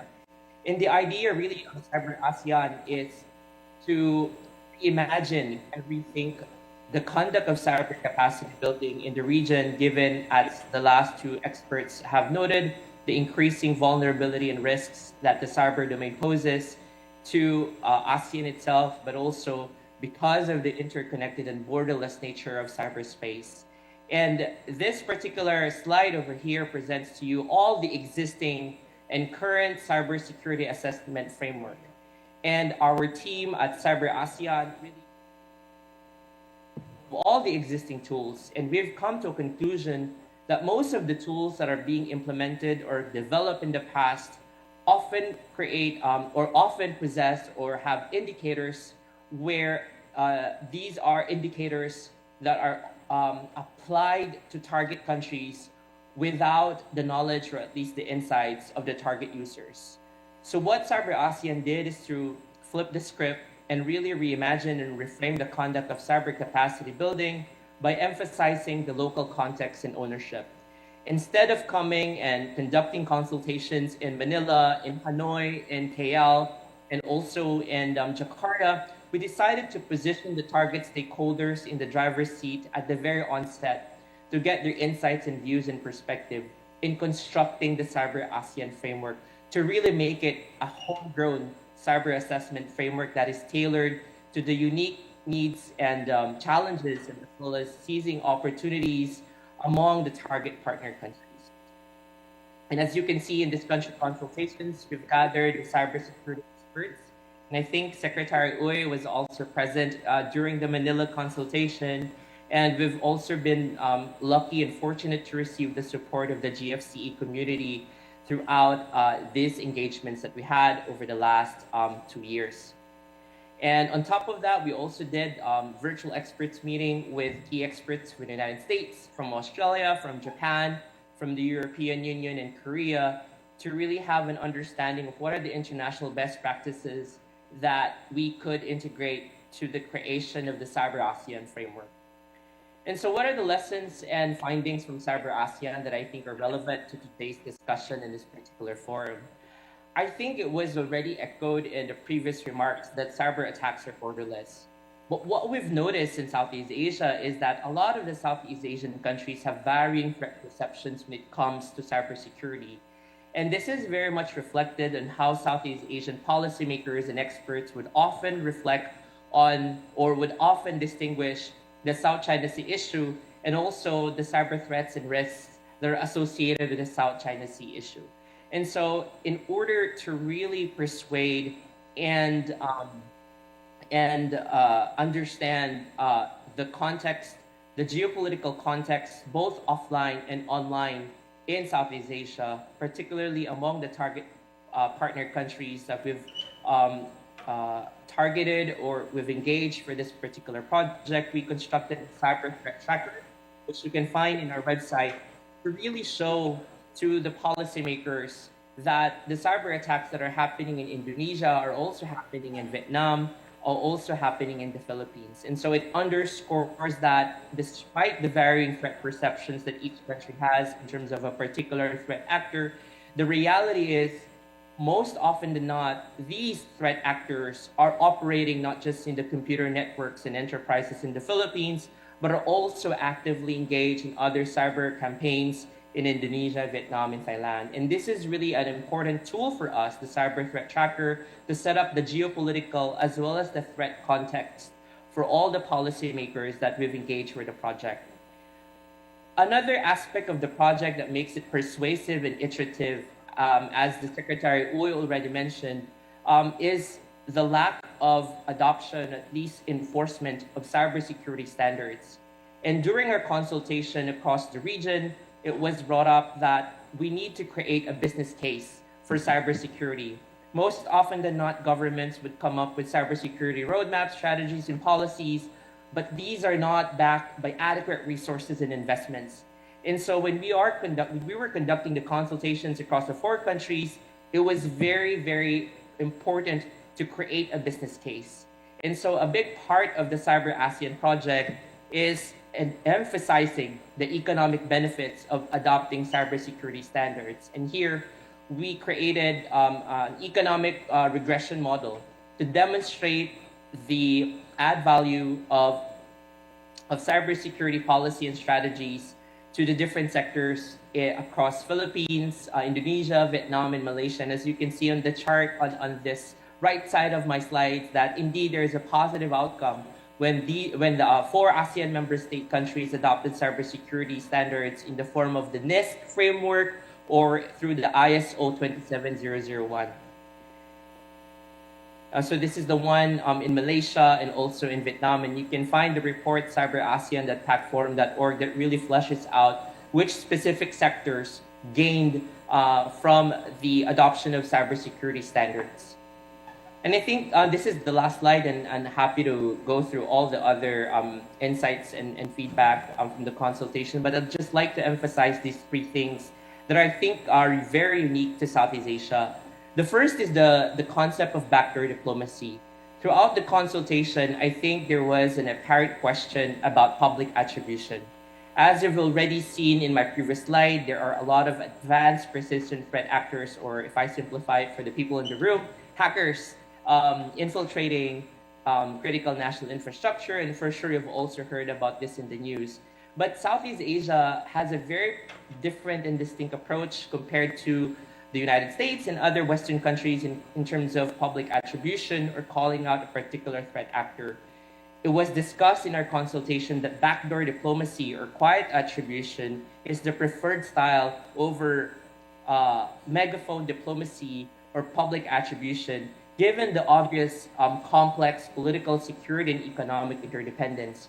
Of course, evaluating this approach is very tedious and complicated, but a lot of the policymakers who've engaged in the region do actually agree that this is more palatable to the current context in the region, where restraint is perceived as a form of active cyber defense compared to really calling out a particular actor, given the obvious asymmetry among the resident cyber powers in the region, namely China, but also you have other peripheral actors such as Russia and also North Korea. Another aspect is on information sharing and threat management. While we emphasize a lot on the interplay or the presence of advanced persistent threat actors that emanates from the cyber powers that I've mentioned, there is still a lot of trust deficit among the ASEAN member countries themselves. And this really cuts into the heart of the region to come up with a very solid and I think long-term commitment in terms of information sharing and threat management response. And here I think the remedy, or at least the one that serves as a connecting tissue, are the role of the computer and emergency response team or the incident response team, where often the people-to-people relationships that these communities have built with one another. I've heard the Asia-Pacific CERT community was identified previously, really play an important role, especially on crisis management or addressing high-level cyber incidents. And lastly, I think one of the key interesting findings from the consultation that we did throughout the past 2 years is really the importance of public-private partnership, where again, the role of incentives is very important for governments to really ensure a successful implementation of national cybersecurity strategy or policy, considering that 90% of the critical national infrastructure are operated by the private sector. And so rather than really seeing national cybersecurity strategy as more of a prescriptive or adopting a prescriptive approach on these policy documents or initiatives, I think it's very, very critical to emphasize a cross-sectoral collaboration among the public and private sector, including the role of academia and civil society. And I'll just like to touch on the final component of the project, which is inclusion. And we've heard about workforce development. And I think in the context of the Philippines, it's quite unique among the Southeast Asian countries we've covered in this project, because there is a greater attempt to bridge the gender divide in terms of workforce development in the cybersecurity sector.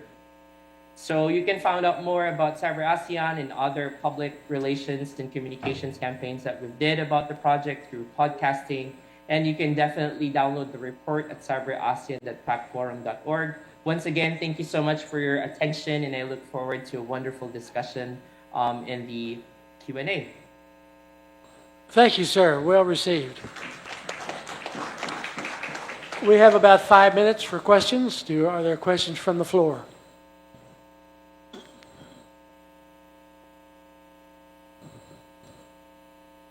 Yes, sir. Mic is on its way, I think. There you are.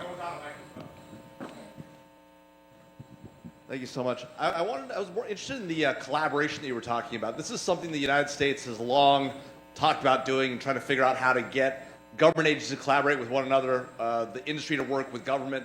We've never gotten it quite right, and I was fascinated to hear that you've got a capability and a mission and a setup for actually doing that. So could you give us a little more information about how you set that up, how you got past all the challenges in getting people to share information effectively and really collaborate on defense? 'Cause I think that's a critical part of this effort.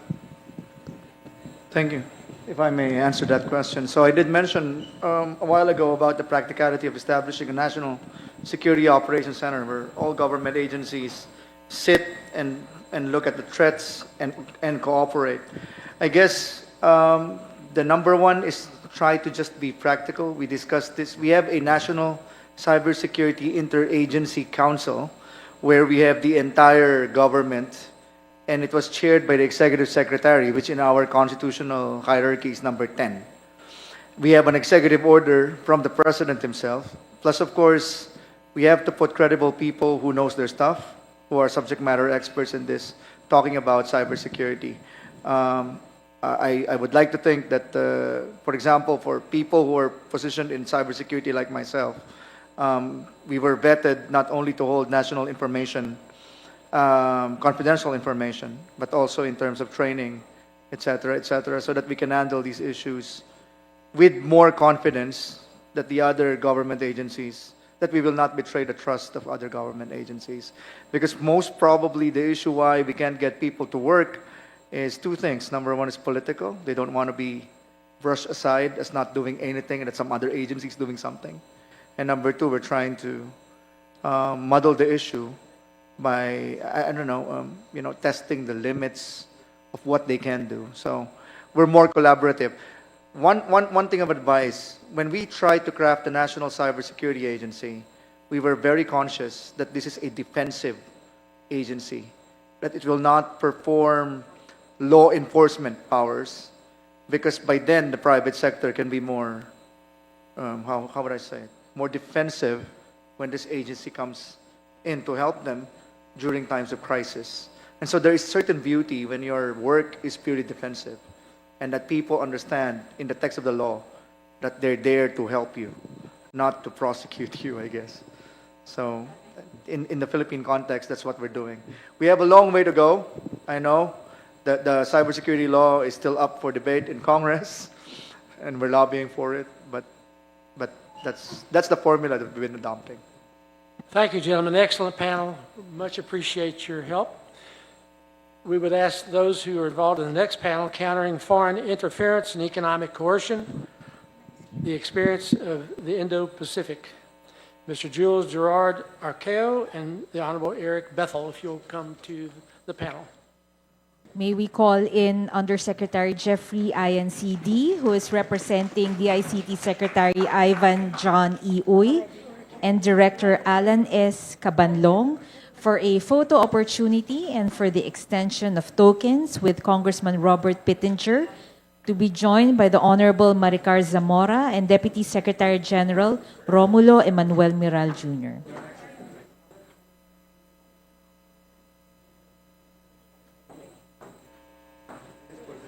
We would also like to thank Director Mark Brian Manantan, who is joining us via video conference today. Mr. Manantan, we shall send to you your tokens from the House of Representatives as soon as we are able to. Thank you.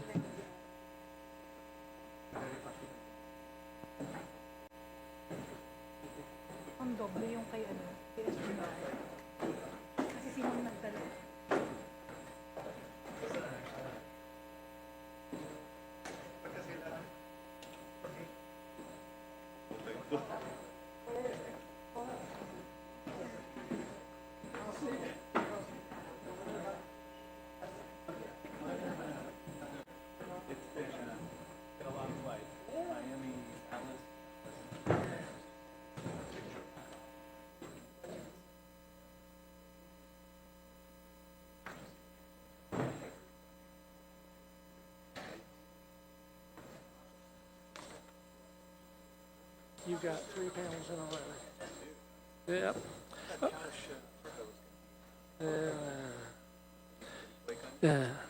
So, thank you so much, gentlemen. Mr. Jules Gerard Arceo, we'll start with you. You can go to the podium.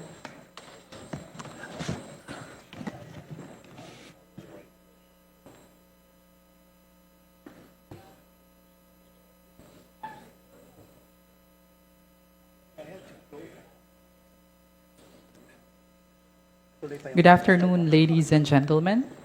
I am pleased to present our study at the Ateneo School of Government entitled Strengthening Democratic Governance, Countering Malign Foreign Influence and Interference in the Philippines.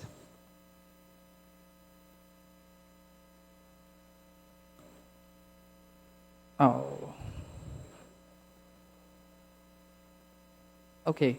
So our team is comprised of Rear Admiral Romel Ong, Attorney Neil Silva, who were both presenters yesterday as well, yours truly, and Karen Garcia. We acknowledge the support of the International Republican Institute to the study's completion. So in this project, our primary objective is to provide insights into the Chinese Communist Party's influence operations in the Philippines. Our end goal is to identify potential countermeasures ranging from policy measures to a draft foreign interference law.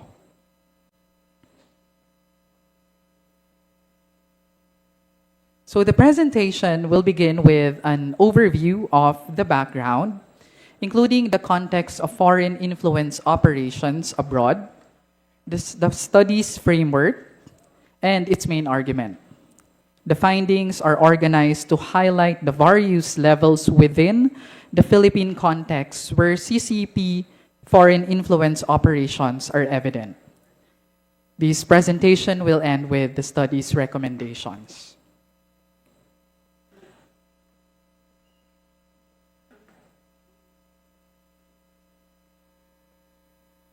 Okay.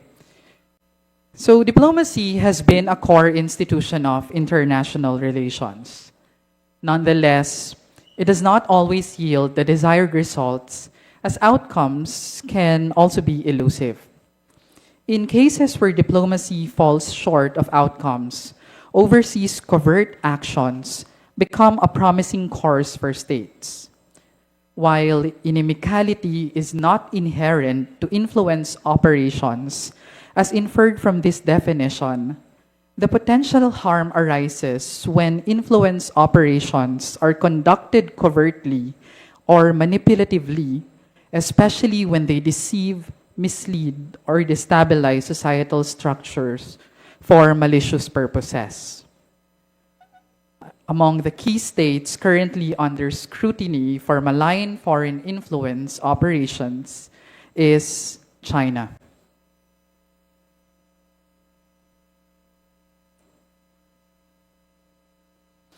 In context, the CCP has been vocal about the need to broaden the government's external propaganda to enhance China's image for the realization of the Chinese dream. President Xi Jinping remarked in 2013 that the government must tell China's story well, implying the significance of foreign influence and interference. As reported by the U.S. National Counterintelligence and Security Center, the CCP toolkit includes various mechanisms. It was widely reported that these overseas operations involve various government agencies and non-traditional Chinese agencies like the United Front Work Department and Confucius Institutes. Additionally, covert actors, including overseas police stations and overseas Chinese service centers, were reported to conduct espionage activities, curb dissent, and facilitate the return of critics to China.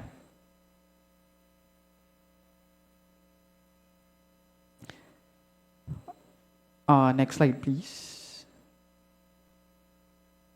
Okay. Political influence is among the key objectives of CCP foreign influence, manifesting in three areas, as noted by a recently published field guide by the International Republican Institute.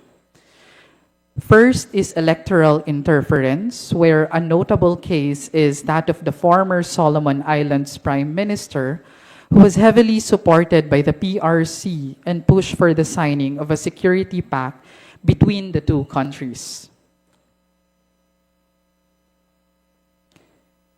Subnational governments, the legislature, next slide please, the clicker seems to not be working, and political parties are also targets of Chinese political influence. These operations manifest in sister city partnerships, party-to-party exchanges, and engagements headed by friendship associations and front organizations. Notable foreign cases include that in Kenya and Brazil. Next slide, please. More covert forms of PRC political influence often involve creating a constellation of ostensibly legitimate entities that mask their connections to the CCP and the Chinese government. A notable example of such is in Czech Republic, involving the operations of the China Energy Fund Committee that raised red flags due to corruption, among others. Next slide, please. Against such backdrop, the study used the IRI field guide as the framework to examine CCP influence operations and interference in the Philippines, particularly focusing on malign foreign influence and interference. The study operationalizes malign foreign influence as an activity on behalf of a foreign principal, primarily in the form of communication, that seeks or reasonably tends to manipulate, disrupt, infiltrate, obstruct, or control the internal or external policies or affairs of the target state, such as disinformation campaigns and promoting disobedience to the Constitution and laws. On the other hand, the study characterizes foreign interference as an activity beyond mere communication of a verbal, linguistic, or symbolic character through cyber attacks, harassments, and surveillance, among others. With this, the study mainly argues that malign foreign influence and interference threaten Philippine sovereignty and democratic values, underscoring the urgency to adopt legal and policy measures coupled with capacity building at the government level and civil society empowerment. The study used the qualitative method focusing on key informant interviews with representatives from two critical sectors, the government and the academe, along with FGDs. Next slide, please. Moving forward to the findings now, CCP foreign influence operations in the Philippine context are evident in the national level. Looking at the current landscape, these operations manifest in politics and economics as significant national and are even recognized as significant national security threats. However, these activities remain ambiguous and difficult to pinpoint as they occur in bits and pieces and appear on paper as harmless and non-adversarial. These activities are often reinforced by narrative manipulation that favors the CCP. Additionally, instances of elite capture have been observed, such as those involving politicians, some Chinese Filipino organizations, and think tanks. Next slide, please. CCP influence operations have likewise manifested at the sub-national level, engaging local government units and educational institutions. Sister city arrangements were noted as entry points of foreign influence, since the agreements tend to be vague and broadly worded. As it also it was noted that economic disparities and class divisions are vulnerabilities at the subnational level, with vote-rich areas entering more sister city arrangements. Philippine educational institutions similarly were posited as entry points of foreign influence given their internationalization initiatives. The existence of weak institutional structures has facilitated likewise the illegal issuance of crucial documents like birth certificates and passports, thereby increasing risks of foreign interference. Foreign influence at the subnational level then has economic and political implications. Economic in the sense that investments and other financial incentives are the starting point, such as the case of Philippine offshore gaming operators, but can eventually spill over to the political, as with the allegation of Alice Guo, a former municipal mayor, being a Chinese spy. POGOs likewise can have criminal underpinnings, and with their existing infrastructure, it's likely that they can be used as mechanisms for foreign influence, like troll farms on social media. Fraudulent behavior also poses risks, such as the continued illegal land purchase of foreign nationals using falsified documents or Filipino dummies. Next slide, please. Coercive Chinese foreign lobbying activities have also been increasingly prevalent at the legislative level. A key informant noted instances where the House of Representatives was pressured by Chinese embassy representatives to avoid issuing statements concerning the West Philippine Sea, or at least focus on cooperation in issued statements. Party-to-party diplomacy also was leveraged with activities in the Congress involving China, ranging from sports festivals and formal gatherings to educational sponsorships. With this, the current legislative landscape calls for an interagency collaboration. Next slide, please. With the 2025 midterm elections approaching, concerns about foreign interference likewise arise, with disinformation and manipulation remaining as key vulnerabilities, as well as persistent cyber attacks. Next slide, please. To counter malign foreign influence and interference in the Philippines, various mechanisms are promising, ranging from legislative reforms, investing in intellectual resources, and activating technical civil society organizations to using social cyber forensics. Next slide, please. While the findings show a clear need to counter malign foreign influence and interference, ideally through a foreign interference law, key concerns must be considered, such as those involving the definitions, the law's objectives, the safeguards needed, and its implementation. Next slide, please. Furthermore, areas of vulnerability must be examined, as a legislative overreach can have a significant implication on privacy rights, development work, constitutional protections, and relationships with international organizations. Next slide, please. To conclude, the study has underscored the necessity for a multifaceted approach. And the study's recommendation is classified into twofold. Next slide, please. First, policy measures engaging traditional media organizations and new media content creators to enable literacy campaigns and refute foreign propaganda is critical. Second, further fostering a vigilant public through logic and critical thinking, particularly focusing on the youth, can help better detect and resist foreign-sponsored narratives. Third, mandating disclosure requirements for LGU officials when traveling to specific countries can improve transparency. Next slide, please. This is also connected to the fourth recommendation on strengthening the implementation of asset disclosure as well as reviewing suspicious assets of elected officials.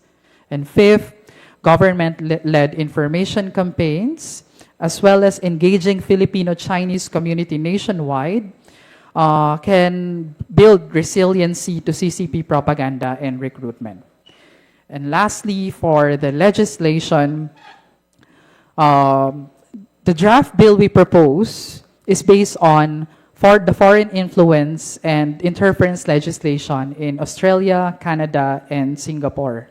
Covered in the draft bill are the objectives of malign foreign influence, definitions to delineate the act, lobbying activities, and measures to enhance Philippine resiliency vis-a-vis malign foreign influence and interference.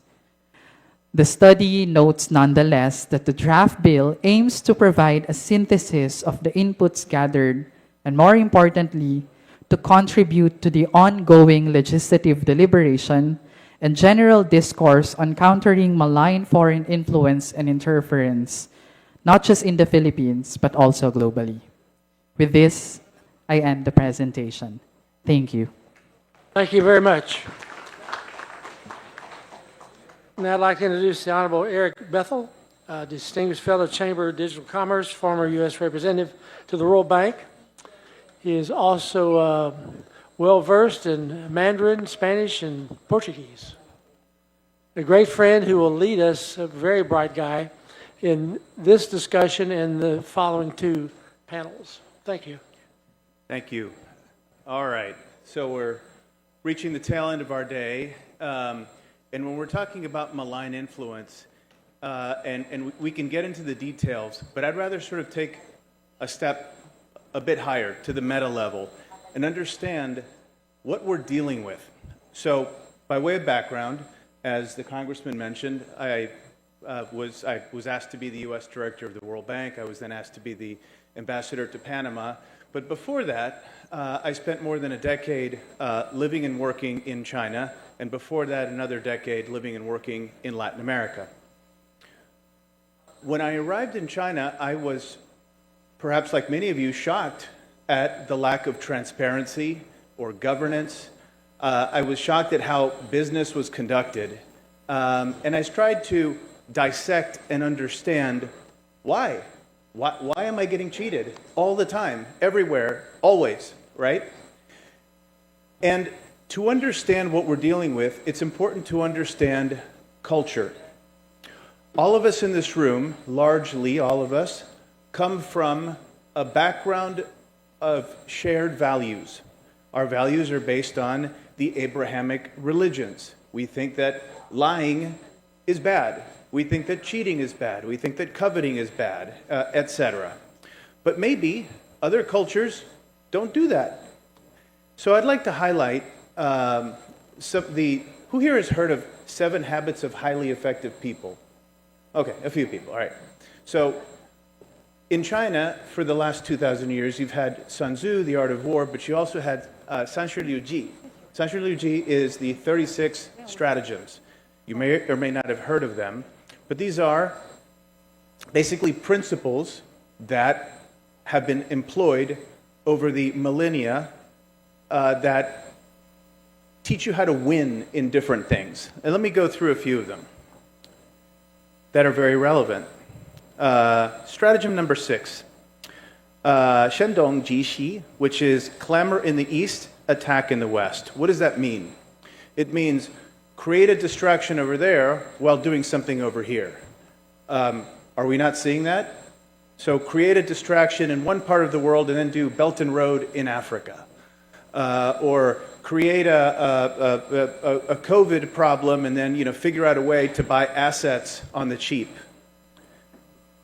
I'll go through a couple more of these because these are phenomenal. Stratagem number 14, 接刀相然, which means kill with a borrowed knife. So instead of direct action, you can hide behind intermediaries. So I spent a number of years at the World Bank. China has infiltrated the World Bank, as it has many other institutions, the United Nations and so forth. So if you can push United Front people into these organizations to do your bidding, you don't look bad. So again, I bring some of these up because understanding, some of these 36 stratagems are very interesting. Here's another one. Stratagem number 19.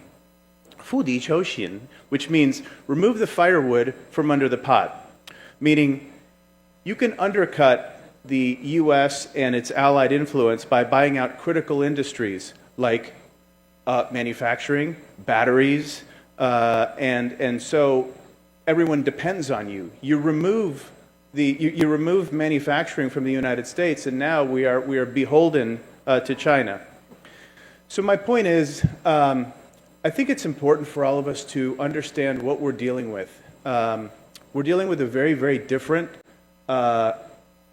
cultural paradigm, and we're also dealing with the Chinese Communist Party, which has lived through the Great Leap Forward and the Cultural Revolution.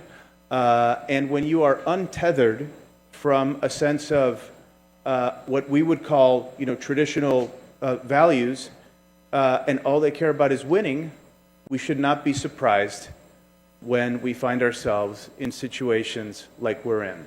So we shouldn't be naive. So what I encountered at the World Bank, and I'll finish with this to sort of leave it open for questions. What I encountered at the World Bank was the following. Gosh, where to begin? I was astonished, at least when I was there, that China was the largest recipient of World Bank loans. And I said, why? That doesn't make any sense. China is the world's second largest country, economy. It's sending, it has quantum satellites. They're doing quantum communication. They've got the second largest venture capital pool in the world. Why are they getting loans from the World Bank? Note, the World Bank is there to help people, impoverished countries get out of poverty. So why? Well, the answer is very simple. If you get a loan from the World Bank, you are a developing country. And if you're a developing country, then at the World Trade Organization, you get favorable benefits. Probably no one here has ever heard of the Universal Postage Union, but it's one of the siblings of the United Nations. And it is the global body that determines freight around the world. Well, if you're a developing country, you get paid, right? And so if you are a developed country, you pay in, meaning packages from Shanghai to Miami, Florida are cheaper than packages from Washington D.C. to Miami. So these are the kinds of things that I saw. I also saw that of the tens of billions of dollars that the World Bank deploys in loans around the world for infrastructure and so forth, the Chinese were winning, 40% of them, and we were winning less than 1%. I noticed that when I opened my Lenovo computer, that it was a Chinese Lenovo computer, which was obviously not what I expected, and I learned that the then CTO of the World Bank was from China. So I started calling attention to this early on in the Trump administration, and a group of us, including our mutual friend Matt Pottinger and others, started developing a group of informed people who had lived in China, who understood China, to start moving policy in a different direction. In my case at the World Bank, in Matt's case at the National Security Council, and there were others. But I'll stop and say, and I'll go back to how I started, to understand what we're dealing with, we need to understand culture, and understanding how other people think can help us make better decisions. So thank you very much. Thank you. Thank you, Eric. Would we like to have some questions or comments from the floor? Yes, sir. Lou?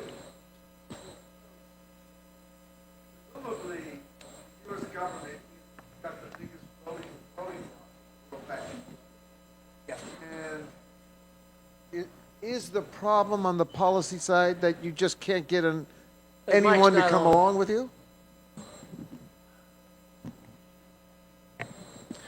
So I didn't catch the tail end. The first part of the question was that the United States, rightly so, has the largest voting share of the World Bank. But the second part? So how's it, I mean, how many votes do you need to change the policy? And How are many- they that hard to get? How many votes do we need to change the policy? First, let me address the issue of voting, the way voting works at the World Bank, and ownership. In my world, I come from the world of finance and venture capital. In my world, the more money you put into something, the greater your ownership stake. In the world of the World Bank, they use what's called the dynamic formula. The dynamic formula works like this. Your ownership I think it's every 5 years, is a function of two things. The first is your GDP growth, and the second is how much money you put into the system. It's weighted, though, 80% GDP growth and 20% how much you put in. In other words, the United States could be growing at 2 or 3% per year. China grows at 10, and their ownership stake keeps increasing. So the dynamic formula needs to be addressed. But when it comes to policy, policy is not necessarily driven by the board of directors, which is where I lived. Policy is really driven by the tens of thousands of people inside of the World Bank, and many of them are Chinese. The influential parts of the bureaucracy have over time become Chinese members of the, well, they're all working for the same party. So to reshape the World Bank, I think it's going to take leadership from the U.S. and its allies, and it's going to take, I think it's going to take a lot of effort to reshape the bureaucracy and move it in a different direction. Thank you. Further questions?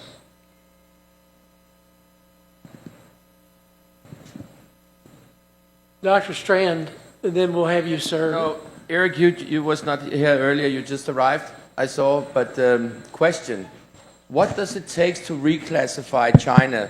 Because if we look at this, what we look across Europe, for instance, Temu is selling tons of products in Europe, competing with European companies. And when they send a parcel from China or package from China to somewhere in Denmark or in Germany, they pay a fragment if you want to send a package the same size from one part of Copenhagen to another part of Copenhagen. So it's more expensive to get a package 3, 4, 5, 6 miles in Copenhagen than getting from China to a certain address in Copenhagen. What does it take to get reclassified China? That's the Universal Postage Union that I mentioned earlier. Yeah. This is the international body that determines freight. It's part of the United Nations, and getting China reclassified is going to take a couple of things. Number one is let's determine whether or not China is a developing country or whether it's a developed country. Or frankly, let's get rid of the entire nomenclature of, one or the other. You can be a middle-income country, you can be an upper-middle-income country, and so forth. Number two, I think that I'll speak as an American. I think that the United States should focus a lot more on these international bodies and exercise leadership. Because what's been happening at the Civil Aviation Authority, at the IEEE, at ISO, you name it, what's been happening is that the Chinese have been burrowing in there and changing the standards to suit themselves. This is sort of the hiding behind the borrowed knife analogy. We have the tools to be able to move things forward. We need the will. Yes, sir. Thank you. Mr. Bethel, I found your remarks about, cultural differences very interesting. I come from Malaysia. I live in a multiracial, multi-religious context, and I appreciate what you're trying to say about differences between different, cultural contexts and so on. You mentioned Sun Tzu. You mentioned the 36 strategies. Stratagems, yeah. Sorry. Stratagem. Yes. So I didn't know this, but strategy and stratagem are different. Stratagem is like more nefarious. Sure. More Machiavellian, perhaps. Or, yeah. Anyway, You didn't mention Confucius, the analects of, and I'm sure that plays a role as well in shaping the Chinese mind, values and their society. But at the end of the day, when just looking at some of the examples you presented, I mean, it sounded like a tax on political strategies, winning in a competitive situation, stuff like that. At the end of the day, I don't know. I mean, I'm sure you'll find Western political treatises also talking about the same thing, or similar things, if not the same thing. So I wasn't sure what I wanted to ask anyway. To come into the question I had was really about the effect of Confucian thinking. Does that make any difference to what you were trying to say? You raise a valid point. Cultures, Chinese culture is influenced by Taoism, by Confucianism, by Buddhism, by Sun Tzu, by the Communist Party, and most recently by the Communist Party. One of the things that the CCP did after it took over was it eradicated almost to extinction traditional Chinese values to include Confucianism.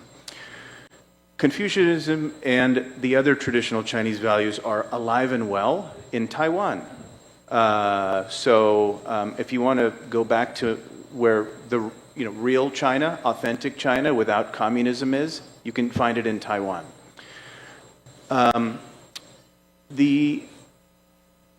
What I was trying to reference earlier is that the Abrahamic religions largely believe in, and I would say Hinduism as well, believe in a higher power.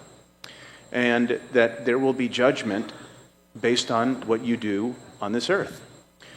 But what if you don't believe that? What if this is all there is? Then the only objective is winning. And it's basically Darwinism. So that's really what I was referring to. But I'm happy to, very interesting, points that you make, happy to sit down with you when we finish and philosophize. Very good. Other comments or questions?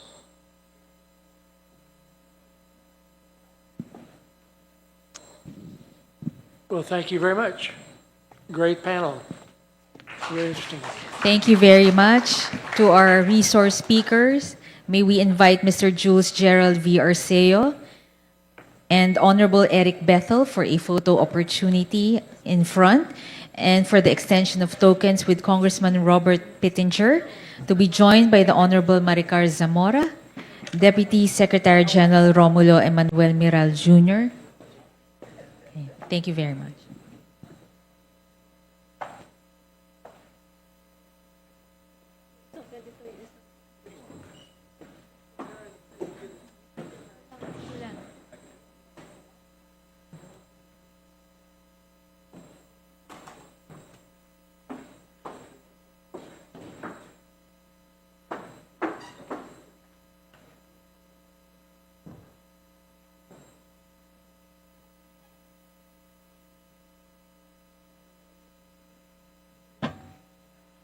Carl, come on up.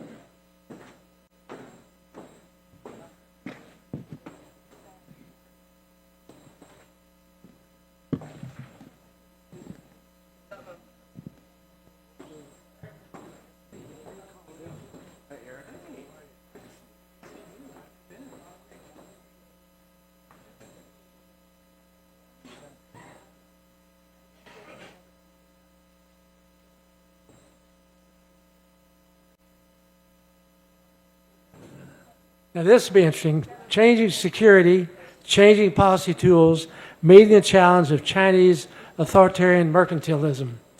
And we have two of our distinguished panelists who will lead this discussion. Mr. Ara, we couldn't make connection, but they are extremely well versed on the subject. So, gentlemen, proceed ahead. Carl, will you make some initial remarks, and then Eric can. We're going to have a brief remarks and then a Q&A time with you.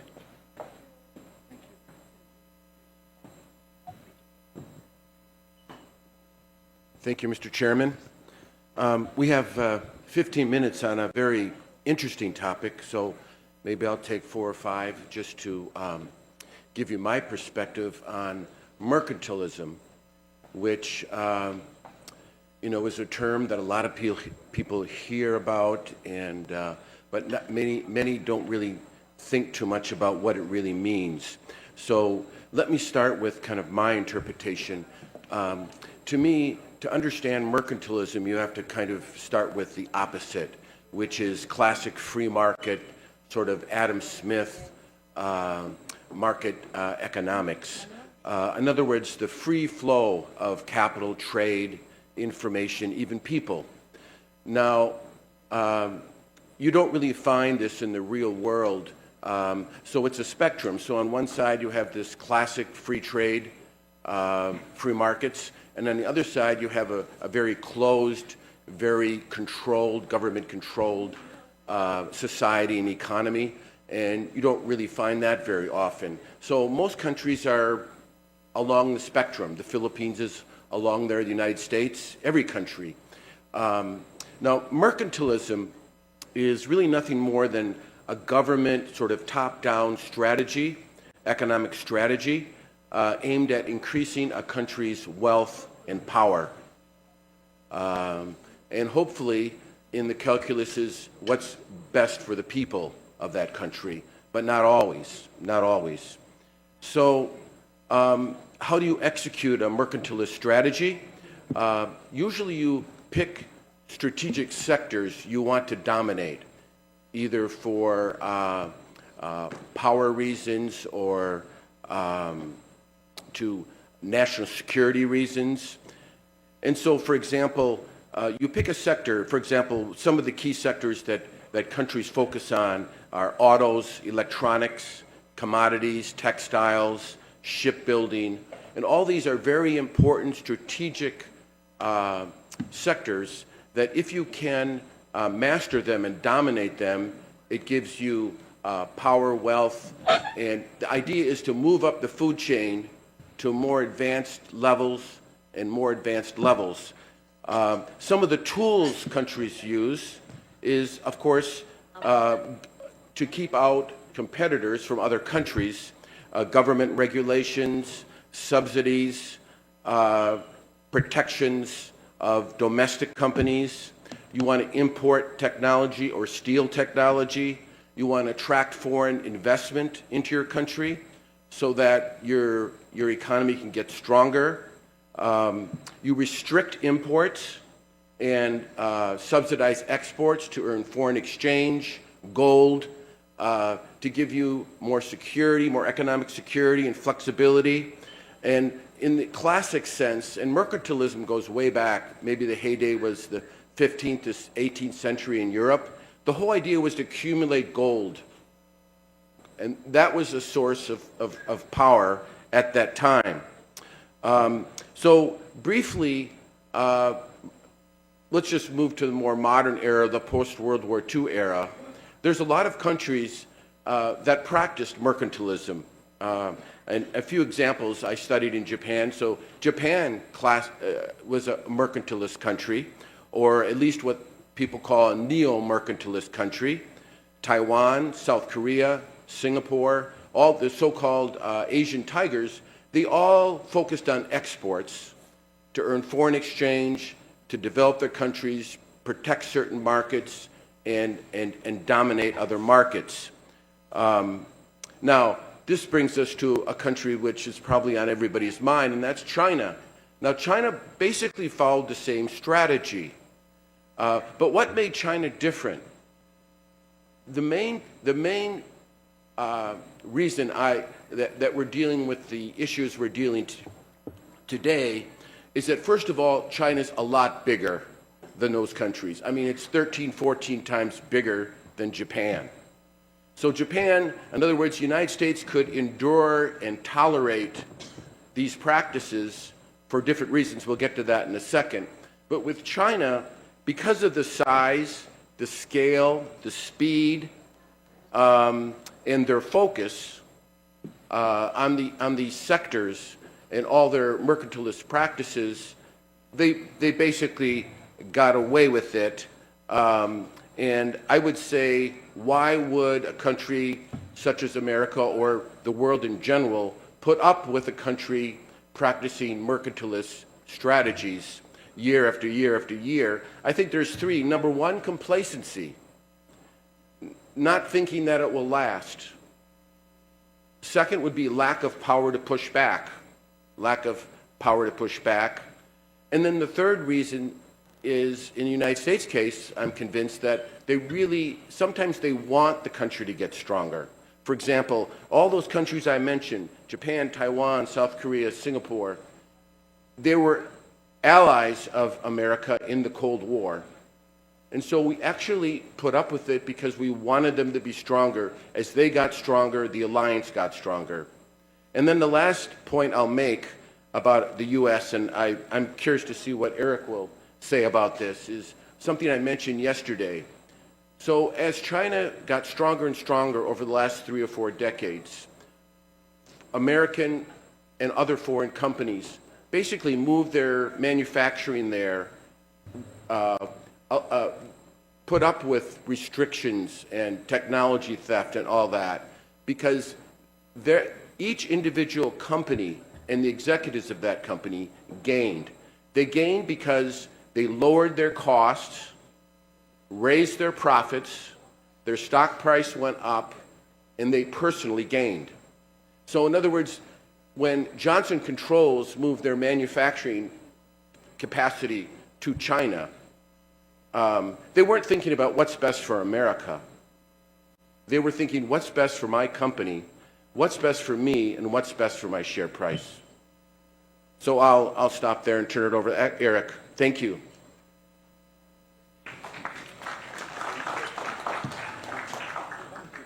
Hey, folks, I don't have a lot to add. That was really good.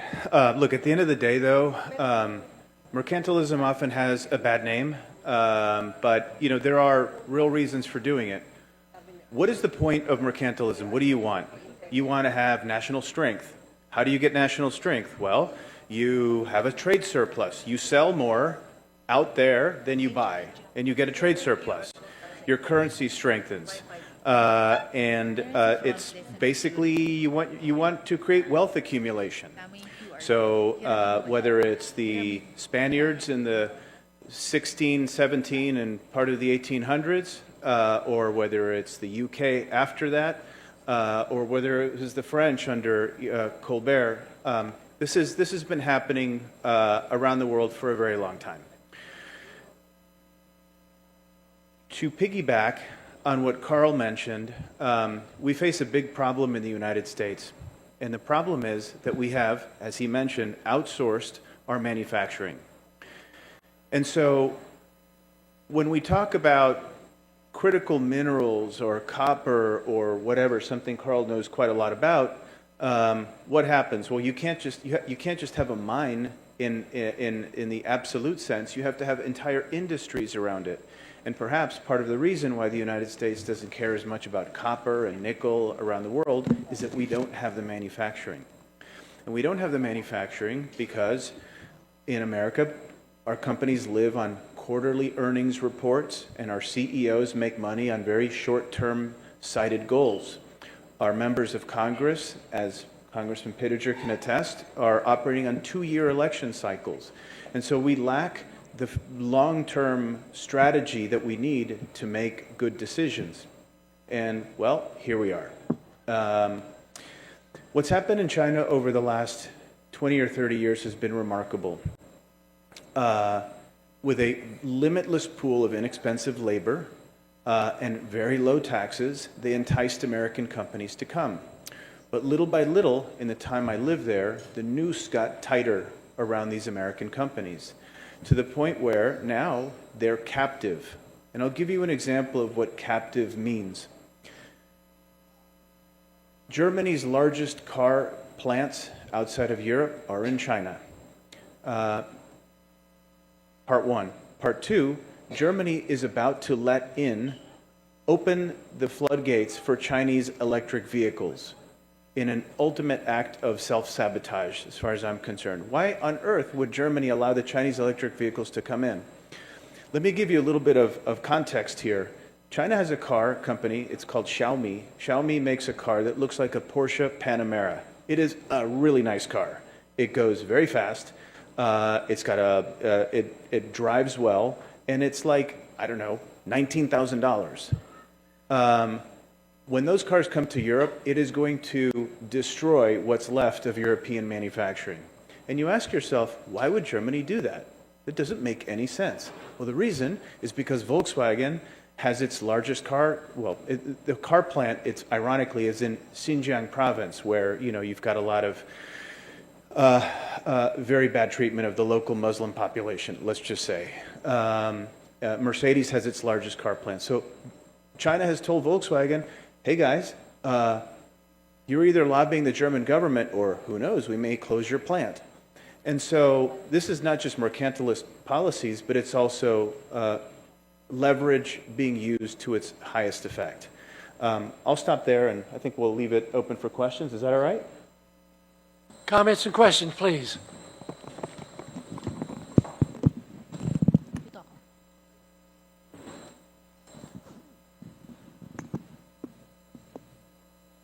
There's a lot out there.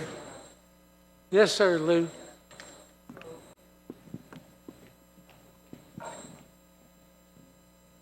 So as the Soviets would say, given the objective conditions, what is the right strategy going forward? And then I'll go for what's the right strategy going forward? For the United States? Yes. Well, you got to turn your mic on. Oh. Well, I think it's interesting. I mean, when you look at, I'll put it in the context of the new Trump administration, what he's doing, what he's attempting to do. There will be some that would say he's becoming more mercantilistic in terms of the administration and the policies. Some might call it protectionist. Some might call it, I would think, another group might call it rebalancing. In other words, I think it is basically pushing back. So it's a natural, I think, impulse for a country that over the last 3 or 4 decades has been very complacent and feels that it's been taken advantage of. And I think if you look at the electorate and the way they've been voting and what issues are primary on voters' mind, I think the Trump administration reflects it to some degree. So I think in general it's a pushback. Now, the point I would make is we have to see how things evolve, because there's tactics, there's strategy, and then there's reacting to the market. I think one issue that I've noticed, I don't know if Eric sees this, is that if you have a strategy, you have to execute it, and you have to stick with it, you have to be disciplined, and you have to deal with the side effects, the pain of it. And one thing I've noticed with President Trump in the first administration is certain factors might impact him. For example, the stock market. So there could be what I mentioned about stocks could go the other way. In other words, rebalancing and addressing some of these issues may cause the stock market to pull back. If it pulls back 10, 20%, but if the strategy is in the interest of America, the question will be, will the administration stick with the strategy and the policies? I don't speak for the administration. What I can do, though, is I can highlight a few things that I think are going to happen, and are happening. As we speak, in every corporate boardroom in the United States, people are saying, hey, are we manufacturing too much in China? Should we rebalance? Should we move to Mexico? Should we move to Vietnam? Should we move to the Philippines? This is a golden opportunity for the Philippines to take advantage of this decoupling that has been taking place and will only get even crazier over the coming years. This would be a great place for U.S. manufacturing to be. So decoupling is happening, and it will continue to happen. Not only because of geopolitical tensions, but also because it's expensive to do stuff in China. The cost of labor has gone up significantly, but the geopolitical risks are very important. What is going to happen is American foreign direct investment which, by the way, turned negative in China last year, is only going to flood out and it's going to move elsewhere. To India, to the Philippines, to Mexico, etc. I suspect that the dollar, sorry, let me back up before I go there. I suspect that what's going to happen is that the United States is going to go back to being a net energy exporter and to go back to fossil fuels and natural gas. The cost of energy in the United States will go down. And hopefully, if we're able to extend our energy tentacles to Mexico, the Mexican, northern Mexico and those industries there are going to flourish. I suspect that the dollar we may have a weakening or weak-ish dollar policy. And I also think that we're going to play a game of chicken over tariffs. Seemingly with everybody. I'm not sure with one day Canada, one day Mexico, one day Colombia, certainly, but China is the biggest of all. And by applying tariffs in China, I think we may see inflation in the US. It's going to be more expensive to buy toys and plastic patio furniture, but I think Americans understand that and will probably live with it. You had a question? Yes, sir. Oh, yeah, I'll write to you. Hi, Eric. Hi, Eric. Dave McMurtry. Nice to see you again. I really enjoyed your presentation. I have a question effectively it's a nuanced question with ethics and the role of government in mercantilism. I was in China recently and someone described to me that they see the role of government different than in the West, meaning that in the West we see the role of government is to tax and provide services, which of course raises the cost of our products. In China, they see the role of government is to pick winners, fund them, eliminate the competition, and then subsidize business so that the cost of those products are lower. And so there's a question ultimately is our role or style of government, is it outdated for a world that does so much international competition? Thank you. Really good question. One of the things I marveled at when I lived in China is that they could build 2 or 3 or 4 ring roads around a city in the same time that it took an overpass to get done in Burlingame, California. And sometimes I wondered, gosh, is our system too messy? I'm going to look at it a different way. In terms of broad governance, I think you have 2 irreconcilable forms of governance. Our system believes in free markets and democracy and individual agency. The Chinese system relies on authoritarianism, state-driven capital, controls, and surveillance. These 2 systems can't work well with each other, and one is vying to be top dog always, hence the friction. And I think that friction is going to lead to something, it could lead to something more significant. But the jury's out. It's unclear whether or not a state picking a winner or loser is going to work out well. Note that there are many state-owned enterprises in China that are riddled with enormous debt. You've had, I think, the world's 2nd or 3rd largest bankruptcies. Country Garden, and a lot of the real estate firms, and the Chinese state itself, not just the government, but provinces and corporations, are riddled with an overwhelming amount of debt. So maybe picking winners and losers is not always the most efficient. And because in our society, we have a stake in the system, whether it's through stocks, 401ks, but we are incented by profit motives. When you're not, I'm not sure that's going to play out. Didn't work out well in the Soviet Union or Cuba or Venezuela, so we'll see. The jury's out. Thank you. We're going to go to our next panel. We'll have more time after this next panel, okay? I promise. I'll call on different people. So now we have our panel. Thank you. On the geopolitical impact of digital currencies. We had some discussion of that yesterday. We'll continue today with Eric Bethel. Eric, continue on. I'm Yes, still here? You're on. Wow, you guys are stuck with me, guys. I don't know. That could be good or bad. I don't know. You're on. Proceed. All right.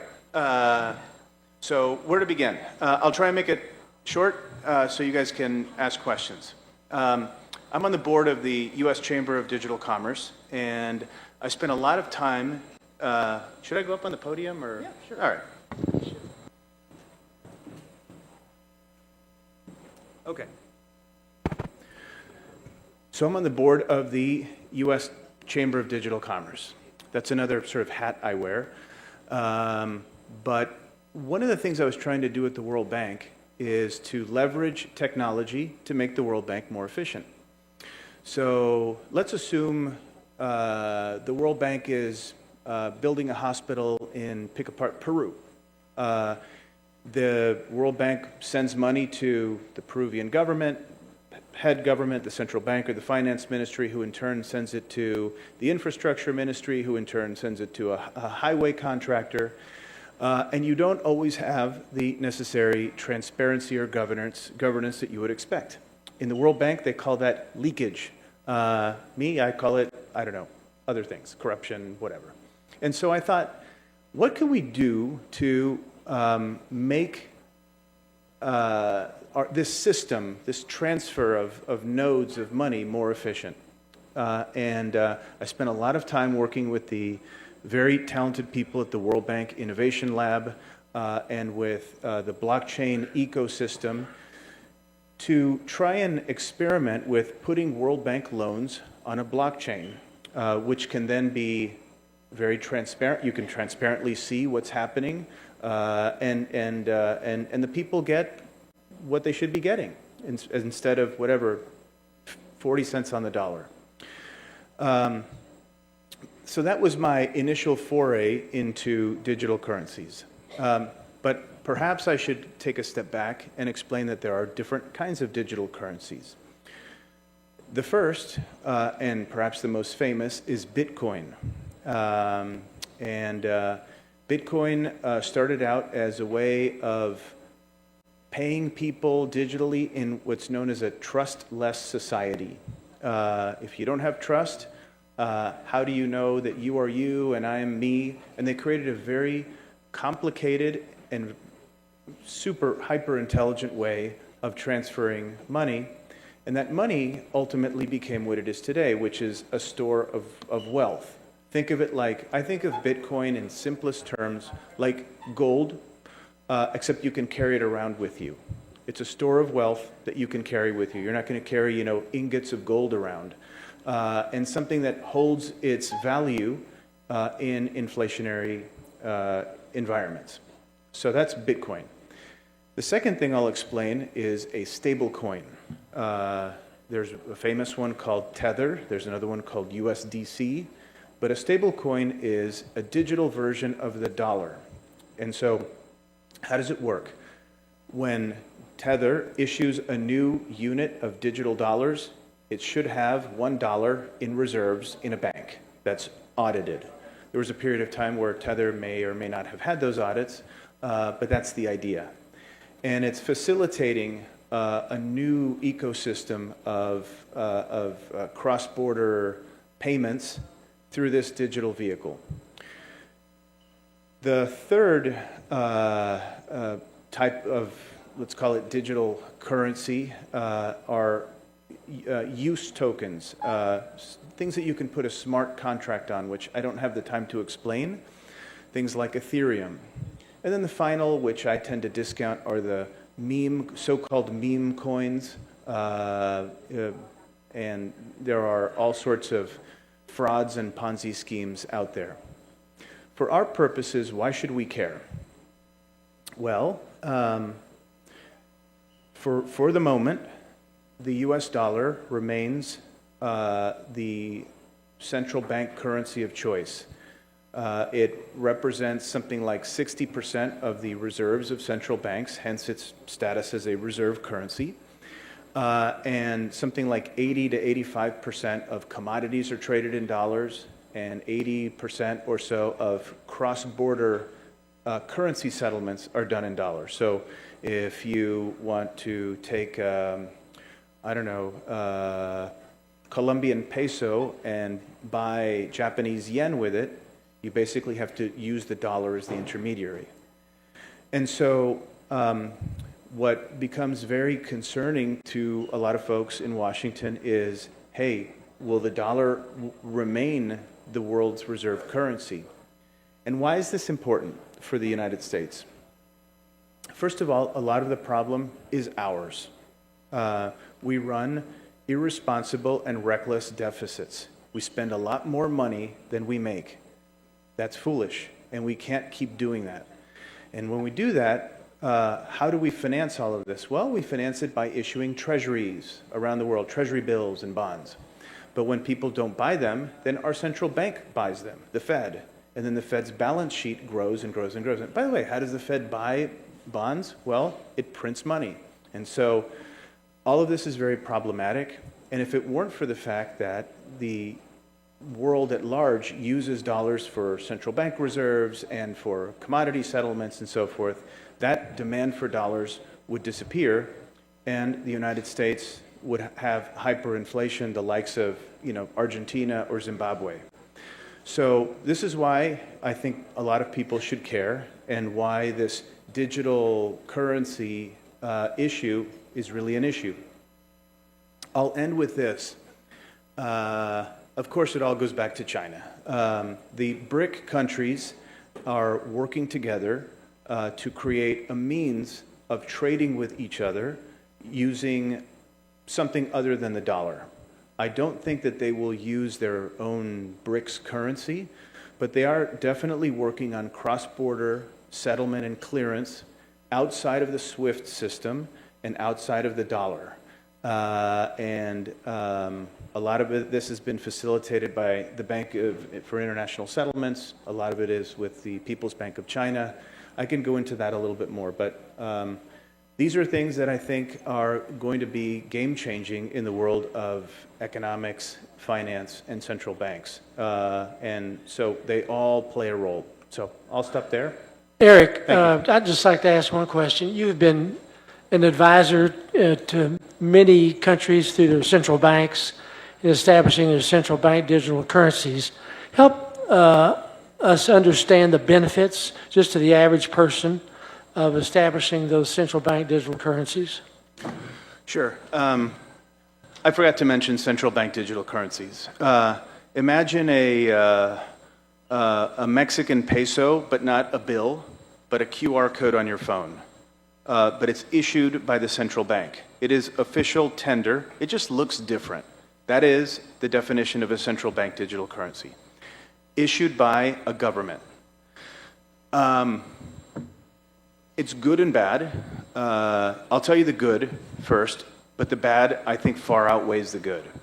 The good is, hey, people are walking down the street and women in the marketplaces don't get robbed. Because normally, instead of having to carry bags of, sacks of money around, it's just a phone and a QR code, and you can be safe carrying that around.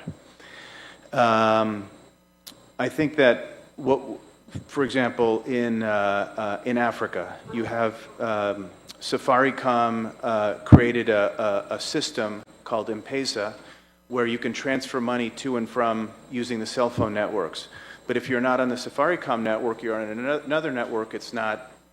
It doesn't. They can't talk to each other, and a central bank digital currency can help facilitate that.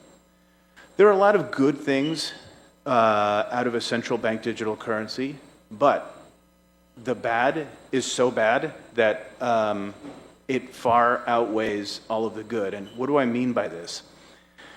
If a government is issuing a currency, it can then control you. And so imagine a situation where, let's just assume in the United States, we had a digital currency. Let's call it Fed coin, whatever. What if you had a bunch of Fed coins in your wallet, but the government decided, for your own good, maybe you were eating too many steaks and you needed to eat more vegetables. Well, your digital currency, can only be used for buying steak, 3 days a week. Or maybe you drive an SUV and that's bad for climate change. So you can only fill up your SUV in, certain times. Or what if you're purchasing a gun? Or what if you're purchasing a Bible? Or whatever, right? There's a very big, grave concern over the government's ability to impose on your privacy. In the U.S., there's the Fourth Amendment, which prohibits the government from illegal search and seizure, and that could include your own assets. So I think there's a lot of good for central banks to issue their own currencies, but the bad of surveillance and totalitarianism far outweighs that. Thank you. Yes, ma'am, did you have a comment you'd like to make? Can we bring a microphone up here to the front? Right here, in front of you. There you go, thank you. Thank you. Thank you very much for your presentation on these digital currencies. However, I find a challenge with it. You have said that it's actually safer for people to transact on their phones, for instance, as compared to moving with the physical cash. Yes, but it's also not safe.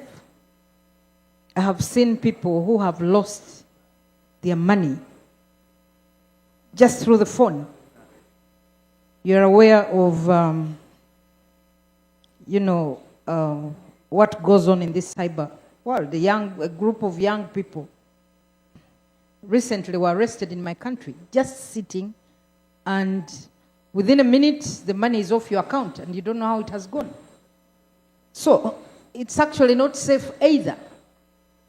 So I don't think the level of fraud in this digital era can be equated to fraud when we have the physical cash. That's a very good point. So this is what I want to bring, because even those women that sell small things by the market, we have even seen women actually being, killed. You are told to give your PIN, and within a minute, the money is gone. There is no protection as compared to somebody who has money in the bank. There is some layer of protection in that you should have, for example, an ATM card, which you may not move with at that point. So I think while it is good, I think it's not safe either. I agree. So I just wanted to make that You make a very good point. observation. Thank you very much. And they can steal your phone. Yeah, there's somebody in the back. Yes, in the back, we have a question.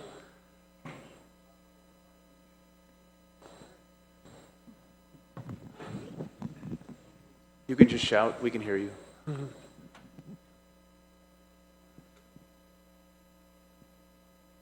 We have a very diligent team here. Sorry, I don't want to shout. I might croak. Anyway, two things. Timur, you were raising observations regarding the risk of basically de-dollarization, right? And the use of regional currency settlements, etc.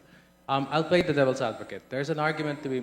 Some people have argued that to some extent it is warranted because of the increase in money supply that has happened in the last decade, especially since COVID, with the increase of M1, M2, M3 money supply because of quantitative easing and the different COVID era. And to some extent, some people have said that the current inflationary spiral we have globally is partly because of that money supply intake by the West and other countries. So maybe That's right. It might be a good idea to have something like, for example, even Bitcoin, which has a more or less limited quantity that has to be mined before the increase of money supply will go. That's right. The counter-argument, of course, is the 1907 crash was because of the limit of money supply because of the gold standard. So what is the optimal solution? That's the first one.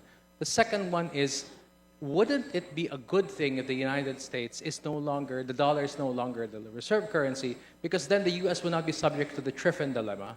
And then you would be able to control the price of your own dollar in the market, and you can actually price down the dollar to increase the competitiveness of your exports, right? You could make wires cheaper. So two things. Number one, isn't it a good thing? And second, maybe there are reasons why the dollar is no longer really the preferred reserve currency. Thank you. There are a number of economists. I'll answer your second part of your question first. I think there are a number of economists that would argue that same thing.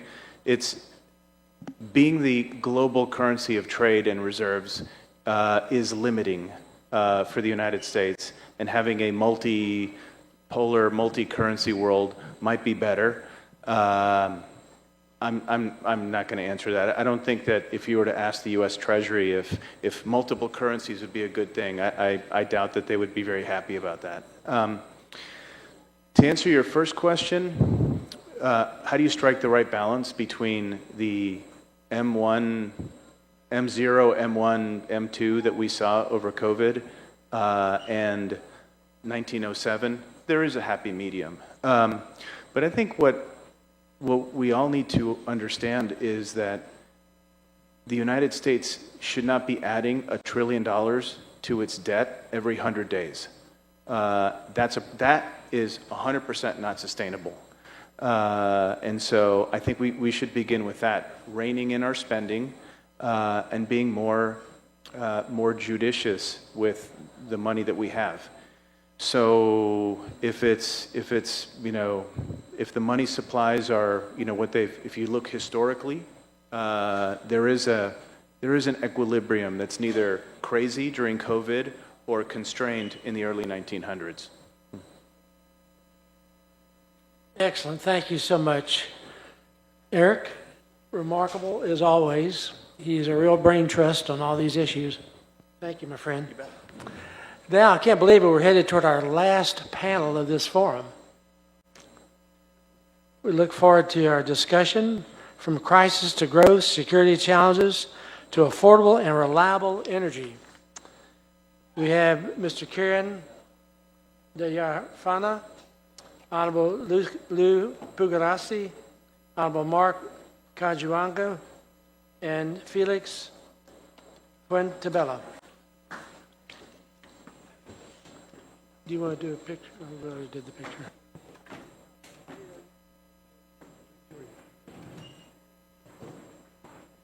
Where do you want? Wherever you land, we'll choose. Just the two.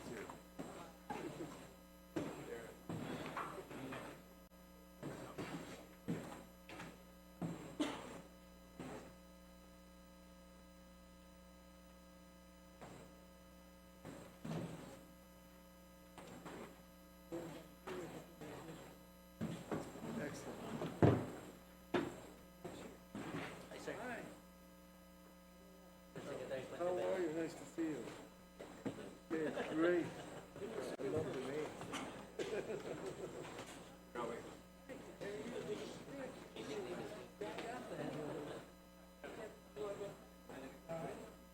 name. Ladies and gentlemen, we will now have Dr. Kevin Dayarana. I'm sorry.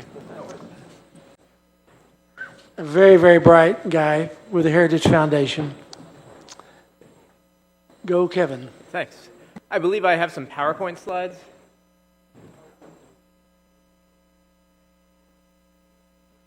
Oh, perfect. Thank you. Awesome. Okay. So let's get started. So, thank you, Mr. Speaker, Congressman Pittenger, distinguished guests. Thank you for being here today and for having me. My name is Kevin Dyaratna. I'm the Acting Director, Chief Statistician, and Senior Research Fellow at the Heritage Foundation in Washington, D.C. And I'm going to talk about energy, human flourishing, and associated security implications. So, firstly, let me start with the concept of energy in and of itself. Energy is literally the fundamental building block of society. From enabling you to turn on a light switch, from enabling you to start your cars, to enabling this very forum to operate, energy is literally the basis of anything and everything we do. And sadly, many people take it for granted. Next slide. So many people don't understand the complexity of energy. Next slide. Yeah, right there. Keep it there. So, obviously, when you turn on a light switch, you see the outcome. You see the light turn on, right? But what most people don't seem to realize and appreciate is the beauty regarding what goes on behind the scenes. It is a brilliant invention of mankind, the concept of energy. Next slide. So, a good question is, how has access to affordable and reliable energy transformed society? Next slide. So, we looked at this question in America. There are many things that many people take for granted, here in America as well as throughout the world. And on the x-axis, you have a bunch of plots here. These are also outlined in a paper that we have just distributed titled Powering Human Advancement, I should say, with my colleagues Diana Furchtgott-Roth, Miles Pollard, and Richard Stern. And in it, we look at many of the questions that I am about to discuss. Here are a bunch of plots. The x-axis is time in terms of year, and the y-axis is the percent of the society that has adopted the associated technology. And look at what you can see here. For example, there are many things that people take for granted, like the household refrigerator, the automobile, the vacuum cleaner, the washer, the dryer, the cellular phone. And they've become rapidly adapted by society. But there's a simple reason why. The country, particularly America as well as the rest of the world, much of the rest of the world, has had access to affordable and reliable energy. Next slide. So here are some charts about the evolution of energy consumption in America. The first chart is aggregate consumption. And you can see that in 1900, we had about 9.6 quadrillion BTUs of aggregate consumption. And in 2018, you can see how this proliferated over time. In 2018, this amounted to slightly under 95 quadrillion BTUs. On a per capita basis, there were about 128 million BTUs per capita consumed in 1900. And this more than doubled to 280 or so million BTUs per capita in 2018. Next slide. Now you can see a similar behavior, I should say, globally. In 1900, there were 45 quadrillion BTUs consumed in the aggregate worldwide, and over 600 by 2018. And you can see a similar uptick in terms of consumption on a per capita basis. So now, along with the proliferation of the consumption of energy in America as well as globally, what has also evolved over time? Next slide. Per capita GDP. Globally, in 1900, per capita GDP, and this is all normalized, was $2,200. In 2018, it steamrolled up to $15,000. In the United States, per capita GDP in 1900 was $8,000. And in 2018, it was over $55,000. Next slide. Labor productivity. The beauty about access to affordable and reliable energy is that it is possible for workers to output the same amount of resources or produce, I should say, the same amount of output with involving less labor and capital. So as a result here, you could see, for example, in 1950, output was $20 per hour worked, and in 2018, that steamrolled up to $73 per hour worked. Life expectancy, next chart. In 1900, life expectancy was a mere 32 years of age globally. It skyrocketed over the 20th century to 71 years, well into the 21st century in 2018. In America, you see a similar story. In 1900, it was a mere 49 years. Right now, it is slightly under 80 years of age. Next slide. Child mortality. That's plummeted. Sadly, in 1950, globally, child mortality was over a quarter, or slightly under a quarter, I should say. In 2021, it was slightly under 4%. In 1950, in the United States, it was around 3.7%. And in 2021, it was fortunately less than 1%. Next slide.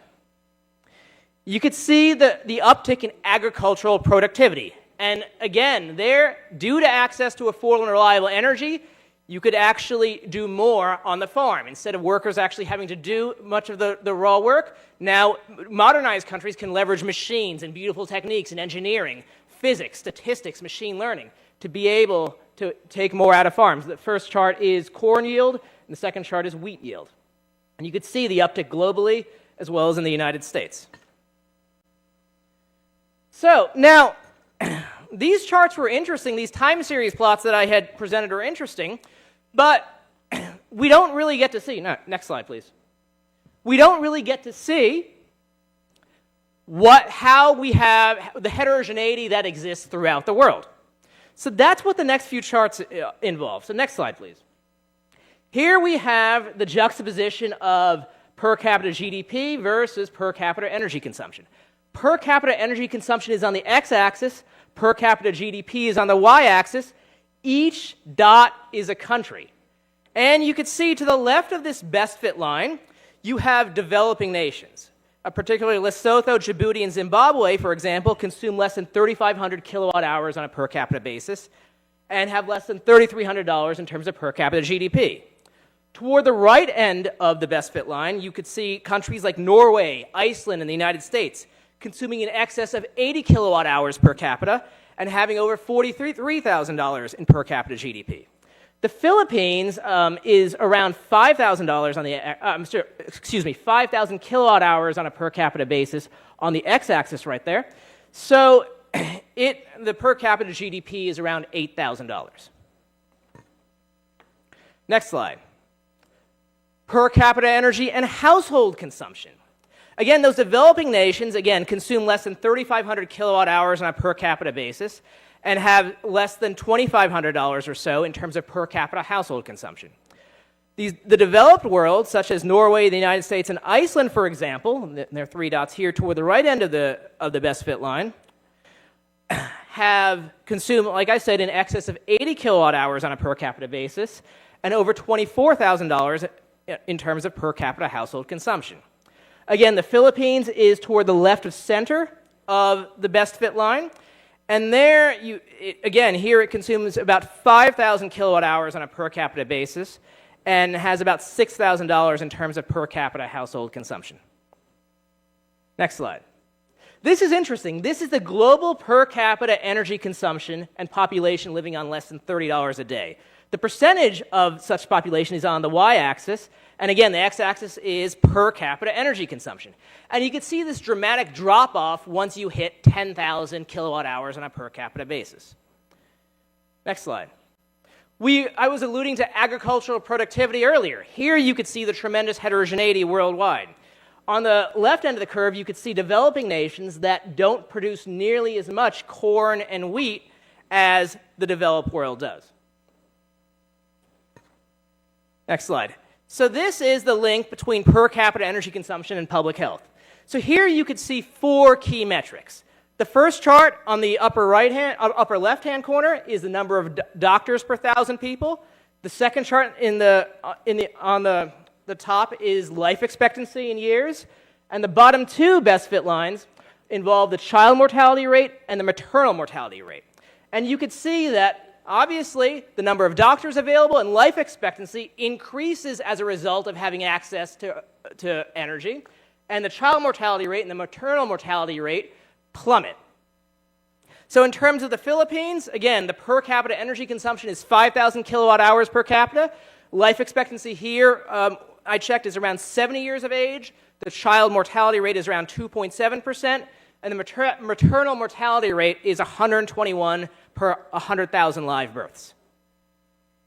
Next slide. This is one of my favorites. This is the link between per capita energy consumption and public health related variables regarding environmental metrics, namely the deaths due to dirty air and deaths due to dirty water. Now, there isn't anybody on either side of the aisle that doesn't want clean air and doesn't want clean water. But what you could see here is that the developing nations do much more poorly on these metrics than the developed world. For example, Somalia and Madagascar have consumed less than 600 kilowatt hours on a per capita basis. They have 16% of deaths attributable to air pollution and more than 78 per 100,000 deaths due to dirty water. Finland, Sweden, and Iceland, on the other hand, consume in excess of 60,000 kilowatt hours on a per capita basis and have less than 1% deaths due to air pollution and less than 0.01 deaths per 100,000 due to dirty water. Next slide. So what does this tell us? access to affordable and reliable energy is fundamentally linked to human flourishing. Next slide. So we looked at this question regarding the United States. In America, can we do even better, especially with Donald Trump now taking his second term in office? Next slide. So North America is vastly abundant in oil and gas. Lou was alluding to this earlier. The Institute for Energy Research publishes every few years its North American energy inventory. And they publish the technically recoverable as well as overall amounts of oil, gas, and coal available in North America, in Mexico, the United States, and Canada. And as you can see here, the United States has over 1.6 trillion barrels of oil and over 4 quadrillion cubic feet of technically recoverable natural gas. Next slide. So the question is, can we model the economic impact of actually leveraging these resources? This was manifested in President Trump's Unleashing American Energy Executive Order. Next slide. So at the Heritage Foundation Center for Data Analysis, we have the Heritage Energy Model, which is a clone of our Department of Energy's National Energy Modeling System, enabling us to forecast the economic impact of various energy policies. So what we did was we juxtaposed their high oil and gas case, which involves 50% higher supply of oil and gas than their business as usual reference case, and compared the economic impact. Next slide. So, from an employment perspective, like I said, energy is the fundamental building block of society. By injecting more, no pun intended, more supply of oil and gas into the market, as a result, the cost of hiring becomes cheaper. You have over a 25-year time horizon, you have, on average, 5 million jobs created compared to the business as usual case. Next slide. In terms of personal income, everybody prospers. On average, you have an on-average increase of $10,000 of increased income for a family of 4, amounting to $25 trillion of increase in GDP over a 25-year time horizon. Next slide. Now, some may contend that, okay, even if you can extract these resources, they will exacerbate climate change. Well, this is actually a very good question to quantify. Next slide. So at the Heritage Foundation Center for Data Analysis, we also have another model, the model for the assessment of greenhouse gas-induced climate change, MAGIC with 2 C's. It is an intergovernmental panel on climate change model. We assume commonly accepted projections regarding carbon dioxide emissions and greenhouse gas emissions going forward, and we varied climate sensitivity in ranges in which the IPCC deems to be most likely. Climate sensitivity, in a nutshell, is the Earth's sensitivity in response to CO2 emissions. Most would agree that the planet will warm with respect to CO2 emissions. The real question is, to what degree? No pun intended. So the IPCC's assumptions are that after equilibrium is achieved, Earth will warm between 2 and 5 degrees Celsius in response to a doubling of CO2 emissions. So we chose those assumptions in this model, and we increased emissions starting in 2020 in accordance with our Heritage Energy Model simulation. Here are our results. Next slide. So we have temperature trajectories, increases, I should say, up through 2100. We have a variety of pairs of curves. They're also in our paper. The gray curves are the business as usual trajectory, the trajectory we are currently on. The blue curves are what will happen under this hypothetical scenario of increasing the supply and use of oil and gas. And you can see that these curves are barely distinguishable. Under worst-case scenarios in 2100, under a 5-degree climate sensitivity, there is a slight temperature increase as a result of extracting this supply, 0.03 degrees Celsius. It's barely measurable on a thermometer. Next slide. Now, what is the energy mix here in the Philippines? This is a great question. Next slide. This is from countries need affordable and reliable energy. It is essential that they have it. And a country needs to be energy independent of rogue nations to secure its people. This was a problem, for example, in Europe with what was going on between Russia and Ukraine, and certain countries had dependence on Russian natural gas. Next slide. So the policy implications. We recommend avoiding carbon-based regulation. At the Heritage Foundation Center for Data Analysis, we also estimated the policy, the outcomes of net zero, for example. If the United States were to completely abate CO2 emissions, there'd be less than 0.23 degrees Celsius temperature mitigation by 2100. If the European Union were to completely abate CO2 emissions, there would be less than 0.13 degrees Celsius temperature mitigation by 2100, even assuming worst-case scenarios by the IPCC. The Philippines would be far less, about less than 0.01 degrees Celsius temperature mitigation. We strongly encourage utilizing resources to extract all forms of energy and utilize all forms of energy. It's just tantamount, for example, to having a variety of investments. You want to diversify as much as possible. There is nothing wrong, I will emphasize, with renewable sources of energy as long as everything is competing on a level playing field and there is no source of energy, renewable or not, that is propped up by government subsidies and tax credits. There are opportunities now within the Trump administration because the Trump administration, like I said, has issued its Unleashing American Energy Executive Order, extracting these resources at home. There'll be opportunities for exportation. And again, we strongly encourage avoiding dependence on potential rogue nations because of the consequences I was describing earlier. And again, I will emphasize, affordable and reliable energy are inextricably linked to human flourishing. Next slide. Thank you. Happy to take any questions at the end. Thank you, Kevin. Now, Lou Prograssi, yes, thank you very much. That was outstanding. You know why? Lou Pugliese, President, Energy Policy Research Foundation. We're very much focused on energy policy. We testified before Congress a lot, and I have a few things that are similar to Kevin's, but I think I can skip over those. So let's go to the first slide. Okay. One of the issues we have is how to visualize data to policymakers. We spend a lot of time on this because these issues are very complex.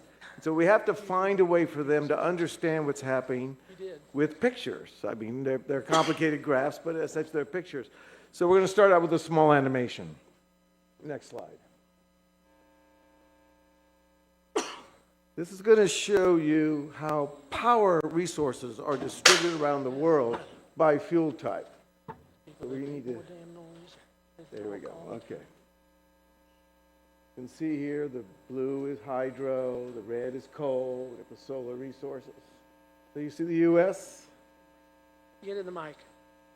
Speak in the mic. Oh, yeah. Okay, now we're moving to Europe. Notice the lack of power in Africa. I'm going to talk a little bit about that in a minute. Now we're moving to India. You see a lot of solar and a lot of coal. Now let's take a look at China. And you know, one of the things this helps with policymakers is they get a sense of the scale problem. They generally have no sense of and now we're moving to South Asia. And this can be seen on YouTube as well with music, if you like. Okay, thank you. Next slide. Yeah. Okay, so this is a map of Africa. And one of the interesting things about Africa, when you saw that picture, is that in Africa today, if you look at these, the different shades of the color on there, if the lighter the shade, the less power. Now, there are 600 million people on the African continent who have no access to reliable power, virtually no access to power. This is quite interesting. In New York City, where there are 8 million people, they generate more power in a year than 600 million people in Africa have access to in a year. New York does not have lots of electricity because it's rich. It has a lot of electricity. They are rich because they have a lot of electricity. And so if you care about the developing world, if you care about lifting the human condition, much as what Kevin showed you, you need more power. You need more energy. Next slide. Okay, so this is I think won't spend much time on this, but this is a slide that looks at the relationship from something called the Human Development Index and the amount of energy. And what we did is then we pieced it out into gallons of oil equivalent. And you can see that the poorest countries have like a half a gallon per oil equivalent per day, and the most wealthy countries have 3.5 gallons. So having access to this energy, using this energy, is very important to lift the human condition. Next slide. This shows you that what has been happening around the world, and you can see the massive increase in CO2 emissions out of China, India, rest of Asia, and United States has been relatively stable, yet we've had enormous economic growth, and we're going to get to that in a second. Next slide. Okay. You know, there's a lot of talk about extreme weather events. I grew up in California. We've had fires and floods there for a long time. There's absolutely no evidence that there may be problems with rising temperatures from climate. We're not going to have that debate today, but in terms of extreme weather events, we've had them in California for hundreds of years. We just have a lot of people moving into the way of these events, and we have very, very poor management of our water systems and our fire systems and our land. This is a question, this is really not a function of climate. And we have a lot of policymakers who use climate as a get-out-of-jail-free card. If you are an executive running the state of California, you are responsible for having competent policies to manage fire risk, to manage flood risk. That's a longer conversation. Maybe we can have that later. Next slide. Okay. One of the interesting things is that the pace of sort of reshoring of manufacturing facilities, electric vehicles, data centers has spiked spiked power demand in the U.S. And you can see from this chart, this is JP Morgan data, but you can see in this chart from about going back to 1990s, it grew a bit, but we have this spike now. We have this big spike in power, and guess what? We do not have the capacity to make that with so-called intermittent power. We're going to need to deploy the vast gas resources that we have. Next slide. This shows the change in commercial electricity sale between 2013 and 2023. Look at Texas. Now, part of that is electrifying the Permian Basin, all the oil wells. If you haven't seen the TV series called Landman, I really recommend it to you. And then you can see Virginia. Now, why did Virginia get a big spike? Well, Virginia is where all the big fiber optic cables come together, where the latency is very short, and people want to build data centers in that area. Now, they've become, the pressure for building new data centers are so big now, the big developers have decided they are not going to hook up to the U.S. grid. They're going to put these independently. They're going to get close to the gas supplies, Texas, Louisiana, wherever they can find them. And they're going to, Exxon, for example, Exxon Power. Exxon Power can build a 1 megawatt facility. They can do it at 99.99% availability, and you don't have to hook up to the grid. And there's plenty of gas in Texas. Next slide. The other question is that we're going to go into the modern era, and we are going to use this data. We are going to need lots of power. If you look at this figure here, you can see that data centers alone, worldwide data centers alone, with some crypto and transmission networks, they are now equivalent to the 6th largest country in the world in terms of power demand. Power demand is, if we are going to progress, we're going to need to build a lot of power. And by the way, this is the problem in Africa. International financial institutions have voted against and prohibited fossil fuel development in Africa. This is actually a human tragedy, because you cannot industrialize without dense, large volumes of dense energy. And wind and solar does not generate that kind of power. Next slide. It's important to look at Well, we've spent about, in the last 20 years, corporate money, government money has spent about $9 trillion to deploy renewable power. Yet, take wind and solar, it's less than 7%, closer to 4 or 5%. It's a colossal amount of money at a very low yield. And you can see here, so if you look here, this is a forecast from the IEA from 2001 to 2004. You look at that distance there, which is a 25% increase in the forecast for 2050. And you see that small green bar? That's the entire amount of power that was generated from wind and solar. We have a lot of capacity, but capacity doesn't count unless you're using it. Next slide. Okay, let's start the animation on this. This is a great story from California. This shows you over time what happens to something called the duck curve as you continue to deploy vast amounts of intermittent power. And so you can sort of force the system, right? You can force the system, but you see what's going on here. And if you look at California and Florida, which had roughly the same price of electricity 20 years ago, today the price of electricity in Florida is about 14 cents a kilowatt hour. It's 35 cents in California. Managing intermittent power is very expensive. Next slide.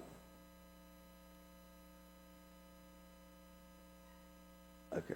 So I think Kevin sort of alluded to this, but what this shows is what would happen if the entire OECD went to net zero by 2050. By the way, that's an impossible task. It's totally unrealistic. It's not going to happen. But we ran the models on what it would be. And what's interesting is that even if the entire OECD went to net zero by 2050, total emissions in 2050 would be probably just a little bit less than where they are today. So just from a policy point of view, you have to ask yourself, okay, we're going to put a ton of money, we're going to cripple our economies, we're going to have low economic growth and wealth creation. Is it worth it? Next slide.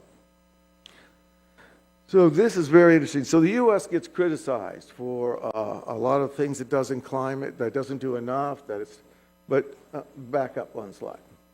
As you can see here, this shows you the change in net capacity over, I guess it's maybe the last 10 years.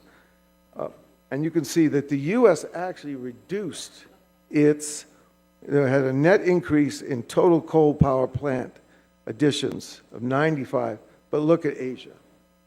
It makes sense. Asia needs a lot of power, it needs reliable power, it needs on-demand power, and it chooses coal. We have a very large project with our Japanese colleagues to sort of proliferate LNG throughout the South Asia. It still is it's coming along, but it's a long process. Next slide. This shows the average change in annual CO2 emissions in the G20. Note, U.S. is the most successful in reducing its emissions. It's not because of wind and solar. It's just because we deployed lots of cheap gas for lots of coal. Next slide. We have massive reserves of gas. Anybody who's interested in buying LNG or thinking about long-term gas plays in the U.S., there's no shortage of gas. In fact, we have so much associated gas in Texas, Louisiana. And associated gas is gas that comes up the wellbore when you produce oil. You're not looking for the gas, it just comes up with it. I saw a major CEO of a major oil company in the Permian Basin told me that gas has to go to negative $25 on MMBTU before he will slow down his oil production. So we're looking for uses for that gas, and I think we're going to find them. Next slide. Production growth, you can see the production growth in the U.S. It's been enormous, and it's a terrific strategic advantage. Next slide.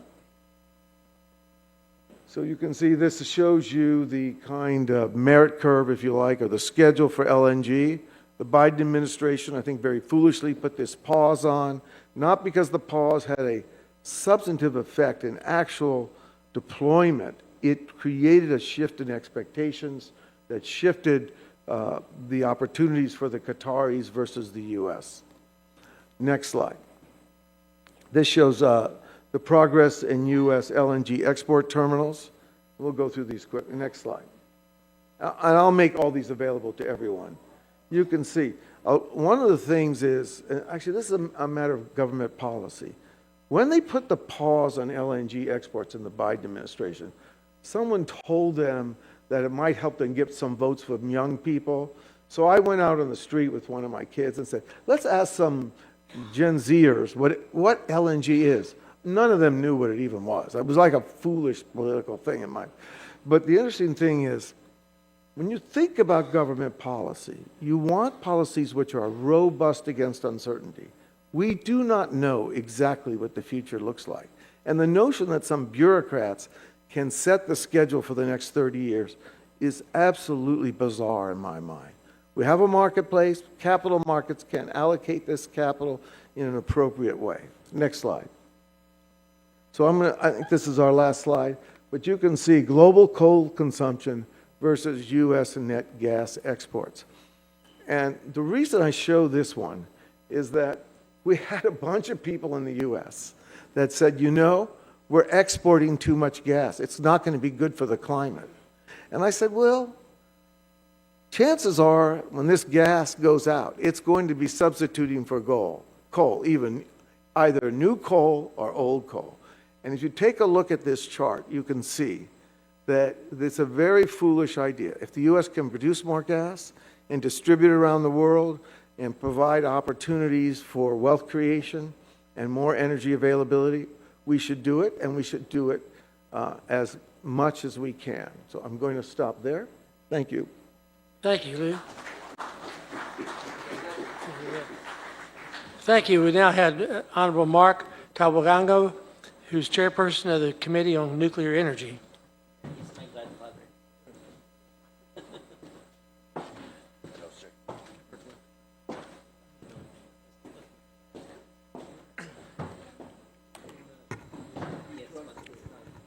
Can you put the slide of the 12-dash line, please?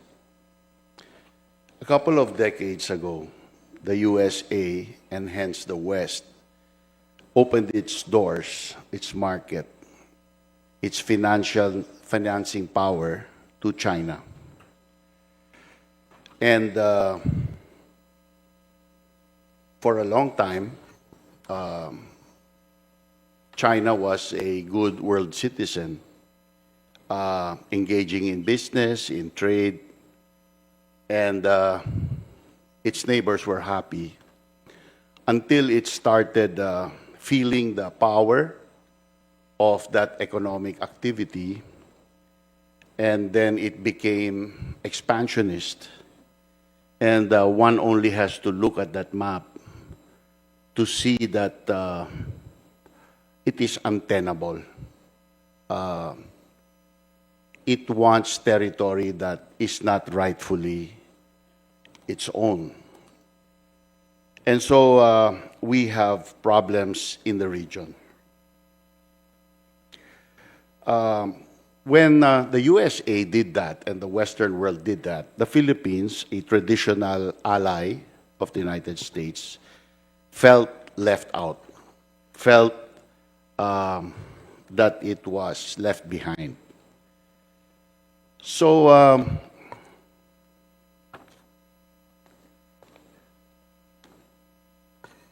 I want to give you a snapshot of the Philippine electric generating capacity as it is today. The total installed capacity of all technologies in the Philippines today is around 22,000 megawatts. Approximately 65% of that is coal, mostly imported because we don't have indigenous coal, or we have very little of it. Approximately 20% of that is gas, Malampaya gas, but Malampaya gas is running out. So soon, it will be imported LNG. So in total, around 85% of our electricity comes from fossil fuels. That's around 18,700 megawatts of fossil fuels today. I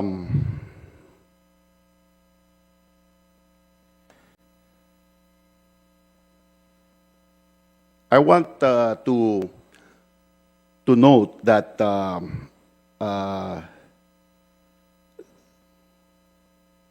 this amount of fossil fuels, 18,700 megawatts, has a dollar value of around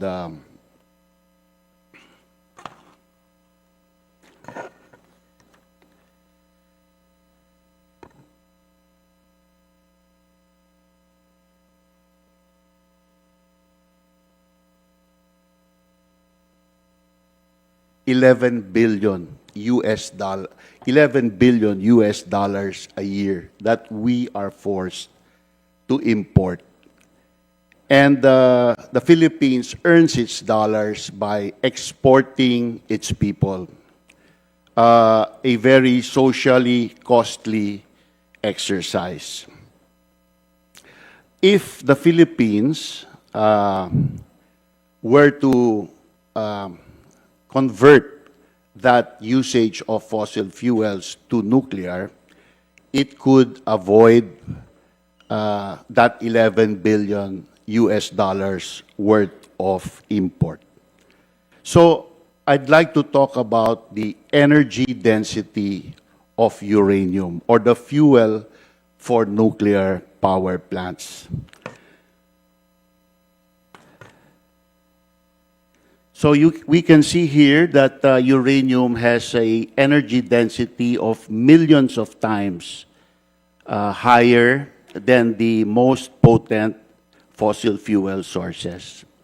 It means that the eraser on a Mongol pencil would be equivalent to about a ton of coal.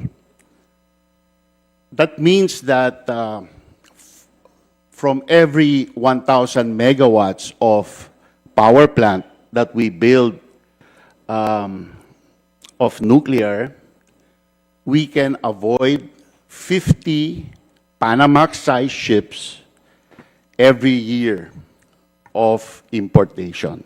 50 Panamax-sized ships of 50,000 tons each. And replace it with a single jeepney load of nuclear fuel. So the Panamax-sized ships in 1,000 megawatts, worth about 700 million US dollars, replaced with a single jeepney of nuclear fuel worth about 20 to 30 million US dollars. So you can see where I'm going with this. Not only is the foreign exchange burden on the Philippines removed when we go to nuclear power, but even the national security aspect of it needs to be looked at. You are removing 50 ships per 1,000 megawatts of burden for defense by the Philippine Navy and other allied navies. So, NEDA, the National Economic Development Authority, says that we need to double our capacity, our total capacity, by 2040. And Executive Order number 164 of the previous administration, the Duterte administration, says that we need to triple our total energy by 2040. Let's compare that with Vietnam, which is today at 68,000 megawatts. Vietnam has around 20 million less people than the Philippines. We were ahead of Vietnam before, and today they are at 68,000 megawatts, and we are at 22,000 megawatts. So let's say that what NEDA projects happens. How can we do that without increasing our foreign exchange burden? And how can we do that without increasing our responsibility to defend the sea lane so that we can assure a reliable electricity supply? It has been my advocacy. I have been advocating for 18 years now, nuclear power for the Philippines. And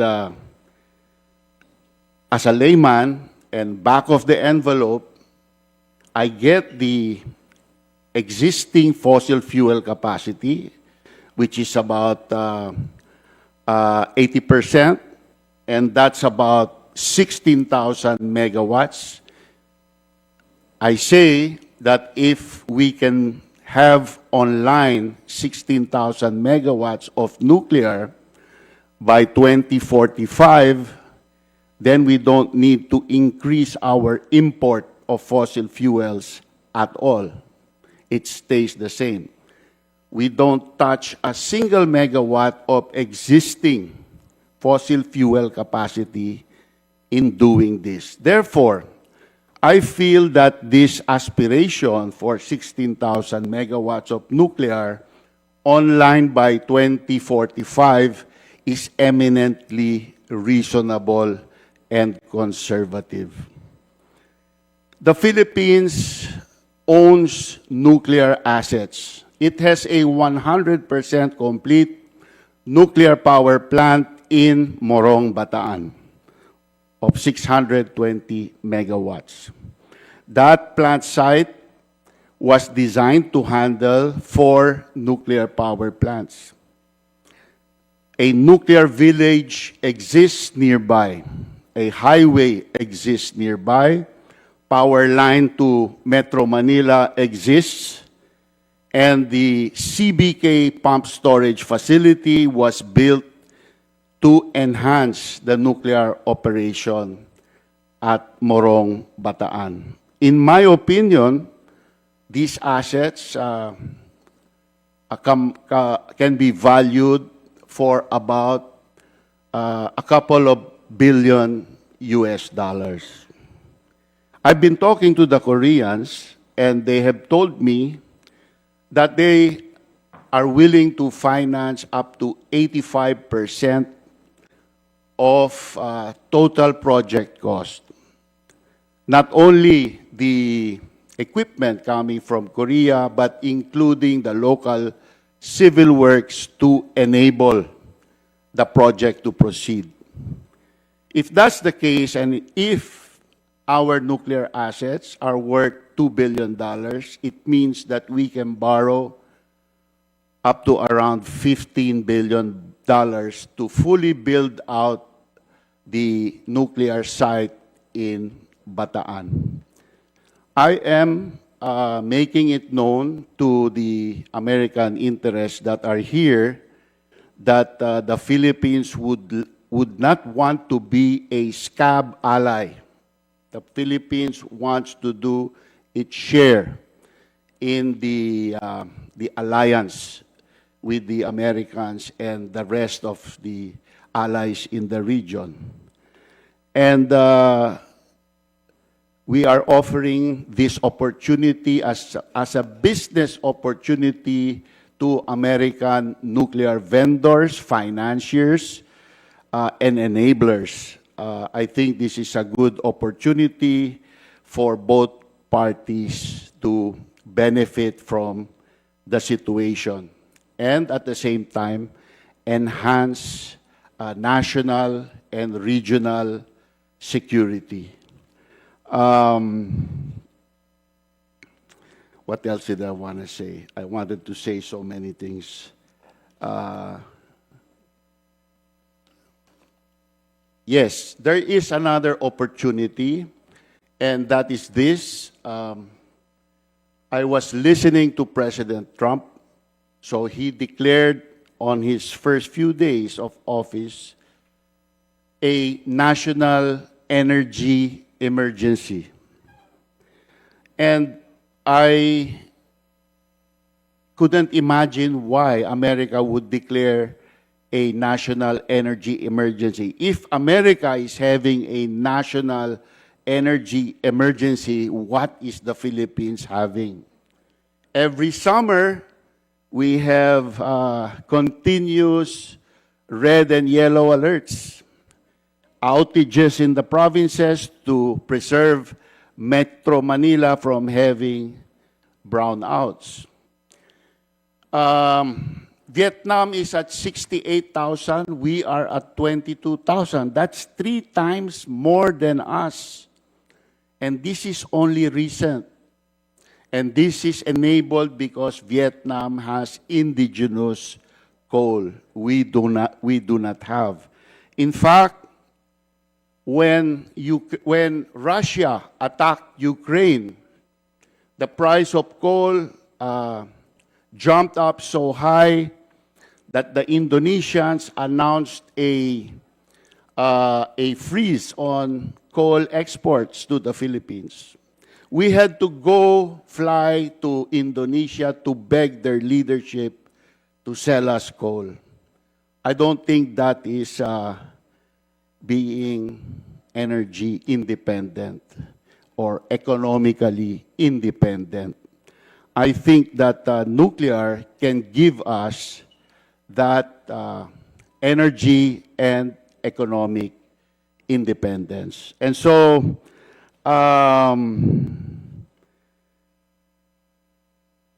this is the irony. America believes that its AP1000, designed by Westinghouse, will be the new standard nuclear power plant of the Western world.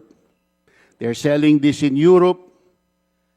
They have 2 running in the United States. There were 2 that were abandoned, but now they're talking about resuming construction. There are 4 running in China. And China is building 6 more as we speak. The only module factory for cheap modules for AP1000 exists only in China. Why don't we help each other? Why don't you consider pushing for a module factory for AP1000 to be constructed in the ex-Hanjin shipyard in Subic? That shipyard used to maintain U.S. Navy ships back in the day. And that could be the low-cost supplier for AP1000 modules in the Western world and even in America. Then we are part of the nuclear supply chain. Maybe not the high-end supply chain, but at least our foot is in the door, and we are helping the alliance. So that's all I have, ladies and gentlemen. I'm sorry that my thoughts were a little bit scattered, but we want to do our part in cooperating and in maintaining our role in the defense of the region and our country. And we want to be a good ally of the United States. And I think that nuclear power is an ideal playing field wherein we can do this well. Thank you so much. Well presented. I commend you, sir. That was an outstanding presentation. Mr. Undersecretary, we welcome your final remarks. Undersecretary Wimpy Fuentabella. Thank you. Maraming salamat. I'll be your last speaker. Before I begin the slide presentation, I'd just like to convey that what Congressman Marco Wangco, who is also my godfather, what he said sets the tone. Because in our history, we have the Filipino identity that we were able to secure through the works of the likes of Jose Rizal. And then we were able to gain political independence, which was delayed because the Americans came in. So we got it after World War II. But the economic independence, because of parity rights, was also delayed. So we got it in 1973, and it was secured in 1987 Constitution. And now we march on to having energy independence. Good thing that we were able to start an Energy Secure Philippines program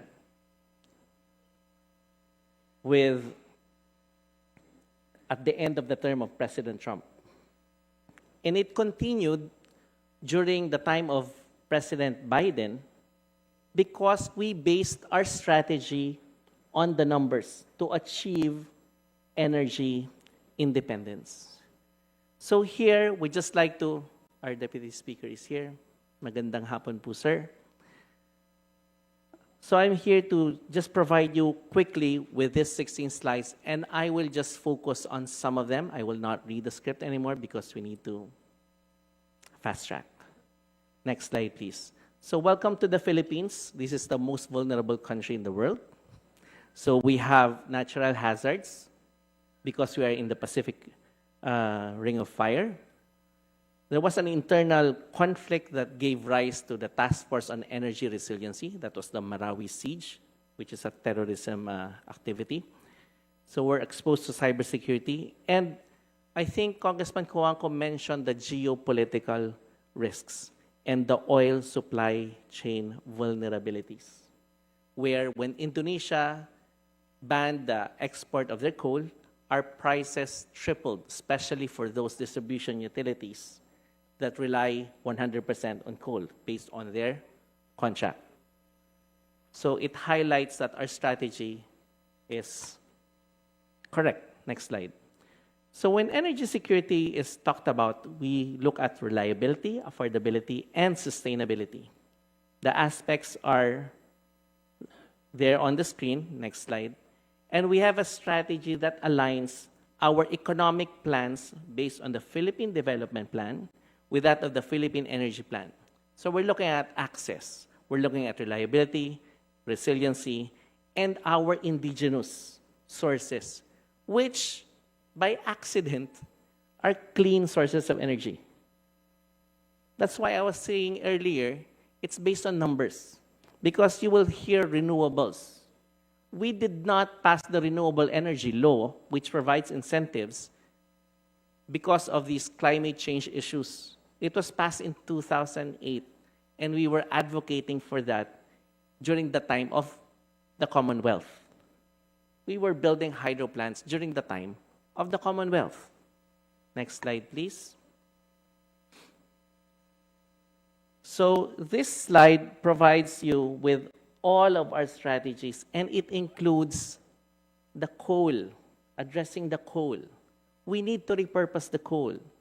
And the technology that we are looking at to replace the coal with is nuclear. It was mentioned already. We have a coal moratorium, not because we're just punishing coal, but we had an experience just last January 2022. That was when Indonesia, again, banned their export. So we have very limited coal. And why did we develop coal? Because in the 1990s, we had a lot of power outages. I was in high school. And why did we have the power outages? Because the Bataan nuclear plant was not replaced in time, in 1986, in EDSA 1. So these are our strategies. Next slide. And these are the numbers that we are trying to address. So the coal share is big. the oil share by fuel on the consumption side is also big. And as far as oil is concerned, again, we import almost 100%. It's not from the Middle East. The Middle East provides the raw crude oil.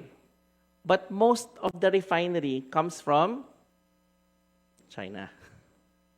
So we have to address that. And we were able to find a solution to replace our small diesel plants for the islands because of the USAID project, the Mobile Energy System, which is a solar, bifacial solar with battery storage. So we need not deliver diesel to the far-off islands.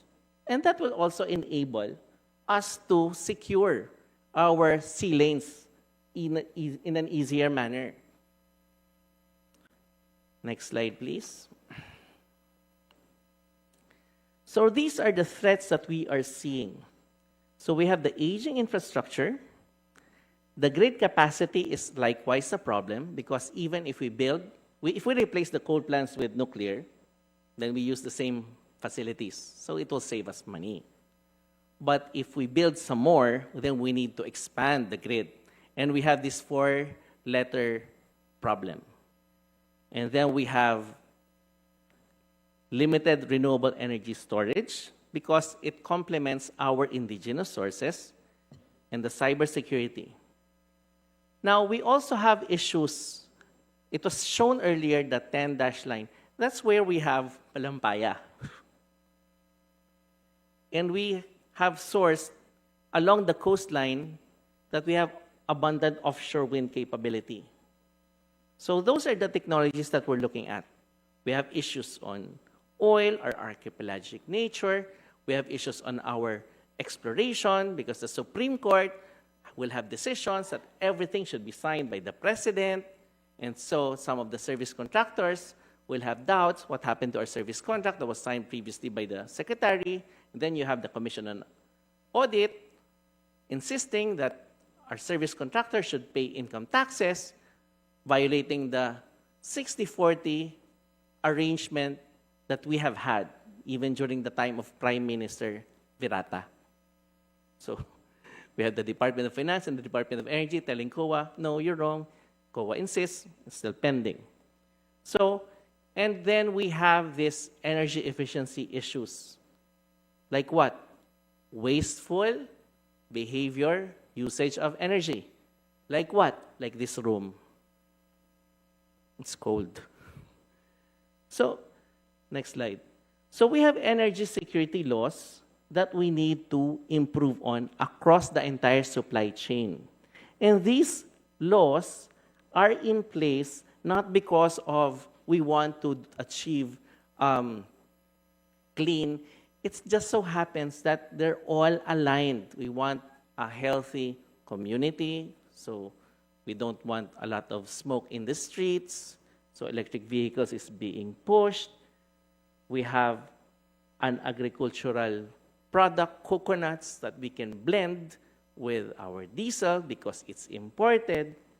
And it started in 1992 in the Department of Energy Act that says we prefer clean and indigenous sources. So it's really based on numbers. That's why we were able to proceed with the Energy Secure Philippines with both Trump and Biden, and now back to Trump, hopefully, because I think there's a pause. But good thing, I think Senator Rubio is already the director of USAID, acting. Next slide. So we focus on cybersecurity laws, and there we will need the intervention of Congress as well. Because CII critically, whatever infrastructure, CII, is needed. Now we're using our delegated powers to provide the rules for cybersecurity for the energy facilities, but we need Congress here. But aside from that, next slide, we need an Enhanced Energy Security Act. It's aligned with our Disaster and Resiliency Act, RA 10121. The Cybersecurity Act, I think, is being worked on. Next slide. And welcome to the Philippines again, because here it's not government-owned. Most of it is private-owned. So it's much more difficult to shift with the entire private sector, so we have to develop markets. And the good thing, again, is we're not only mobilizing the money of the big players, we're mobilizing the consumers as well, because they can participate in this transition towards energy independence. Next slide. So these are our laws for energy efficiency. Next slide.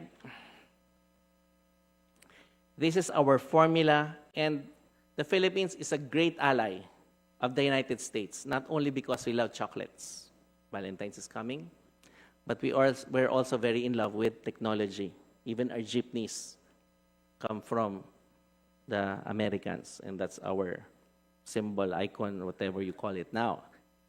So here, it's energy efficiency plus renewable plus emerging technologies plus ICT plus resiliency, and we offer our people to be trained so that we can mobilize them to achieve the transition that is required for a more energy secure world. Next slide. So we have all these other strategies utilizing indigenous sources. Next slide. And this is our last slide. We just want to advocate the passage of critical energy security laws. We want to continue to support innovation in our renewable and energy storage technologies like the mobile energy system, which I mentioned, a product of Energy Secure Philippines, that can be used and deployed in Ukraine instead of delivering diesel. When I was presenting it before USAID and US officials, they said, we can use this in Ukraine. Yes, because of our teamwork here in the Philippines.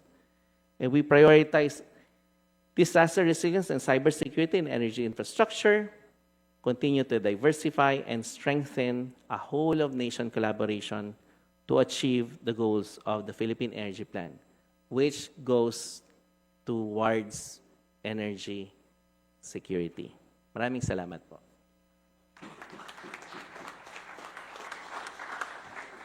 Thank you. We have time for maybe one question.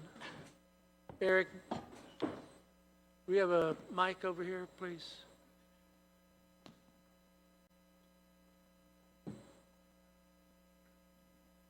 Thank you.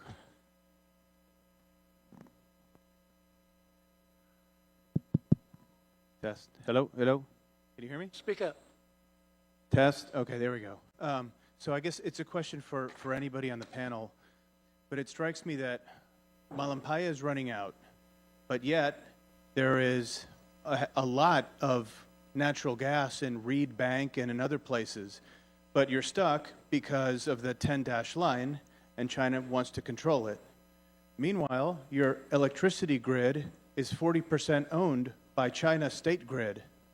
And then third, much of your refining capacity, your refined diesel and gasoline also comes from the Chinese refineries. So from an energy security standpoint, aren't you dependent quite a bit on China? It emphasizes the vulnerability that we are addressing at the moment. That's why we're so happy that we have the 123 agreement that was the fastest negotiated between our two countries. But that's not enough. Nuclear as an answer may not be enough.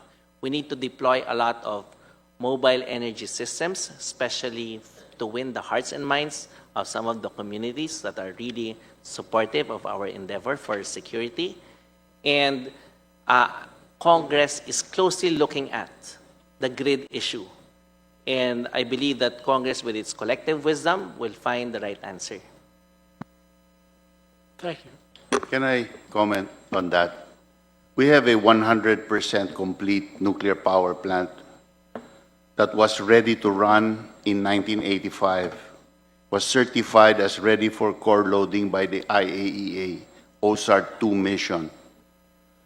The decision to mothball it by the Cory administration resulted in our turning our backs on nuclear And as a consequence, we are now 65% dependent on imported coal and 20% dependent on gas, total of 85% dependency on fossil fuels.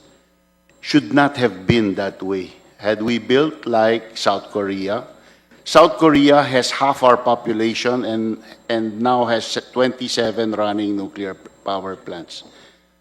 PNPP-1 was built almost at the same time as Cory 2 nuclear power plant was built.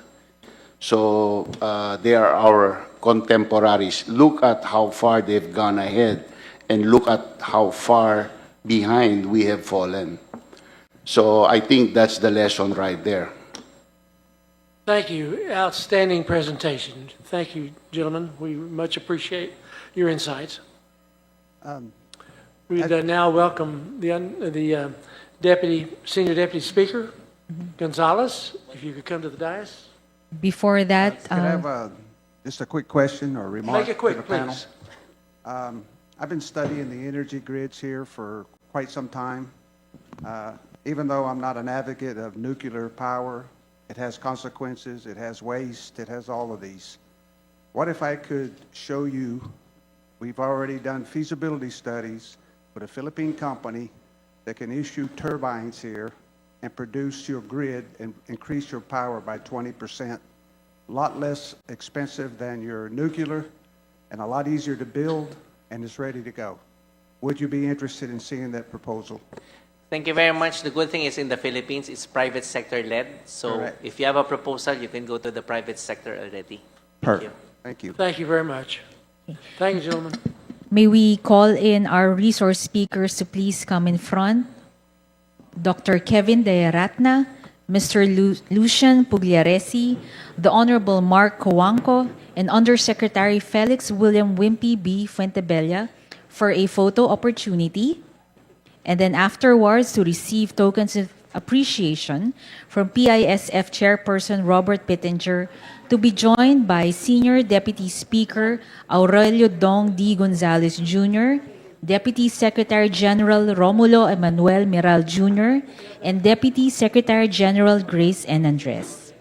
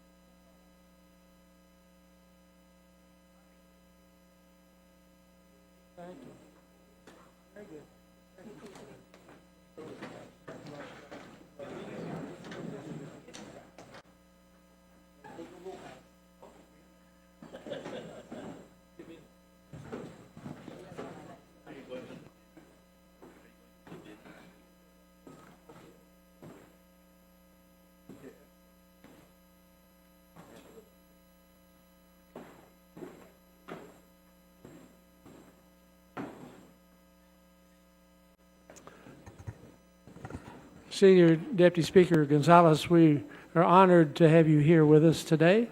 We look forward to your closing remarks. Prior to your coming, I would like to say an enormous thank you to Speaker Romualdez, to Deputy Speaker Mendoza, to Congressman Rodriguez, and particularly, where is Grace Andres? Grace, are you in the room? Come up here, Grace. You come up here now. I mean, a big standing ovation for Grace Andres. She is unbelievable. They have been incredible. What a team you have. We've had 27 global forums. The hospitality, the clarity of just direction and mission and what you all have done has been remarkable, incomparable to anything we've done. Thank you. Well, the speaker he's led the charge. He's been great. and he knows how deeply I appreciate and respect him. Thank you. Senior Deputy Speaker Gonzalez, could we have your closing remarks? Thank you.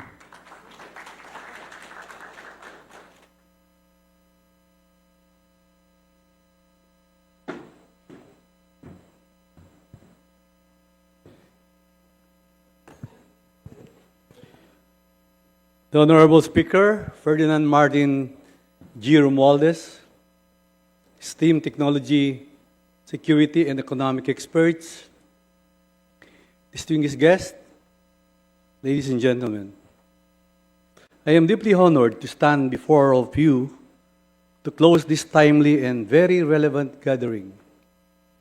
It is my absolute privilege to deliver this speech for you. The past 2 days have been filled with the healthy and fruitful exchange of best practices, ideas, dialogues from respected security, intelligence, and economic experts from all over the world. This forum has highlighted the fact that peace, security, and development are closely intertwined. Economies cannot thrive where conflict exists and where governments and peoples are not secure within their own borders. Peace and security are elusive when the quest for development and economic survival is pursued at all costs without regard to the rights and entitlements of others. However, as also brought to light in this forum, states must work together as they address the challenges in their midst, strengthening standards and protocol, and reinforcing acceptable norms of international behavior. The topics in this forum may be reserved for isolated discussions, but substantiated in this forum. All have profound impacts to the maintenance of peace and stability in the Indo-Pacific region and the entire world. The Indo-Pacific region has proven its importance to the world through its strategic placement in sea lanes investigation, navigation, the presence of much-needed raw minerals and superconductors and electronics with drive, all modern computer systems. Thus, the maintenance of peace, security, and development in the region remains a global priority. This forum reiterated that rules-based international order should remain as the only method to settle all conflicting interests among states. History has shown that no one truly wins in armed conflicts. Economic coercion and intimidation tactics only serve as catalysts for such armed conflicts. Hence, as much as possible, all avenues for peaceful conflict resolution should be pursued and exhausted, not just in the West Philippine Sea, the Taiwan Straits, or other parts of the Indo-Pacific region, but in all parts of the world. This forum also demonstrated the unrelenting march of technological advancement and its impacts to society, where from the 1960s, computing powers of processors nearly double every 2 years. As exponential growth, we only consider the unfathomable decades ago. The prevalence and reliance on artificial intelligence in our daily lives have no increase. While this may lead to new opportunities for innovation and efficiency, resulting in enhanced productivity as well as increase in common growth. The unregulated use of artificial intelligence may also bring about worker displacement, worsen existing inequalities, perpetuate human biases, and put people's fundamental human rights and well-being at risk.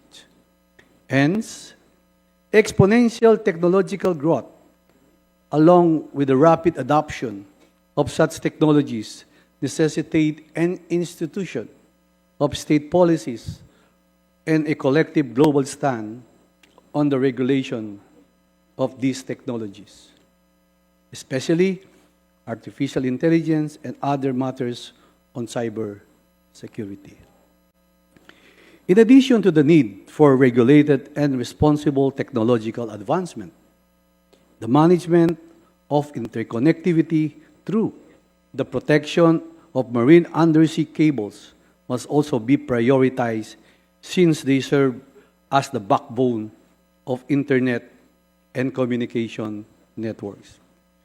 Further, the establishment of resilient global supply of semiconductors, electronics, and critical minerals must also be ensured to reduce economic vulnerabilities and inefficiencies, allow industries to thrive, and for people to enjoy the comforts and convenience of modern technology. The forum likewise tackled the trade priorities of key economies in the Indo-Pacific and how foreign policies would affect their bilateral, regional, and multilateral trade issues.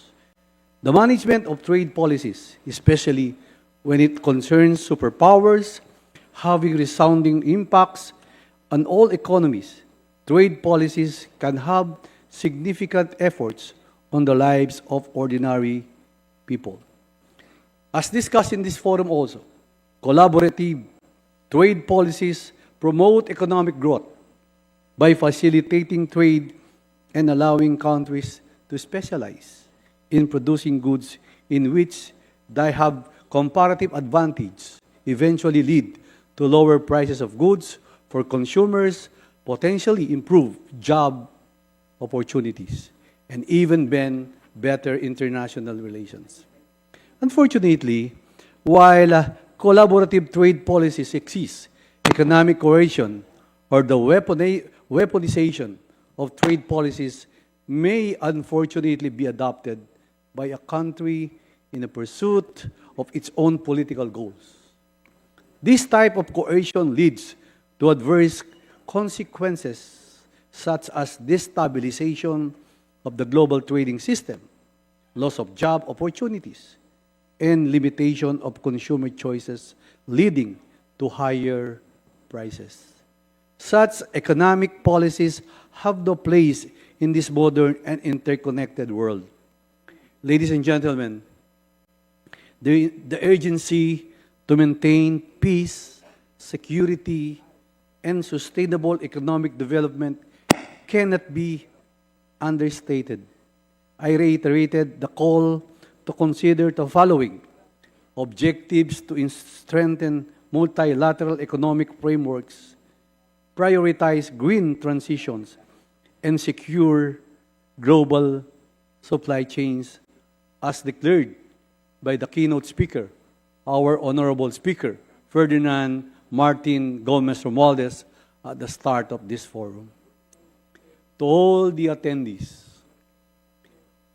of this esteemed forum, we are bound by our common resolve to act decisively to the problems and challenges revealed in the past few days.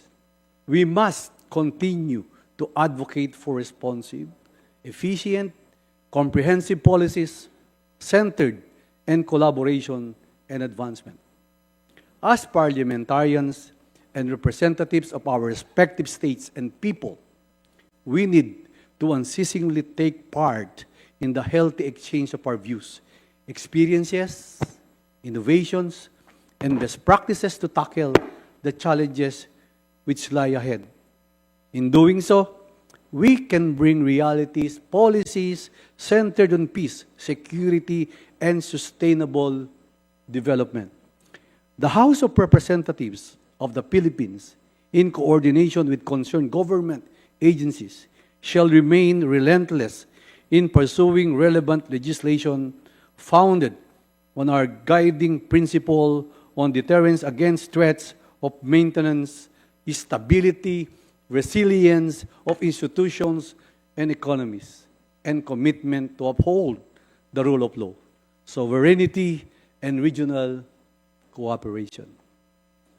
From what transpired in this forum, I am confident that with our continued collective effort and shared principles, this comprehensive and dynamic relationship will only grow stronger, and will produce positive results not just in our respective states, but for the entire world. I sincerely thank all of you for your presence and for making this forum a resounding success. We also commend the vision and leadership of Honorable Robert Pittenger, who continue to inspire parliamentarians across the globe to engage in dialogue and enhance cooperation.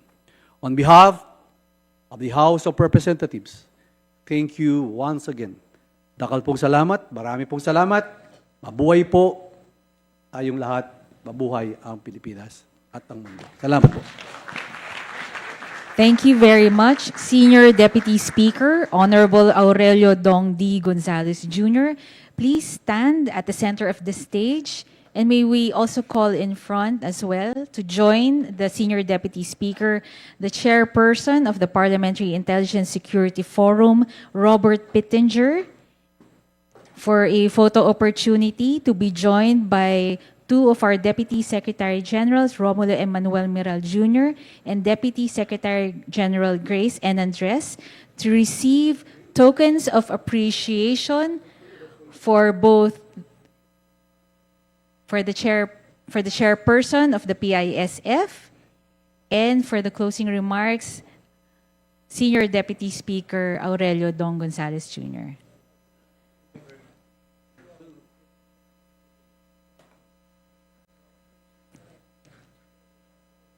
May we also extend a token of appreciation to our chairperson of the PISF, the Honorable Robert Pittenger. Let us all give him a round of applause, please.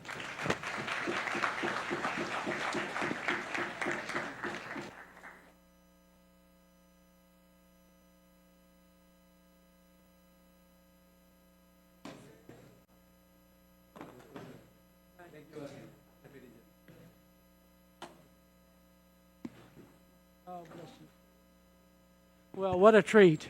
Remarkable people. The hospitality of the Filipino people are the best in the world. Thank you, Mr. Gonzalez. We deeply appreciate your remarks. We concur with you that our future is certain and in strong hands as we collaborate and work together for peace throughout the world. I want to again extend our deepest appreciation to the speaker and his leadership. We would not be here without him. You all came to this forum because of his invitation. And we are tremendously grateful and respectful for the quality of the leadership that he's given. And it's permeated through his entire team. So thank you for that. We as well want to thank all of you who came, particularly the expert presenters, at their own expense. It has meant so much to be able to be briefed, to have the insights that you have offered each of us and those who have observed from throughout the world. There's over 12,000 people, either through our platform of our website or through the website of the Philippines, who observed some or all of the portion of this forum. It's really remarkable. And so those experts, your messages have went out throughout the world. So again, thank you very much. We look forward to the next time we can meet, and hopefully we'll continue to grow in our relationship and our collaboration. God bless you all.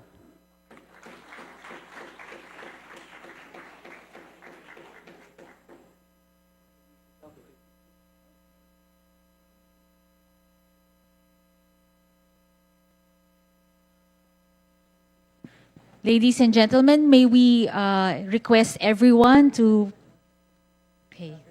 gather on stage after the photo opportunity of Mr. Pittenger and the Honorable Gonzales.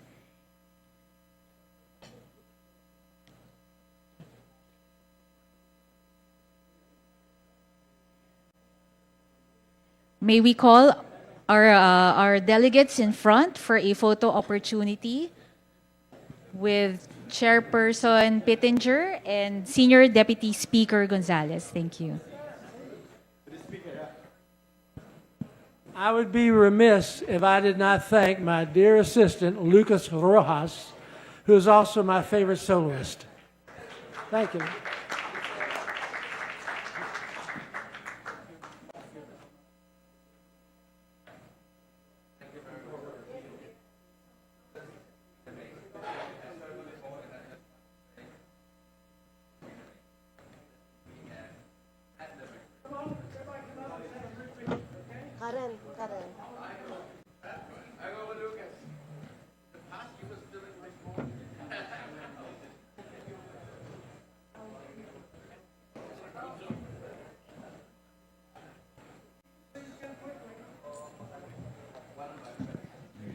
May we request the others to go up the stage so that everybody can be captured by the camera.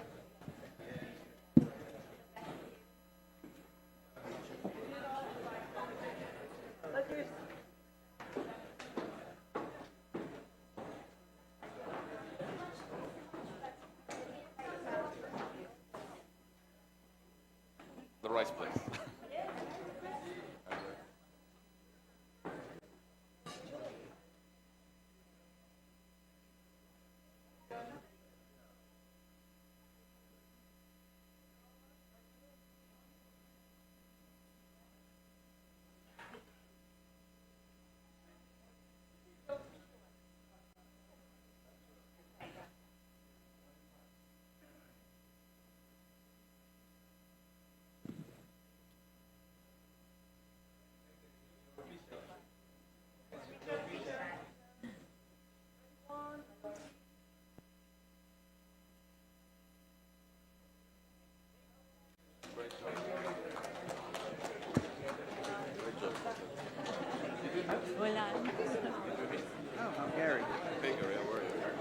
On behalf of Speaker Ferdinand Martin G. Romualdez, the Honorable Secretary General of the House of Representatives, Secretary General Reginald S. Velasco, the House Secretariat, we would like to thank everyone for attending the two-day forum of the Parliamentary Intelligence Security Forum here in the House of Representatives. We would like to bid you all farewell. We hope that you do come back to the Philippines and come visit us again in the House of Representatives. So for those going back to their hotels, there are buses downstairs who will shuttle you with protocol officers back to the 3 hotels that you are staying in. Thank you.